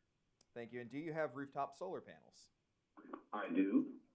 Great. Thank you very much. You will now have 3 minutes to testify before the commission, and you may do so now. Okay, I'll try not to keep you folks up too late. This is way past my bedtime, too.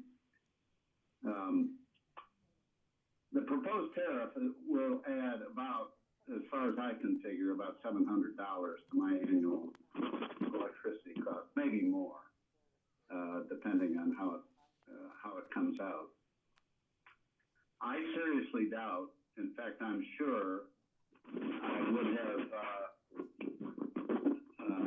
I would have not initiated a solar system had this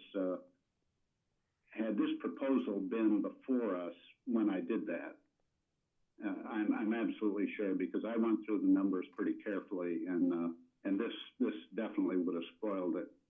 The payout time could have been past my demise. I'm retired. I think it comes at a time when the local, state, national, and international level, every government is looking for ways to conserve energy and to reduce the effects of climate change. Dominion's proposal seems to fly directly in the face of that. And at this time, it just makes no sense. Dominion says they need the tariff to compensate for the effect of cost shifting from solar customers to non-solar customers. That seems to be the only solid argument I've heard, and I've been listening all day to these testimonies and the responses. But I've heard little mention by Dominion or the Commission of the cost-benefit shift to Dominion and to the non-solar customers. Can you hear me all right? Hello? Yes, sir. Can you hear me? Yes, sir. Okay, it sounded like you had dropped off. South Carolina enjoys a unique advantage, an opportunity to take advantage of solar power because of our climate and physical latitude. I'm sure Dominion would freely point out that the heaviest electrical load time is in the summer in South Carolina because it's very hot when the sun is full. They're forced to build and maintain their system for that peak load, and in turn pass along those added costs to all their customers. In fact, directly from one Dominion Energy rate sheet that I came across on the web, they charge 27 cents per kilowatt hour. Sir? Yeah, hold on a second. The chairman's addressing you.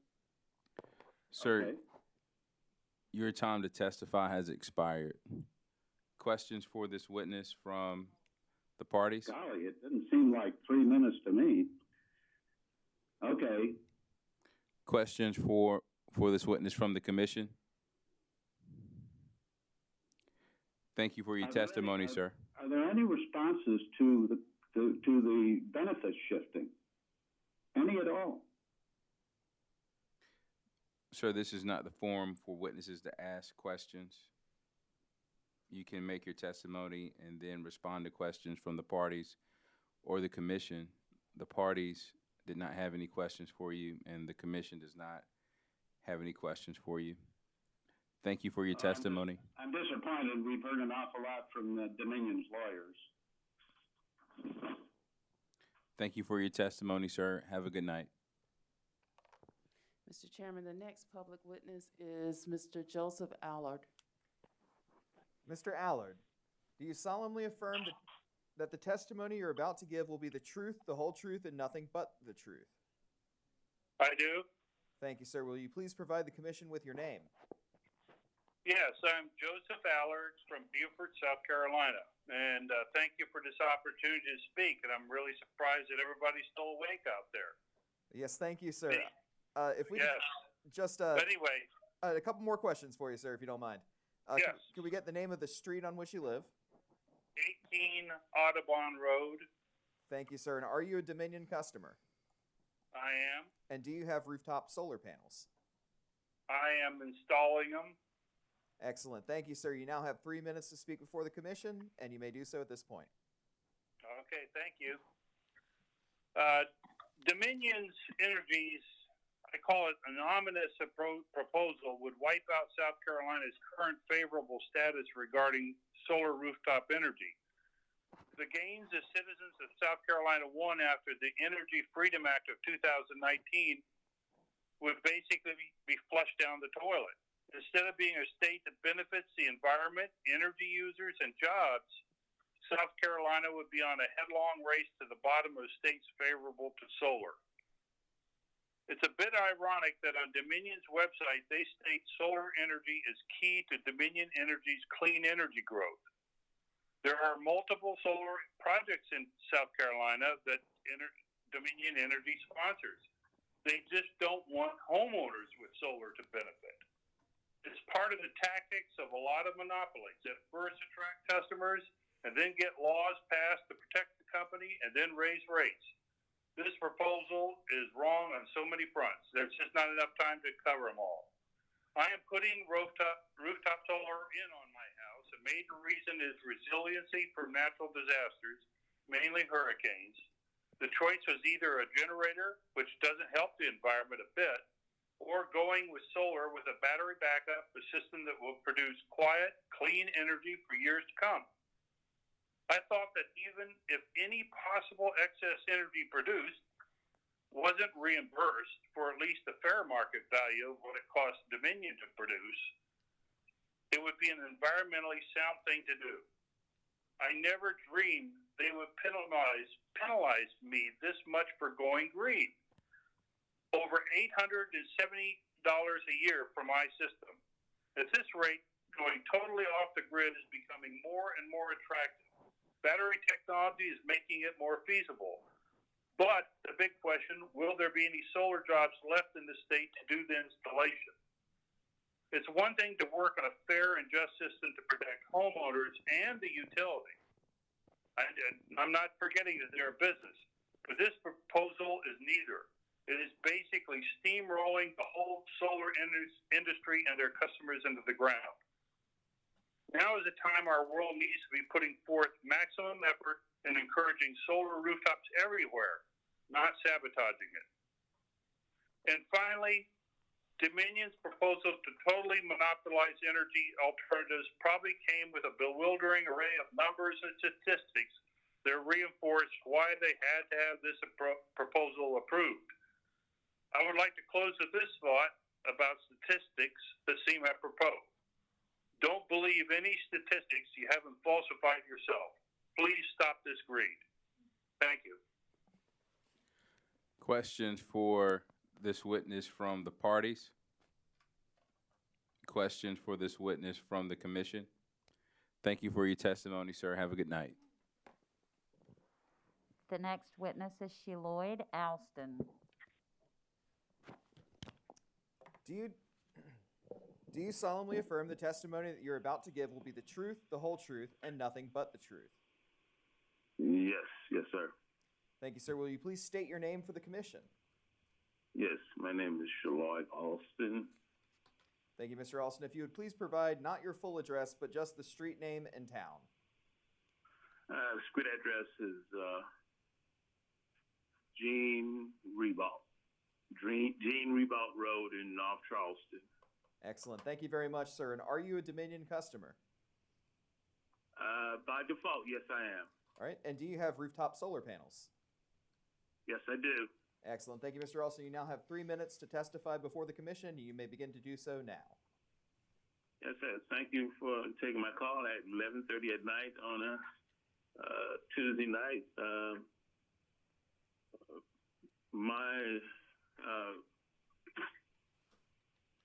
My part is not as eloquent as the last two callers I heard. I'm a simple man just trying to make it in our world today.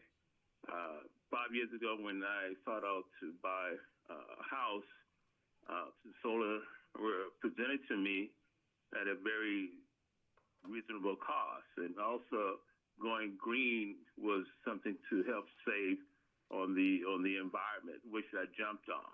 In the beginning, they said I cannot put solar panels in the front of my house, but I said I won't put it in the front of my house because it's 2-story.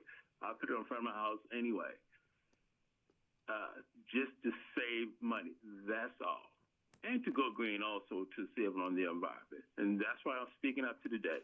That this was a choice that was presented to us as homeowners, and it is our choice now because we made the choice that Dominion wanted to up our rates, which I think is wrong because we made a choice to help the environment. I think it's so wrong on every front that we should come together to try to help the earth because we have to leave this earth for the next generations. And this is one way I can say that I did something to conserve energy and to conserve the earth. Thank you for taking my call. I do appreciate this venue. Questions for this witness from the parties? Questions for this witness from the commission? Thank you for your testimony, sir. Thank you. The next witness is Vanessa Diaz. Ms. Diaz, do you solemnly affirm the testimony you're about to give will be the truth, the whole truth, and nothing but the truth? Yes. Thank you, ma'am. Will you please state your name for the commission? Vanessa Diaz, D-I-A-Z. Thank you. And rather than provide your full address, will you please just tell the commission the street name and the town in which you live? Bent Twig Lane in Charleston. Thank you. And are you a Dominion customer? Yes. And do you have rooftop solar panels? Yes. Thank you, Ms. Diaz. You will now have 3 minutes to testify before the commission. You may do so now. Okay. So this is about Dominion wanting to charge me for my capital investment. The Freedom Energy Act says electric utilities are prohibited from recovering lost revenues associated with customer generators who apply for customer generator programs. My cost under Dominion's tariff proposed would be increased to nearly approximately $60 a month, which is a huge increase from what we are paying now. And just really overall, you know, we live in a free market system where basically we pay for what we use. This is penalizing people who have made the investment to have solar panels and use solar energy, and now we're trying to be charged differently. If I had a well or if I collected rainwater to water my plants, the water company wouldn't be charging me a different rate. They charge me for the amount of water I use. And that's how things should work. When I go to the grocery store, they don't charge me differently if I buy a little bit of food or if I buy a lot of food. And so this is just not how this is supposed to work. Dominion is a monopoly, and they are trying to unfairly penalize us who are using solar energy, which is a greener way to go. It's a clean way to make energy, and it's good for the environment. And so it really should not be something that we should be penalizing. So we're just really asking for fair and just and reasonable treatment, and not to have our prices jacked up. And again, this argument that it's because otherwise everybody else is going to have their prices jacked up. Really, they are going to continue increasing prices regardless of this. They're just getting to us first. But it's unreasonable, and it really shouldn't happen. And that's it. Thank you for your testimony, ma'am. Questions for this witness from the parties? Questions for this witness from the commission? Thank you for your testimony again, ma'am. Have a good night. Thank you. Bye. Mr. Chairman, the next public witness is Mr. Timothy Barker. Mr. Barker, do you solemnly affirm that the testimony you're about to give will be the truth, the whole truth, and nothing but the truth? I do. Thank you. Will you please provide your name to the commission? Tim Barker. Mr. Barker, without providing the full address, will you please give your street name and town? Wayfair Lane, Charleston. And are you a Dominion customer? Yes. Do you have rooftop solar panels? Yes. Excellent. Thank you very much. You will now have 3 minutes to speak before the commission. You may begin to do so now. The new proposal of tariffs on solar energy production is misguided and a blatant money and power grab by Dominion Energy. As recently as Friday, March 19th, a representative of Dominion showed up at my house talking about the benefits of installing solar panels because of net metering, because they don't realize my house already had solar panels. Why is there this disconnect between the Dominion representative who showed up at my house and the upper management with grandiose plans to all but end solar generation in South Carolina through an excessive solar fee structure? If solar customers are so inconvenient for the Dominion Corporation, why are they still trying to get people to install solar panels? When I recently made the decision to install solar panels, it was based on the current formula for net metering and other fees. I had read that in other southern states, the utility companies had basically added fees that made solar financially impractical for the consumer. But South Carolina seemed to be different, so I made a huge financial investment in solar energy under the assumption the panels would have a 25-year lifetime, and that would be all under the current net metering formula and fee structure. The state of South Carolina has supported green energy with tax credits for the purchase of solar panels on residential homes. These credits were a bold move by the state to motivate residents to do their part to minimize our global carbon footprint. For the State Public Service Commission to even consider allowing Dominion's subscription fees and other add-on charges is devaluing the investment made by the state and its taxpayers to help support a greener future with local energy being produced locally and green. Dominion may be the state-sanctioned source of electrical power in my area of the state, but they should not have a complete monopoly on energy generation. Distributed energy is part of the 21st century solution to climate change. for the Public Service Commission to accept Dominion's completely unreasonable fee structure on solar generated power will set our state back decades. The state's responsibility is to ensure power generation is fair and reasonable. There's nothing fair and reasonable about the proposed fee structure. In the era of climate change and a global effort to reduce the carbon footprint of humans, it is ridiculous that Dominion is proposing this fee structure that would make installing solar panels on residential homes a dubious choice economically for residents and render solar installations completely obsolete.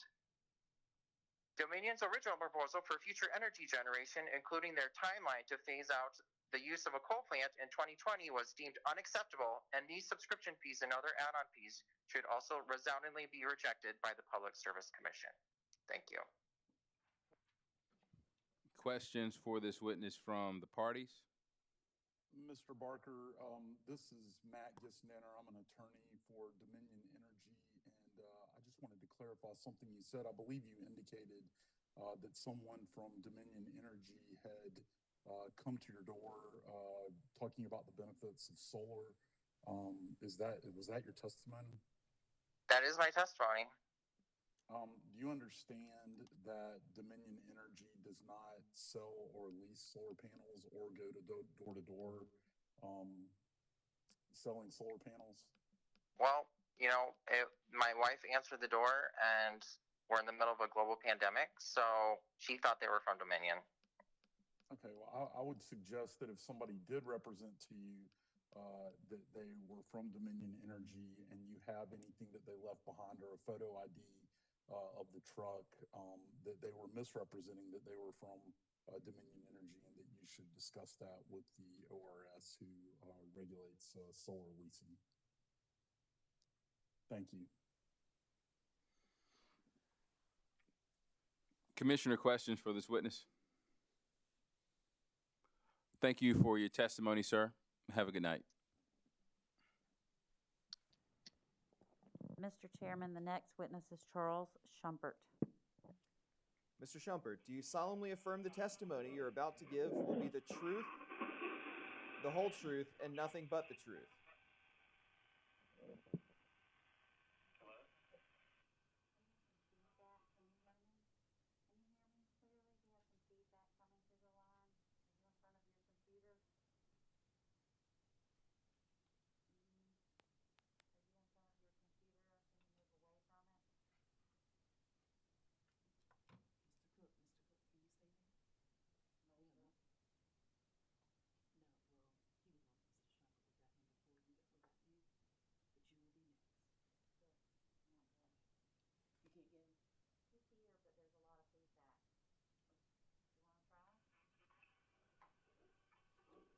Mr. Schumpert, are you able to hear me?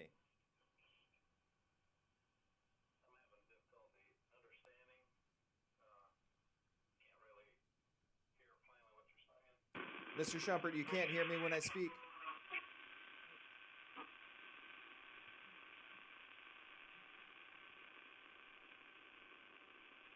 Hello? Hello, Mr. Schumpert, can you hear me? Yes, I can hear you. Okay, excellent. Do you solemnly affirm that the testimony you're about to give will be the truth, the whole truth, and nothing but the truth? It's getting scratchy again. I'm not sure what's up here. Okay, are you able to hear me now, sir? That's a little better. Okay, do you solemnly affirm the testimony that you're about to give will be the truth, the whole truth, and nothing but the truth? Yes. All right, will you please state your name for the commission? My name is Charles Schumpert. Yes, sir, Mr. Schumpert. Yes. You do not need to provide your full address, but we would like the street name and town. My address is 1010 Lynn Drive, and that's West Columbia, South Carolina. The zip code is 29170. Thank you, sir. And you are a Dominion customer, or you're not? I am. And do you have rooftop solar panels? Yes, I do. Thank you, sir. At this point, you may now speak for up to 3 minutes before the commission. You may begin to do so now. All right. I have been a customer of previously of SCENG and currently of Dominion Energy. I've been grid tied with the solar system beginning back in November of 2009. Originally, with the Palmetto Clean Energy participant, and when that went away, I switched over to net metering. With this new proposal that I'm reading, the increase of the basic facilities charge would be approximately 257%. I currently pay $9 basic facility and the $1 additional for the renewable that everyone else pays. So it's basically $10, before any kilowatt hours. And under the new structure, that will go up to $35.70 before any kilowatt hours. And also once you get to the kilowatt hour price structure, currently I pay the 11.2 cent per kilowatt hour. It would go to basically 64%, my understanding, to that possibility of the 18.4 cent per kilowatt hour that I would get from the grid during peak, and would go down during peak, anything that I sold to the grid, down to between 3.6 and 3.7 cents per kilowatt hour. If you look at the 68% difference in what I would lose being offered to the grid, combined with the 64% of additional I would pay if I purchased from the grid, those two combined would be 132% increase cost in kilowatt hours. It seems that the request to have elevated basic facilities charges along with monthly subscription charges, in addition to elevated kilowatt hour burden, seems to be putting too much burden personally on rooftop solar people. Anyway, I just wanted to share this with everyone, with the PSC, and to let you know that we're people that's made substantial investment in solar, and we've made it for different reasons, for a cleaner, better earth, for saving money, and one additional thing for me was to have lowered utilities during retirement, and I'm in retirement now. Sir? Mr. Schumpert, the chairman is addressing you. What's that? Sir, your time allotted to testify has expired. Questions for this witness from the parties? Questions for this witness from the commission? Sir, thank you for your testimony. Have a good morning. You too. Mr. Chairman, the next public witness is Mr. Stephen Cook. Mr. Cook, do you solemnly affirm that the testimony you're about to give will be the truth, the whole truth, and nothing but the truth? Yes, sir. Thank you, sir. Will you please state your name for the commission? Stephen Cook. Mr. Cook, without providing the full address, will you give us the name of the street and town on and in which you live? Yes, Hills Plantation Drive in Charleston on James Island, and I am a Dominion customer. Thank you, sir. Do you have rooftop solar panels? I have 32 LG panels, and I'm installing 2 Tesla batteries in 2 weeks. Thank you, sir. You've got 3 minutes to testify before the commission. You may do so now. Thank you very much.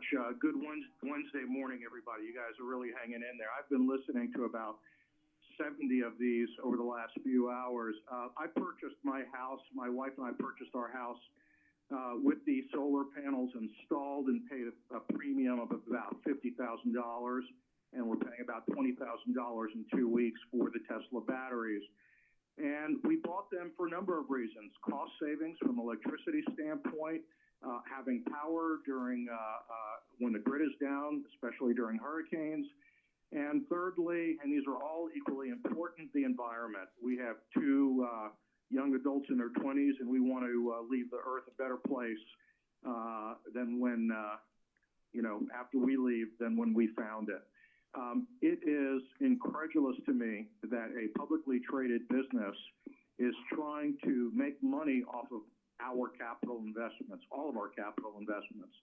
That is not the way the world should work, and I think the Public Service Commission, stressing Public Service Commission, needs to think really hard about that. You also need to think about the environment. In Charleston, you're probably very well aware of the seawall that the Army Corps of Engineers just created a master plan, which is now going through public opinion like this. That's going to cost hundreds of millions of dollars, and that's just Charleston. You know, we are a coastal state, and global warming, the science is real. And so there are other costs if people are discouraged from getting solar or any other alternative energy as a result of this rate hike.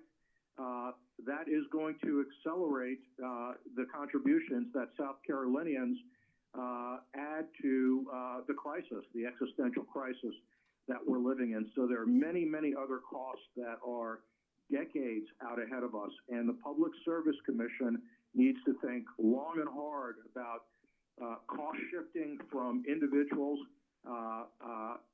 and sending unwarranted revenue to a monopoly, a publicly traded monopoly, and the added costs that the cities, the state, and the federal government are going to have to pay to remediate the costs from the carbon that's being put in the air. And that's my testimony. Thank you, sir. Questions for this witness from the parties? Questions for this witness from the commission? Thank you for your testimony, sir. Have a good morning. You're welcome. Our next speaker is Teresa Tapp. Ms. Tapp, do you solemnly affirm? Hello. Ms. Tapp, can you hear me? Yes, sir, but my husband's going to speak in my behalf. Oh, that's fine. Yes, is he with you? Yes, sir, he's right here. Superb. Mr. Tapp, we're going to swear you in then, please. Do you solemnly affirm the testimony that you're about to give will be the truth, the whole truth, and nothing but the truth? I do. Thank you. If you would please state your name for the commission. Melvin Tapp. Thank you, Mr. Tapp. And without giving us your full address, will you tell us on which street and in which town y'all live? I live on Hampton Woodway in Columbia, South Carolina. Thank you, sir. And are you both Dominion customers? Yes. And do you have rooftop solar panels? Yes, we do. Thank you, sir. You will now have 3 minutes to enter your testimony before the commission. You may do so now. Well, since we've had these things installed, it hasn't helped us to reduce our payments or anything. And what's really the biggest problem that I'm seeing is that everything keeps going up every year, and now they're proposing to go up another $60 sometime in the future, and I can't understand why that could even happen when we're not saving anything in the first place. I'd just as soon have them all down and just go back to regular billing. At least I'd know then what I'm dealing with from now till whenever, because it doesn't make any sense to have these panels up, and I'm not saving any of the money. So that, as far as my 3 minutes goes, I could close it down right now, saying that at this point it doesn't make any sense to even entertain an additional $60 if it wasn't but one time. And from what I understand, this may be that it happens on a continual basis, and I can't give any reason to want to keep a system in like it is now. Questions for this witness from the parties? Mr. Tapp, this is Matt Gissendanner with Dominion Energy, South Carolina. Thank you for your testimony. I just wanted to confirm, you currently have a 20-year lease with Sunrun, is that correct? That's correct. And my customer records indicate that perhaps it might be your wife. It indicates that that she called the company, she called Dominion in July of 2020 to indicate that she was upset that she was in a 20-year lease and that her lease payment was escalating every year. Is that also correct? That's right. There's a certain percentage that it goes up every year. Right. In addition to that, whatever this new proposition is for increased payment to Dominion, that's defeating the purpose of even having it. And it's also, it was never in our contract. It was also and yeah, we don't know if this is even legal at this point, because it's not anything that we've agreed to. And Mr. Tapp, I understand my records indicate that you installed your panel toward the end of 2017. So obviously, as we've indicated to others, and I think has been made clear, you will continue to be on the rate that you are on now through December 31st, 2025. As it currently is. But then the last question that I had, in addition to the call in July of 2020, you also called the company, or your wife called the company 2 days ago, upset with the solar company. And I understand that our customer service rep provided you with the phone number for the ORS and the Consumer Affairs contact information. Is that correct? Yes, sir. Well, I've called Dominion and Sunrun on several occasions because, like my husband mentioned, we've had these panels since 2017. We have not saved anything. You know, after we pay our bill, our electric bill, and we pay Sunrun for the panels, we've actually lost money. These panels have not benefited us at all. And then I got an email from Sunrun stating that I need to register and voice my opinion with this forum tonight because Dominion was going to try to hike us up. I guess Dominion is anti-sun panels, and that you all were hiking the price, and that we should try to, I guess, I don't know, but I just haven't. I would just prefer that the panels was taken off the house, and we go back to regular billing. And I don't know if we're going to have to, if that's a legal matter, but we're willing to do that also. Yeah. Because I just cannot imagine us paying $120-some a month. They go up every year, and we're buying for 20 years, and then Dominion is going up an additional $60 before we were told every month. I just cannot imagine that. Mr. and Mrs. Tapp, thank you both for your testimony. As a representative of Dominion Energy, I can assure you that the company is not against solar energy or solar panels, and that what the company is doing in this proceeding is simply attempting to comply with the law as passed by the General Assembly. I would suggest, understanding that our customer service rep has provided you with the contact information from ORS, that if you haven't done so already, that you follow up with them as well with your concerns related to your solar company. Thank you. Just take them off. Okay, so I need to call the number that the lady, there was a representative that did provide me with the number. So I just need to call them and go from there. Yes, ma'am.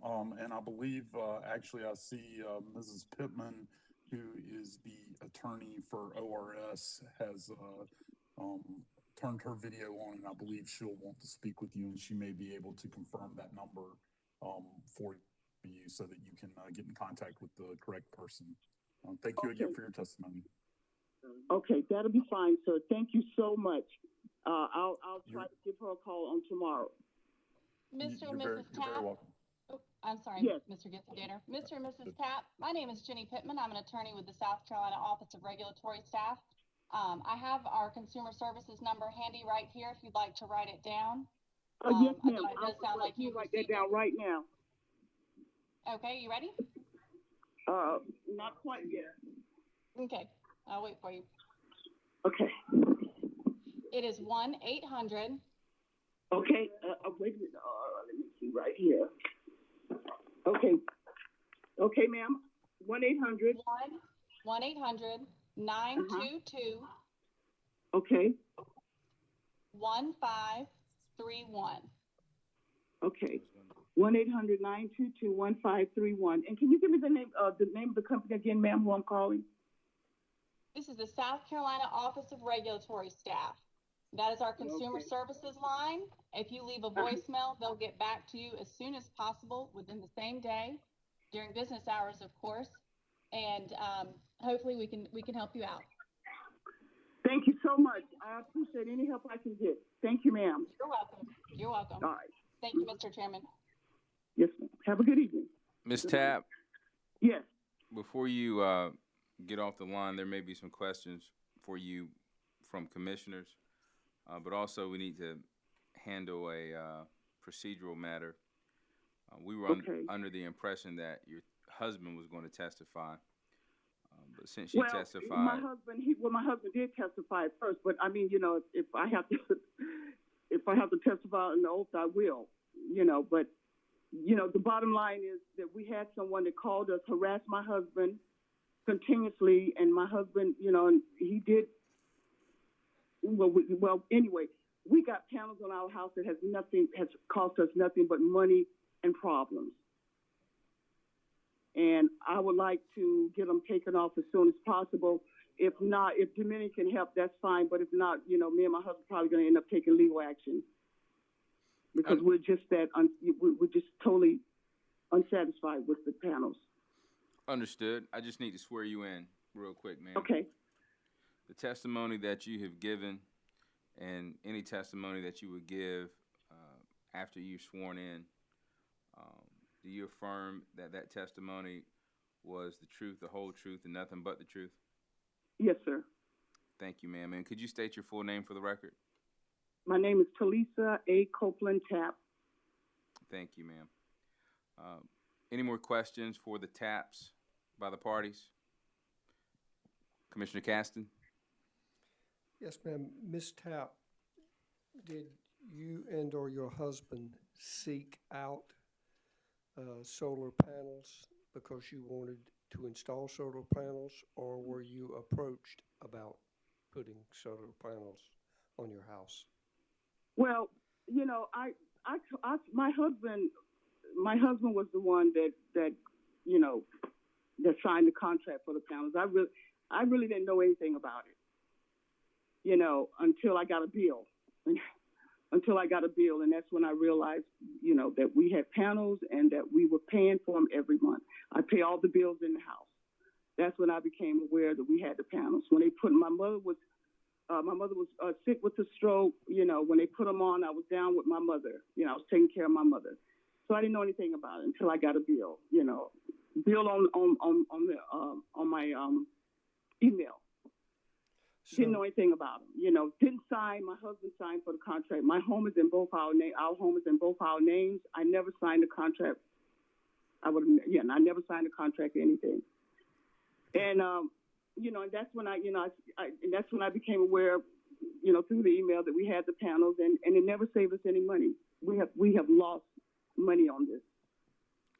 Okay. We have lost money. And then I was also informed that if we ever want them removed from our house, it's like $7,000 to get them removed. If we ever have to change change our roof, then that's another $7,000 to have the panels removed. I want to make sure. If we have any kind of damage or anything, we have to pay to get the panels removed and put back on. Yes, ma'am. I want to make sure I understand that. I'm not sure I understood. Did your husband seek out the solar company to put panels on, or did the solar company No, sir, never, seek him never. out? They called us. They called you, right, Melvin? Yeah, they called my husband. They called my husband. Okay. All righty. Thank you, ma'am. Yes, sir.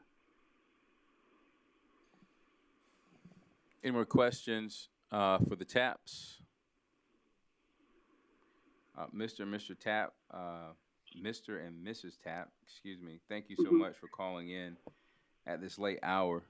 It's interesting to me that, well, first of all, your testimony is quite enlightening. We haven't heard any testimony like this, so thank you for sharing. If you didn't take the time to testify, the commission would have no knowledge that situations like yours exist. So thank you so Yes, much sir. for sharing. Yes, sir. And, I have called them on many occasions and told them how, that I'm very unsatisfied with the panels, and it's like it's nothing that I can do about it. So, Ms. me Tapp, and my husband are seeking, we're seeking legal counseling, because we are going to, if they don't take them off, we're going to sue. Ms. Tapp, who is them? The Sunrun. It's Sunrun. That's who the panels are through, Sunrun. And I've called them on several occasions. Now, they did email me and tell me that I should get in on this forum tonight, because Dominion is trying to hike the price, because you all are anti-solar panels, and that we should get in on this forum tonight. So that's why I registered, because I don't have a problem with Dominion. My problem is with Sunrun. Thank you, ma'am. Enjoy the rest of your morning, ma'am. Thank you. Bye. The next witness is Timothy Simmons. Mr. Simmons, do you solemnly affirm the testimony that you're about to give will be the truth, the whole truth, and nothing but the truth? I absolutely do. Please state your name for the commission. Let me do this in one fell swoop. Timothy Simmons, Hickory Street, Columbia, South Carolina. I am a Dominion customer, and I do own a solar array on my roof. Yep, absolutely. One swoop. Great job. You have 3 minutes to testify before the commission. You may begin your testimony now. I just want to say, first off, I'm really proud of all the sandlappers I've heard, and you know who you are, testify today. And I want to commend the fortitude of the commission and the lawyers and everybody else. I think we're entering the 15th or 16th hour here. It's amazing. But let me get to it. I had a rooftop solar panel array installed in 2016. They cost me $29,000 for 28 panels.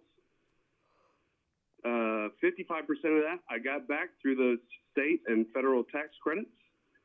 I financed the remaining $13,000 with First Citizens Bank. And I guess I'm saying these panels were not cheap, and I'm still paying for them. I probably will be until 2023 or 2024. I've heard a lot of talk over the last 14 hours or whatever it's been about the break-even point, I think, and nobody's been able to express it well, but it's like, you spend this much money, and after 7 years, you've made up for it, I think. So I think that's what the 5 to 8 year terms I've been hearing are. Anyway, sorry, I digress. What I'm saying is, if Dominion Energy forces prices for solar generators to go up or decreases decreases generators' opportunities for cost savings, make no mistake, that's the end of solar in South Carolina. And from a fiscal standpoint, you can't deny it. No rational person will be able to justify having them installed if the tariffs go forward. That means no more and I've never worked for a solar company. I've only been sold to by a solar company, but that's how much I believe in it, because I want to be able to install these after my panels expire in 25 years or whatever. But listen, there's 3,300 plus, when I look today anyway, or quarter 4 2020, whatever. There's 3,300 jobs in South Carolina. There's solar jobs, installers, I imagine, are the bulk of that. Those go away if these tariffs go forward. So I guess I would say, please don't, Public Service Commission, ORS, everybody, don't let these tariffs go forward. And I thank you. You're doing a great job. Questions from the parties for this witness? Question from the commission? Questions from the commission for this witness? Sir, thank you for your testimony. Have a good morning. Hey, you too, baby. Bye. Mr. Chairman, the next public witness is Mr. Martin Schnorr. Mr. Schnorr, do you solemnly affirm Do you solemnly affirm that the testimony you're about to give will be the truth, the whole truth, and nothing but the truth? I do. Thank you, sir. Please provide the commission with your name. My name is Marty Schnorr. And you don't need to give us your full address, but just the street name and the town in which you reside. Summerwood Drive in Mount Pleasant. Thank you, sir. Are you a Dominion customer? I am a Dominion customer. And do you have rooftop solar panels? Yes, we have had solar panels on our roof for almost 2.5 years. Excellent. Thank you, sir. You will now have 3 minutes to speak before the commission. You may begin now. Thank you all for going through this marathon session. Dominion's 2020, the year of COVID, net profit margin was plus 10.4%. This proposal is an egregious travesty. South Carolina already has the highest per customer monthly electric bills for any state in the country, with more than 2.3 million customers. The basic facility charge increase from $9 to $19.50 a month is 117% and is outrageous. The median increase across the U.S. proposed in 2020 was $2.47. Not one investor-owned provider across the country asked for an increase in 2019 or 2020. And now we have an increase that is greater than the fee that we already pay. And subscription fees, a minimum of $16.20 a month, and they go up. Ours would be $71.71 for a 13.28 kilowatt system. Throughout this country, volume discounts, not penalties, are the norm. Adding to the basic charge, this is an 800% increase. Proposing a 44.3% increase for power usage is in no way near reasonable, and reducing the annual buyback rate by current comparison to as low as 21.8% is an insult. And what little extra energy we produce, is it that less valuable? Going forward with disincentivization plans, people will be discouraged from moving to clean energy. Our own system has saved over 61,000 pounds of carbon emissions in less than 2.5 years. Look at the multiplicative benefits from more and more solar producers. That should be a point of emphasis. We get what we reward. The language used in the Dominion flyer announcing this proposal was as condescending in nature, and I resented that almost as much as I resent these increases themselves. The overall effect is extremely detrimental to our entire economy. Please don't let this pass, or worse, make a state plan even more torturous. Our livelihoods and our planet's climate are at stake. This is not the same company that came here promising customers a $1,000 rebate, which never materialized anyway. If we go through with this, we set a horrible precedent that will be used by others to the detriment of citizens and our planet. Changing our culture toward clean energy production will take leadership and sacrifice. What are we going to leave as legacy to our children and theirs? Questions for this witness by the parties? Questions for this witness by the commission? Sir, thank you for your testimony. Have a good morning. Thank you. Mr. Chairman, the next public witness is Mr. John LeMasters. Mr. LeMasters, Do you solemnly affirm the testimony that you're about to give will be the truth, the whole truth, and nothing but the truth? Mr. Lemasters, can you hear us? Yes. Mr. Lemasters, you can hear me? Yes. Do you solemnly affirm that the testimony that you're about to give will be the truth, the whole truth, and nothing but the truth? Yes. Please provide the commission with your name, sir. John Lemasters. Thank you, Mr. Lemasters. And you do not need to provide your full address, but just the street name and the town. Chardon Commons, Johns Island. Thank you. And are you a Dominion customer? Yes. And do you have rooftop solar panels? Yes. Thank you, sir. You will now have 3 minutes to speak before the commission. You may begin that now. Okay.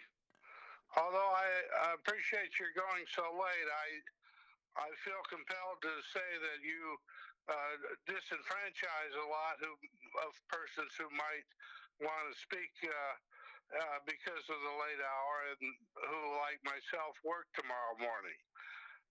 It would have been better to have a second day of hearing. But in any case, the proposed monopolistic tariff by Dominion Energy on all solar customers is anti-competitive, anti-green, and I think it's a ripoff to the state of South Carolina. Existing solar customers have each made a substantial investment, and they expect a small but reasonable return on these investments. Dominion's proposed tariff will create a loss instead. The Public Service Commission should require Dominion to honor current rules for existing solar customers for at least 10 years, preferably 15 years, the typical time frame for these investments.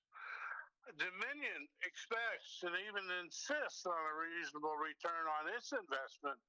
Why should Dominion's existing solar customers get anything less? I mean, how is that fair at all?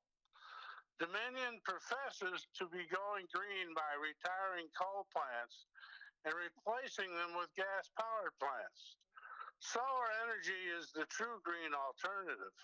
By increasing the base of solar customers, Dominion will be able to retire their coal plants at a faster pace, especially since solar panels and associated battery backup systems provide power at peak hours, even on cloudy days.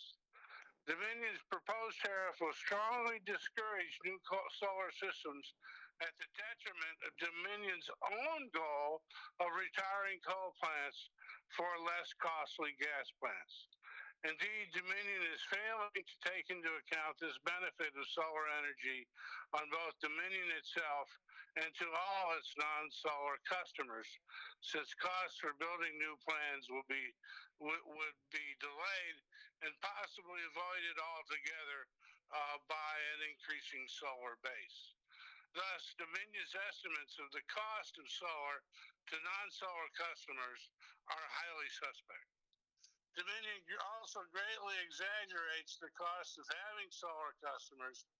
Indeed, as stated at the hearing today and not disputed, recent testimony by a Dominion representative states that the average cost to Dominion for solar customers is less than $1.40 per month per customer. I think that even this cost is inflated by Dominion since it does not take into account savings from not having to build new Oh, I can't hear him. Sir, your time for testimony has expired. All right. Questions for this witness from the parties? Questions for this witness from the commission? Sir, thank you for your testimony. Have a good morning.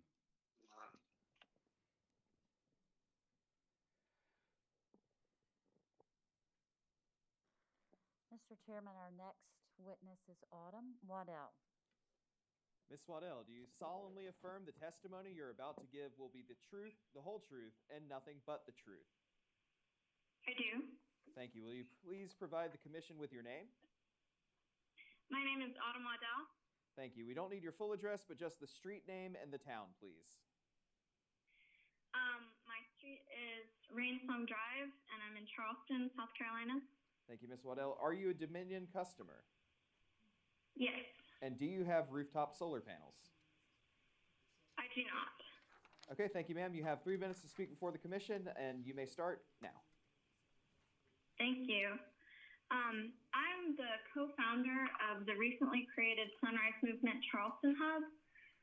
Sunrise is a youth-led movement fighting to stop climate change and create millions of good jobs in the process. I'm very concerned by the negative effects Dominion Energy's proposed tariff would have on the accessibility of these climate solutions like solar and a healthy future for all. My family recently started looking to invest in solar panels. At first, we were unsure about taking this financial risk, but ultimately decided it would be worth it after considering the incentives, future savings, and long-term benefits.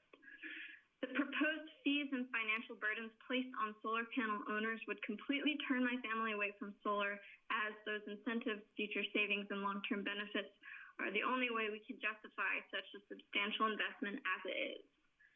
Dominion's proposed tariff would ultimately be taking away consumers' freedom of choice by making clean energy inaccessible to those who may care a lot about the planet and a green future, but would become unable to afford taking on such a burden.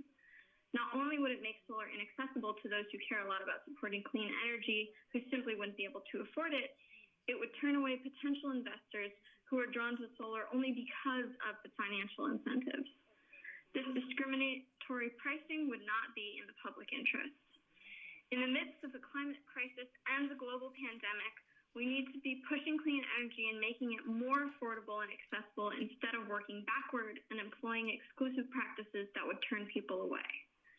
My family and I want to invest in ethical, sustainable, clean energy because we care about the health of our planet and everyone on it. If Dominion Energy's so-called solar choice metering tariff is approved, we would be forced to turn our backs on our values. And I'm sure we would not be the only ones. It is unfair and unethical to place such heavy limitations on the consumer's freedom of choice when it comes to energy options and a sustainable future. That is why I sincerely ask the Public Service Commission to reject this proposal. Thank you. Questions for this witness from the parties? Questions for this witness from the commission? Ma'am, thank you for your testimony. Have a good morning. Thanks, you too.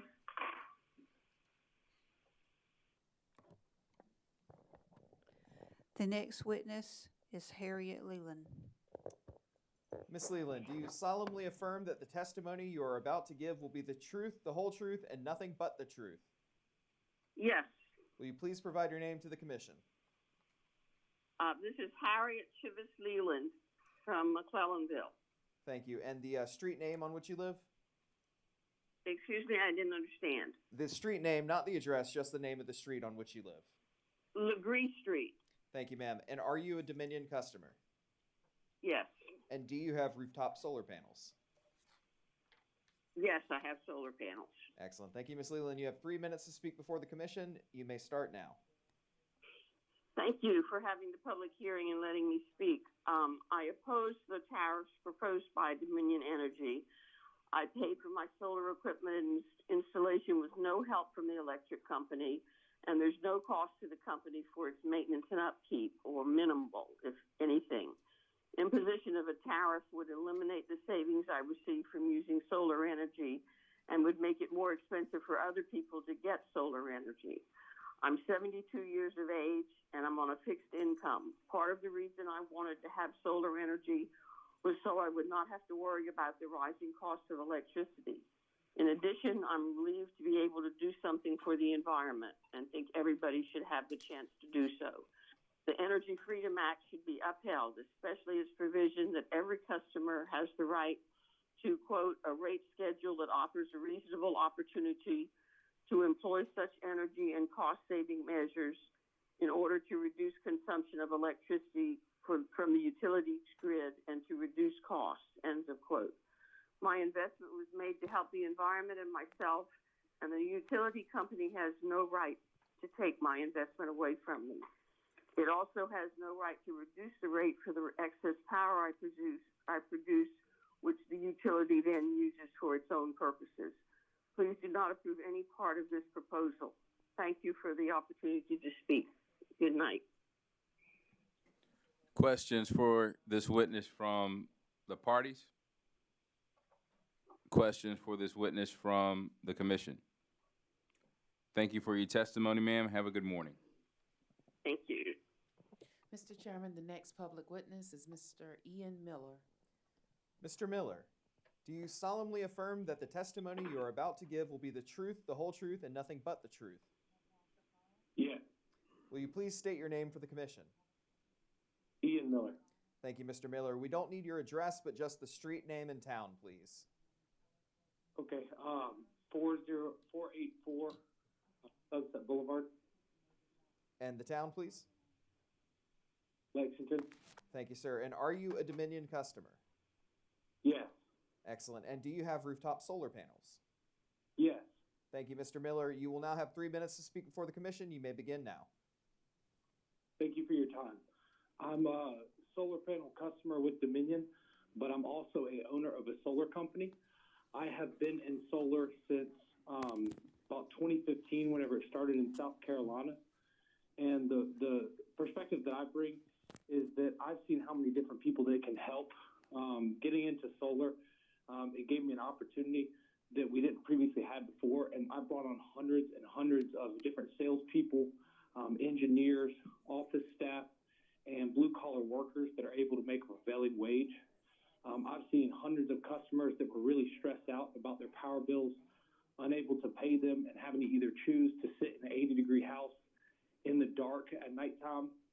The unfortunate truth behind that is that most of those customers are older customers that have been retired for a while and hadn't expected for the rise in utility costs.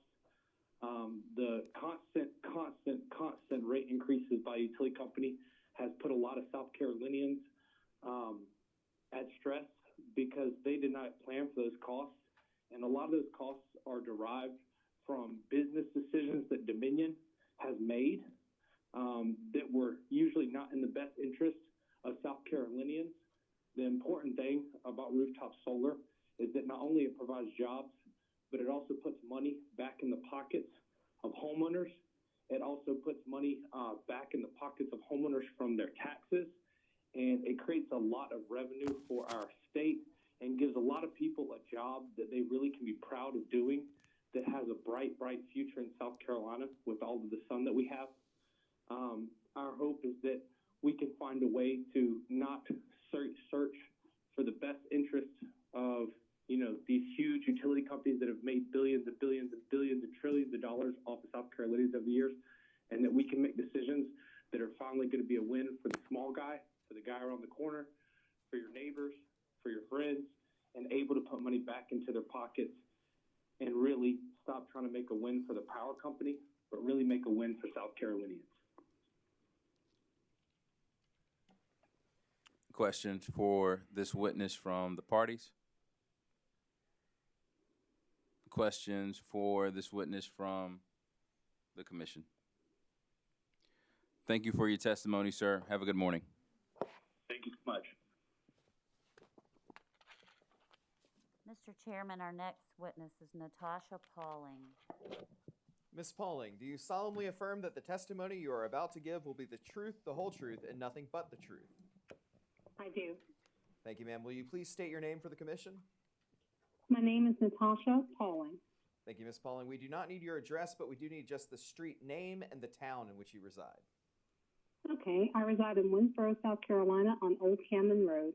Thank you, ma'am. And are you a Dominion customer? I am not. And do you have rooftop solar panels? I do not. All right, at this point, you have 3 minutes to testify before the commission. You may start now. I'm the Resource Development and Public Information Officer for the South Carolina Association of Community Action Partnerships, or SCOCAP.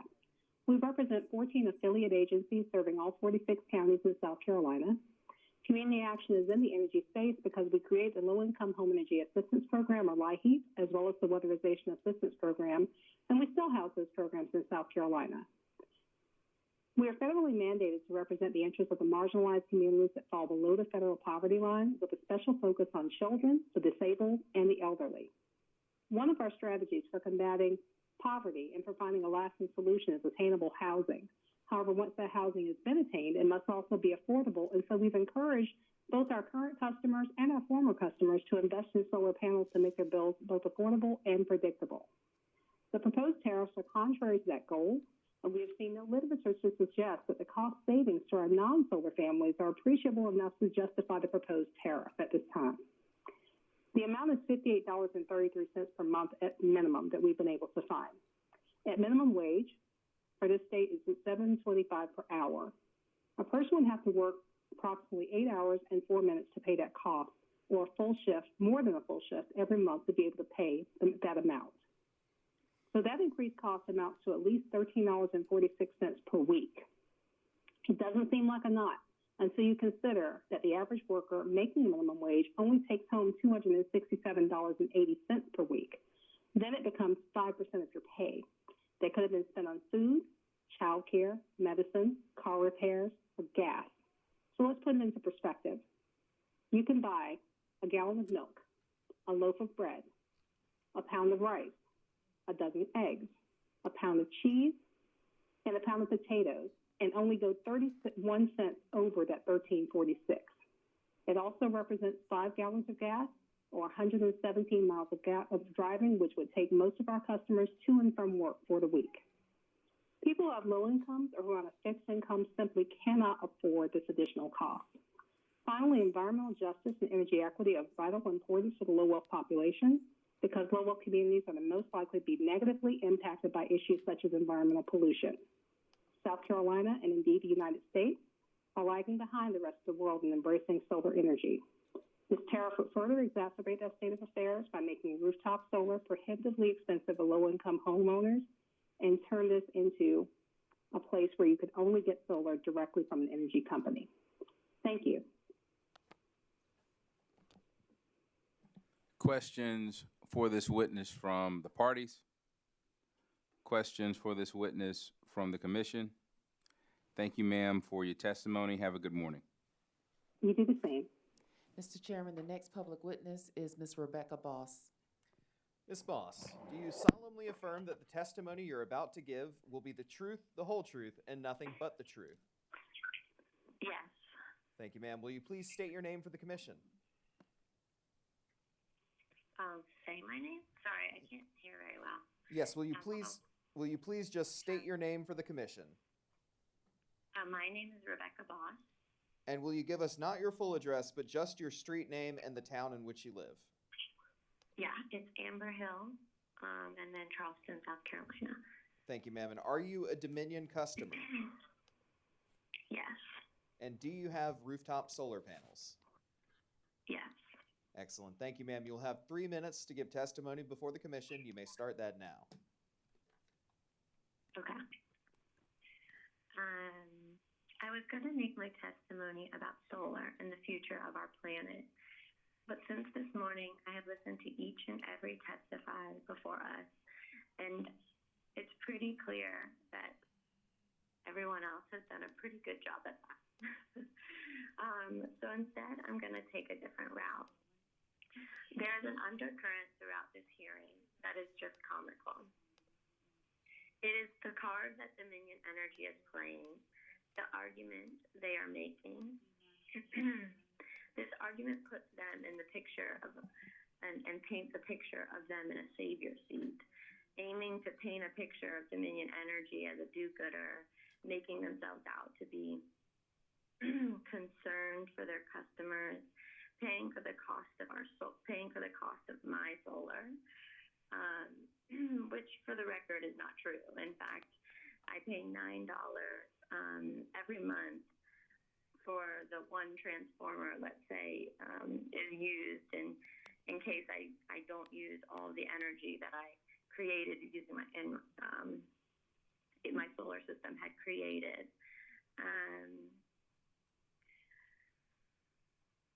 And then takes that energy using the transformer to my neighbor's house, right? Because I think that's been discussed before, is that, you know, Dominion Energy is saying that they store the energy, but we all know they're not storing energy. Energy doesn't work that way. But like I said, that's been discussed before. So I think that the point is, instead, I want to hone in on unveiling who Dominion actually is. Let's all remember here that Dominion is a very profitable, publicly traded company. They're not a nonprofit. They're not a public service. Dominion doesn't think much farther than their profit margins, which they are upheld to by their shareholders. So to think or even to allow Dominion to propose this tariff as if it was a safety net program aiming to save their customers is gaslighting at its finest. Let's be honest, Dominion doesn't care about me or my neighbor. If they did, they wouldn't have tried to increase our utility rates 7% during a pandemic. They wouldn't be increasing rates at the same, at some of the highest rates in the country every single year. If Dominion cared about our low-income community members, which they keep claiming they do, they wouldn't be taking the only option away from them that actually helps them.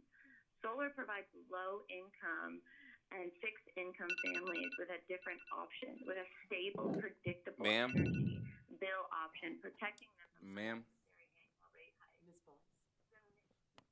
Hey, the chairman's addressing you, okay?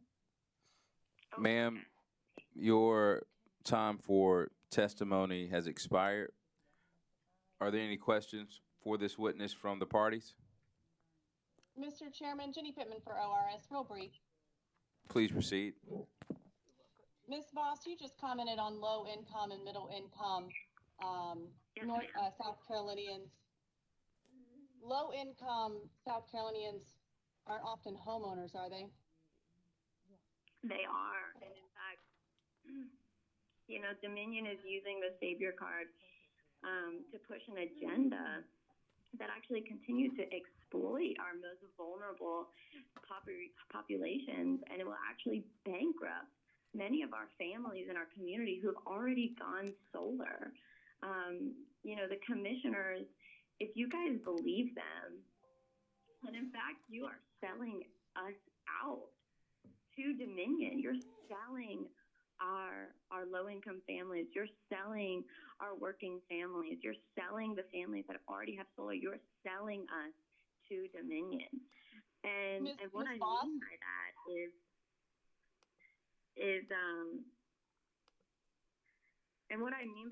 is that our state, we have a reputation of really, we value the fact that we have freedoms in our country. But it's funny because I think that this tariff, it's so quickly to see how those freedoms are for sale. Ms. Voss, I'm sorry to interrupt you. Ms. Voss, I'm really sorry to interrupt you. I think that was getting a little bit off topic. So I'll make a much more to the point question. You mentioned low-income South Carolinians. Should those low-income South Carolinians have to pay more so that other South Carolinians that can afford solar can have it on their house? Absolutely. I don't think any South Carolinian should be paying.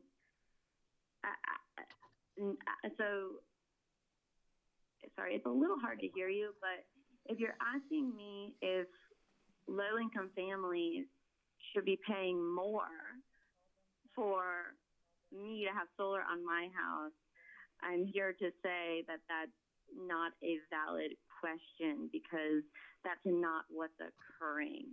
In fact, this is actually a discussion for the commissioner to really decide if you all are on the side of the people, okay? So the homeowners in general, including our low-income homeowners, including our fixed-income homeowners, or the corporations.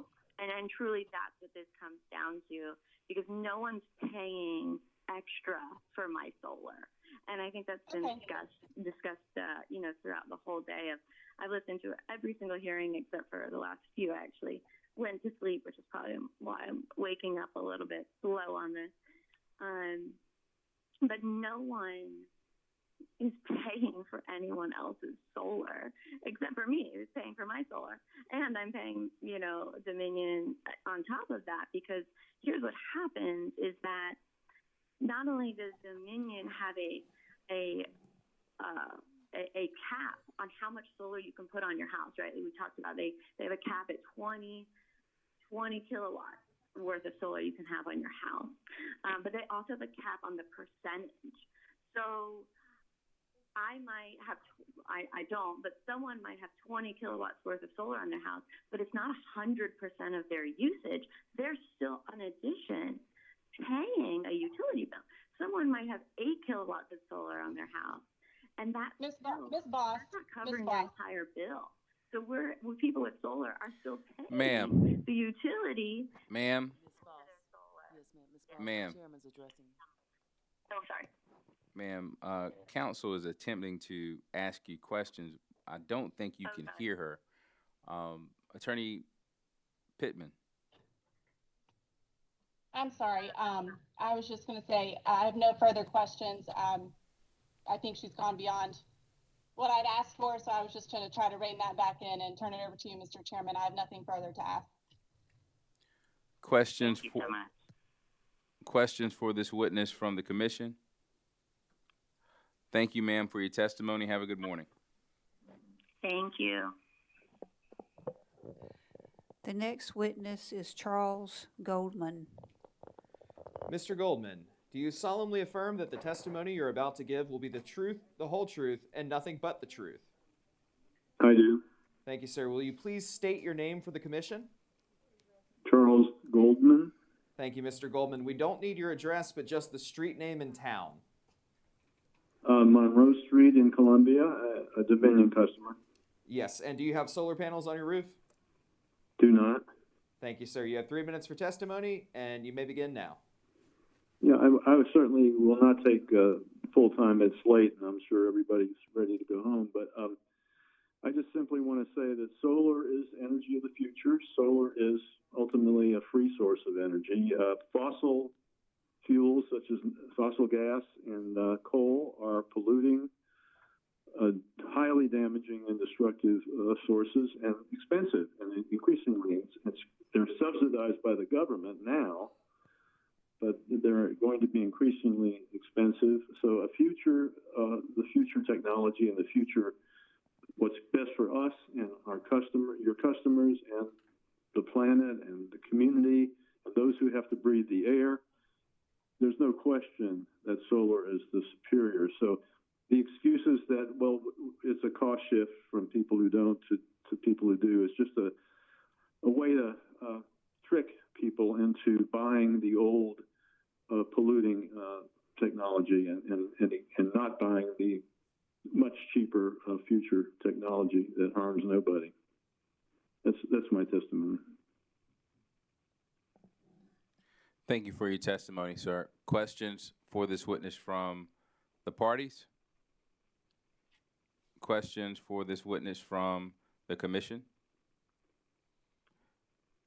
Sir, enjoy your morning. Thank you. Mr. Chairman, the next public witness is Ms. Miriam Mitchell. Ms. Mitchell, do you solemnly affirm that the testimony you're about to give will be the truth, the whole truth, and nothing but the truth? To the best of my knowledge, yes. Thank you, ma'am. Will you please state your name for the commission? Yes, my name is Miriam Mitchell. Thank you, Ms. Mitchell. Will you please provide not your address, but just the street name and town? Yeah, it's 1432 Trask, Trask Parkway, Seabrook, South Carolina, 29940. Thank you, Ms. Mitchell. Are you a Dominion customer? Yes. And do you have rooftop solar panels?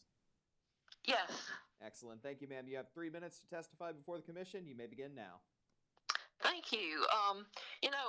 To begin with, I really didn't know anything was wrong in Camelot until about December or January when I read an article in the Post and Courier that said South Carolina is getting short-shifted.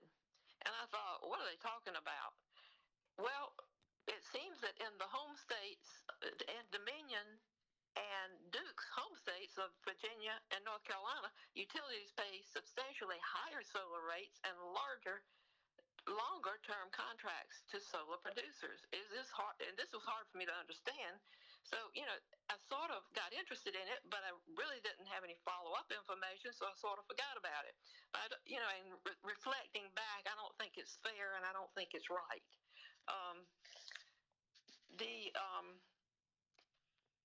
Let's see. The next thing I want to say is I believe we need to use more solar because it will it should help the rates per kilowatt hour by using the sun's rays, and it'll create more stable and lower costs. It should create that, and it should reduce carbon emissions. I believe we need to encourage more solar producers to invest in South Carolina. Frankly, I'd like to be able to select the utility of my choice. If Dominion, continues with the rate increases and the tariff fees for solar, et cetera, et cetera. I applaud the PSC for tackling this, and I hope that they will continue to seek guidance from conservative, conservation and environmental focused groups. And three things I'd like to leave with you is, first of all, I invested my home funds into solar because I wanted to be a good environmental citizen. I felt it was so wonderful to have this opportunity because I felt like I could be contributing to the overall well-being of Dominion and the customers of Dominion in my state. If we still, I could produce power from my rooftop and pass it on to Dominion, and they in turn could pass it on to other customers, which would be a saving for everybody. But if we have X number of years to break even, we will absorb a decrease in the one-to-one rate, but not the huge fees, which have no basis and will force us to disconnect solar. Number two, local businesses have been investing in solar for all the same reasons, and they also will be forced to disconnect solar probably. And as a matter of fact, in today's Post and Courier, I read where Charleston's new climate action plan, if approved, will include solar as part of a stage implementation system. Now, what's going to happen to that if they are forced to absorb additional cost? Will they go forward with it? It just leaves us all hanging. Ma'am? Yes. Your time for testimony has expired. May I say one more sentence? Sure. Okay, it's good. I feel that solar is good for the environment. It puts South Carolina on track for energy neutrality. The proposed increase will force small businesses and homeowners to quit using solar and once again push South Carolina to the bottom of the environmentally responsible status. I think it's fair and equitable to reimburse solar kilowatts that are generated for the grid, and it's also fair to non-solar users as well as those who invested in solar. I believe the fees are unreasonable. They're not based on any real expense. Ma'am? Yes. Thank you.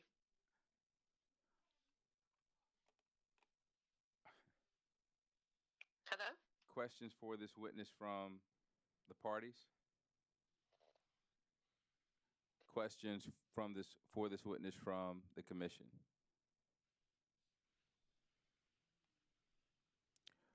All right, ma'am, thank you for your testimony. Have a good night. Thank you. Good Bye-bye. morning, I should say. We're in recess until 1:10.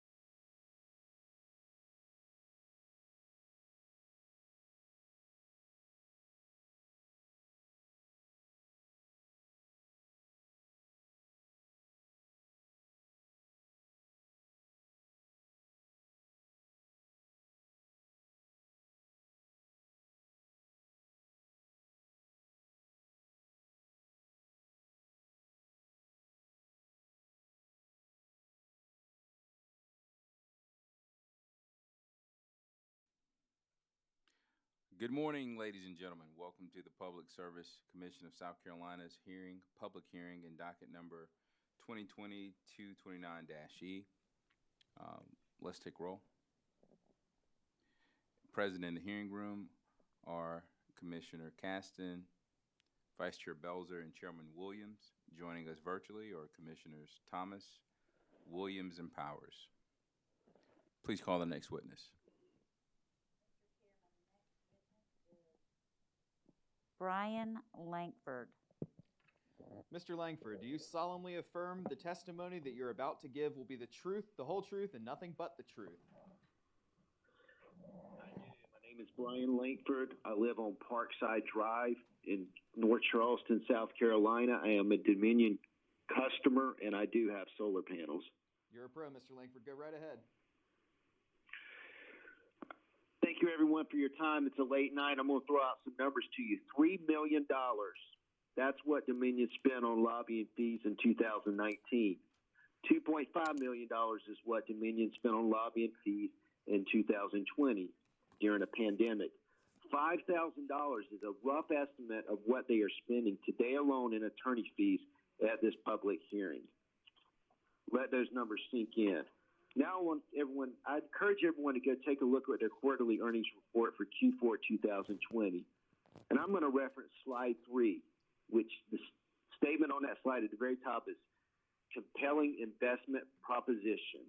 They boast that they provide a 3.5% dividend yield, a 10% shareholder return. They state that they are an industry-leading investment profile. If you flip to slide number 4 in their quarterly earnings, they boast and brag about the fact that they are strategically repositioned in state-regulated energy states. You know what that means, folks? They're a monopoly. So they created a narrative today, a narrative that paints a picture of increased costs for non-solar Dominion customers. The alleged cost shifting to customers is not accurate. Dominion does not incur an increased cost for net metering. They do not store net metering solar energy. Instead, they lose money when customers choose solar. Solar is competition. A monopoly does not like competition. Sensing competition, Dominion's game plan is to make solar not a viable option financially by raising solar rates to customers that have solar and taking away net metering incentives. With the proposed solar tariff choice plan, sadly, purchasing solar producing systems becomes a foolish decision. This is an interesting attempt by Dominion, given that they also invest in solar to produce some of their energy, although very minor. Yet their solar tariff, they will stifle the residential solar market. My question to Dominion, are you paying more in corporate taxes for the solar energy that you are producing? Are you paying a tariff to other energy companies such as Duke for the solar energy that you're producing? Of course not. One common question that has been asked by the commission and attorney for Dominion is about Act 62, about net metering expiring and solar tariff choice. Why have we not instead spent time engaged in dialogue about how we can make a more viable solution for everyone? My suggestion to Dominion, listen, innovate, strategically reposition yourself. Listen, more is to come from Dominion. Despite billions in revenue, 19% net profit, and 10% shareholder return during the pandemic, they're also seeking a nearly 8% rate increase for all Dominion customers. And I encourage the attorneys to please open up and ask me questions, or anyone on the commission. I encourage you to. I've waited a long time, so I would love to have more engagement from the others.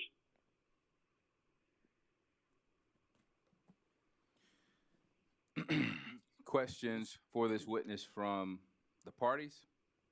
Mr. Chairman, I don't have any questions. I would like it noted for the record that Mr. Burgess and I are in-house counsel for Dominion, so we're sunk cost and aren't getting paid overtime, so Dominion is not incurring any additional cost from attorneys for representation during this hearing today. Okay. Commissioner questions. Sir, thank you for your testimony. Have a good morning.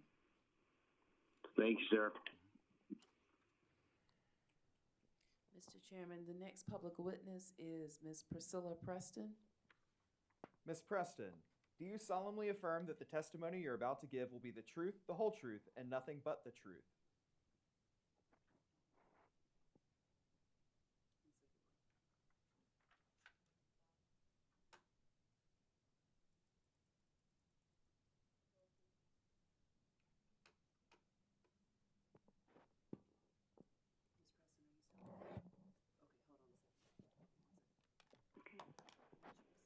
Ms. Preston, do you solemnly affirm the testimony that you're about to give will be the truth, the whole truth, and nothing but the truth?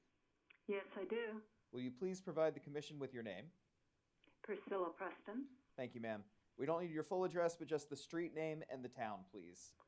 South Hardin Street, Columbia. Thank you, ma'am. And are you a Dominion customer? Yes, I am. And do you have rooftop solar panels? No, I do not. Thank you, ma'am. You'll have 3 minutes for your testimony. You may begin now. Thank you for allowing me to testify against Dominion's proposed tariff at this late hour. Fortunately, the article by Sammy Fretwell in the state newspaper yesterday about the effect of the proposed Dominion rate structure on city routes reminded me to register to testify at this hearing. If the proposed Dominion rate structure goes into effect, city routes would not be able to expand, thus depriving the residents of Columbia of another source of highly nutritious and locally produced food. This is just one example of the harm this tariff would cause to the residents of the Dominion territory. I do not accept the argument that the customers who do not have solar subsidize the solar customers, the non-solar customers, and that this tariff would somehow help non-solar users.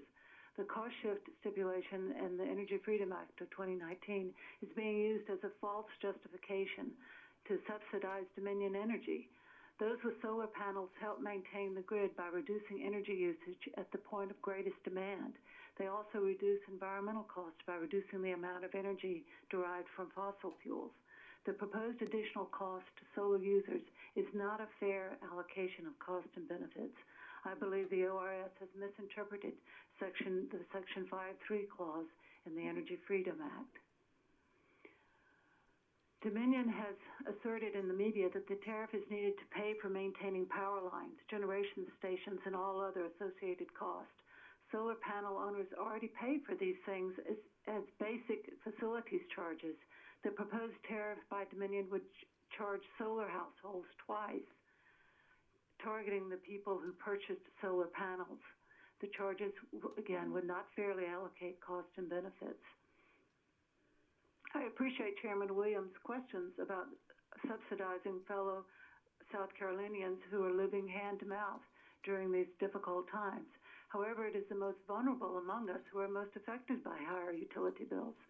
Some in vulnerable communities have been able to reduce their utility bills with solar.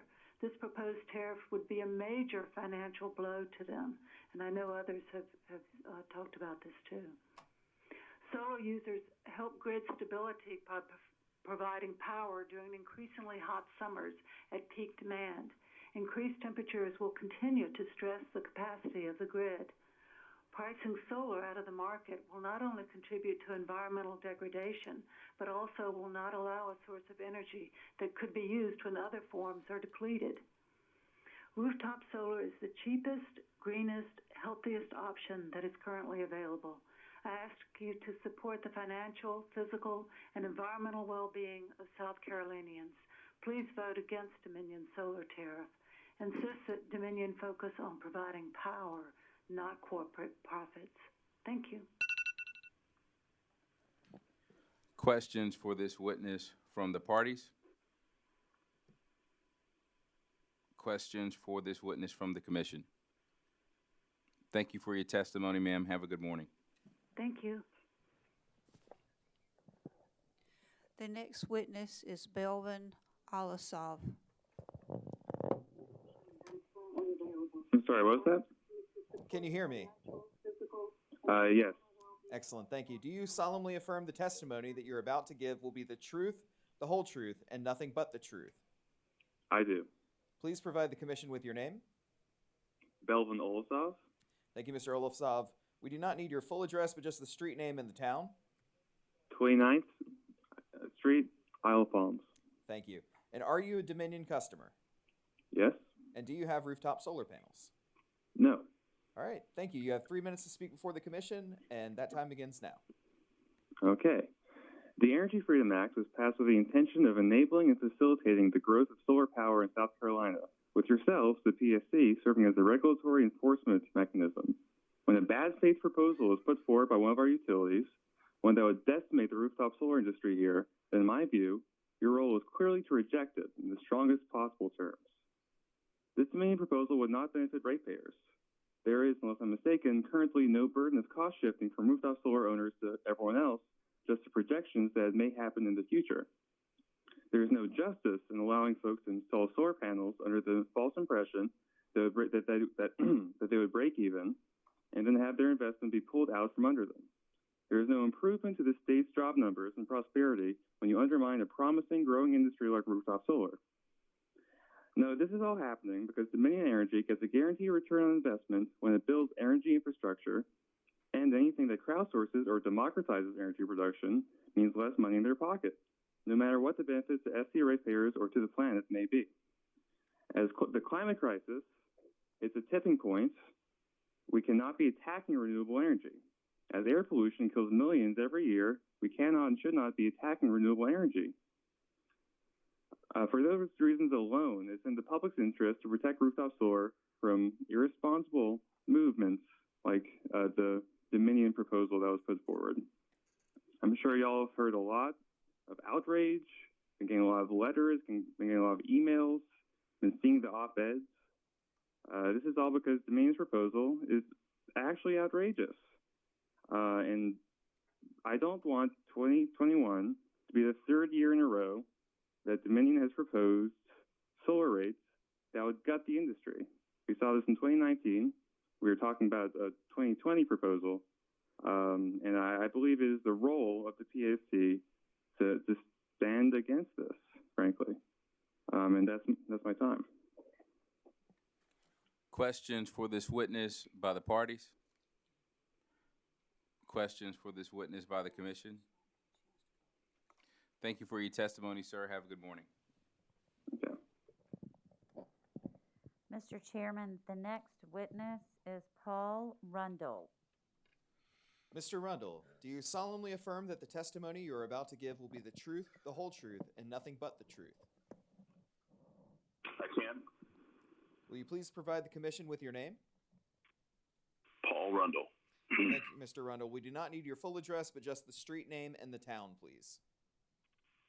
The street name is South Wingfield Road in Greer, South Carolina. Thank you, sir. And are you a Dominion customer? No, sir. Do you have rooftop solar panels? I do not. Thank you, Mr. Rundle. You have 3 minutes for your testimony, and you may begin now. Good morning, Commission. Thank you guys for taking this time to hear this testimony. I'm coming to you all as somebody that has been working in solar here in South Carolina. This is going on my 6th year, and I think to find someone that's been working in this industry that long in South Carolina is extremely rare. And the reason is because South Carolina has failed the homeowner. Our policies have vacillated from year to year, and this is due in large part because of pressure from utilities. And I can remember back in 2018, there was literally thousands of my coworkers and employees working in solar when the net metering policy for Duke shifted, and this caused numerous employees to be forced out of the industry, out of South Carolina, and I can't imagine the taxpayer or excuse me, the revenue just from taxpayers that was lost, right, in terms of the employees that had to leave. And I don't think that this move will be any different. I think it will actually be even greater,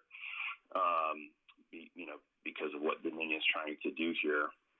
And so, as somebody who went through that, survived, it was very difficult on my family, living up in the upstate, traveling to work in solar, because I believe in it, right? And I believe in what it does for homeowners, and I see it day in and day out. And so here we are again, right, facing a similar dilemma. And I want to just share that, during that time, where for a year and a half, where one-to-one net metering was not a thing in the Duke territory, we had hundreds of customers calling, Duke customers that did not have solar, requesting solar, and it was not provided to them during that time. So those people were waiting. And once again, I hope we don't have to go through that. I do want to address some things that were discussed earlier. Dominion has capped homeowner systems, and I've helped countless customers go solar in Dominion, and they do have a system requirement that caps systems at 80% production. So we're not seeing a ton of electricity that's going back into the grid. In fact, that's probably the largest complaint that we have is customers are saying, we wish we could offset all of our power.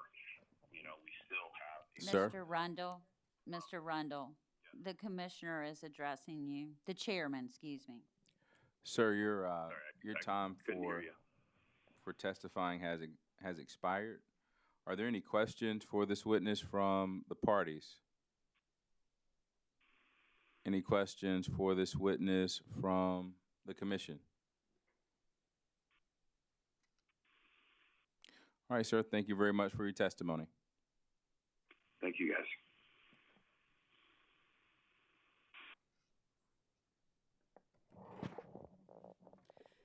Next witness is Galen Warden.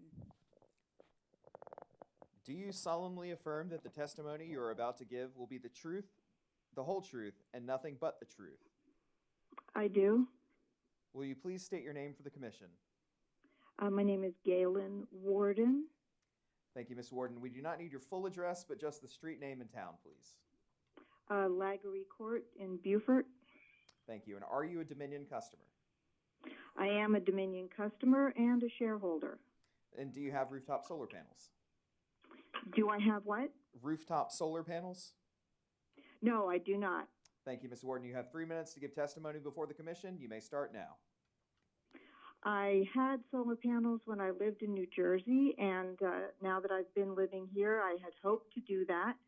But looking into the details of it, it doesn't seem that there is a lot of incentive to invest in solar panels, and I would really like to see that change.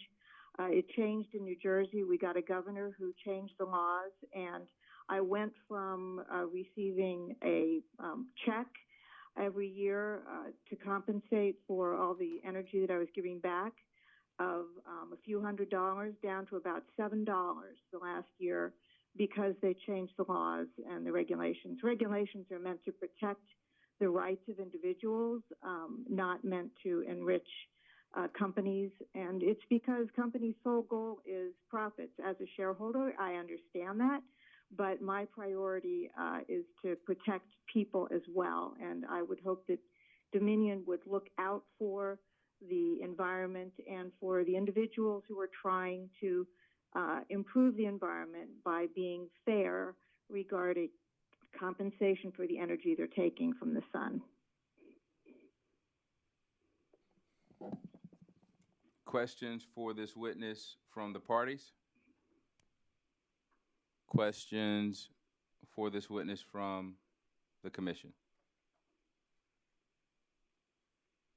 Please call the next witness. Thank you. Have a good morning, ma'am. Thanks.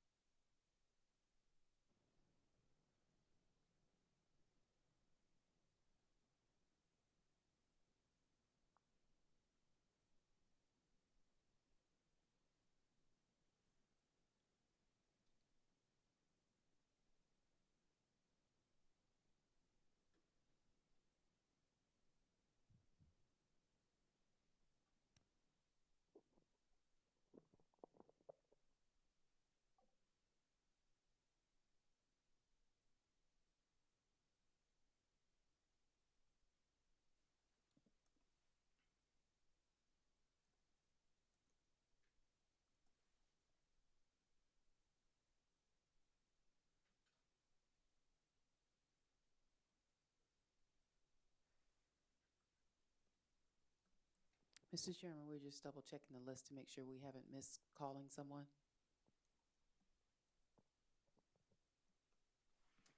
Thank you.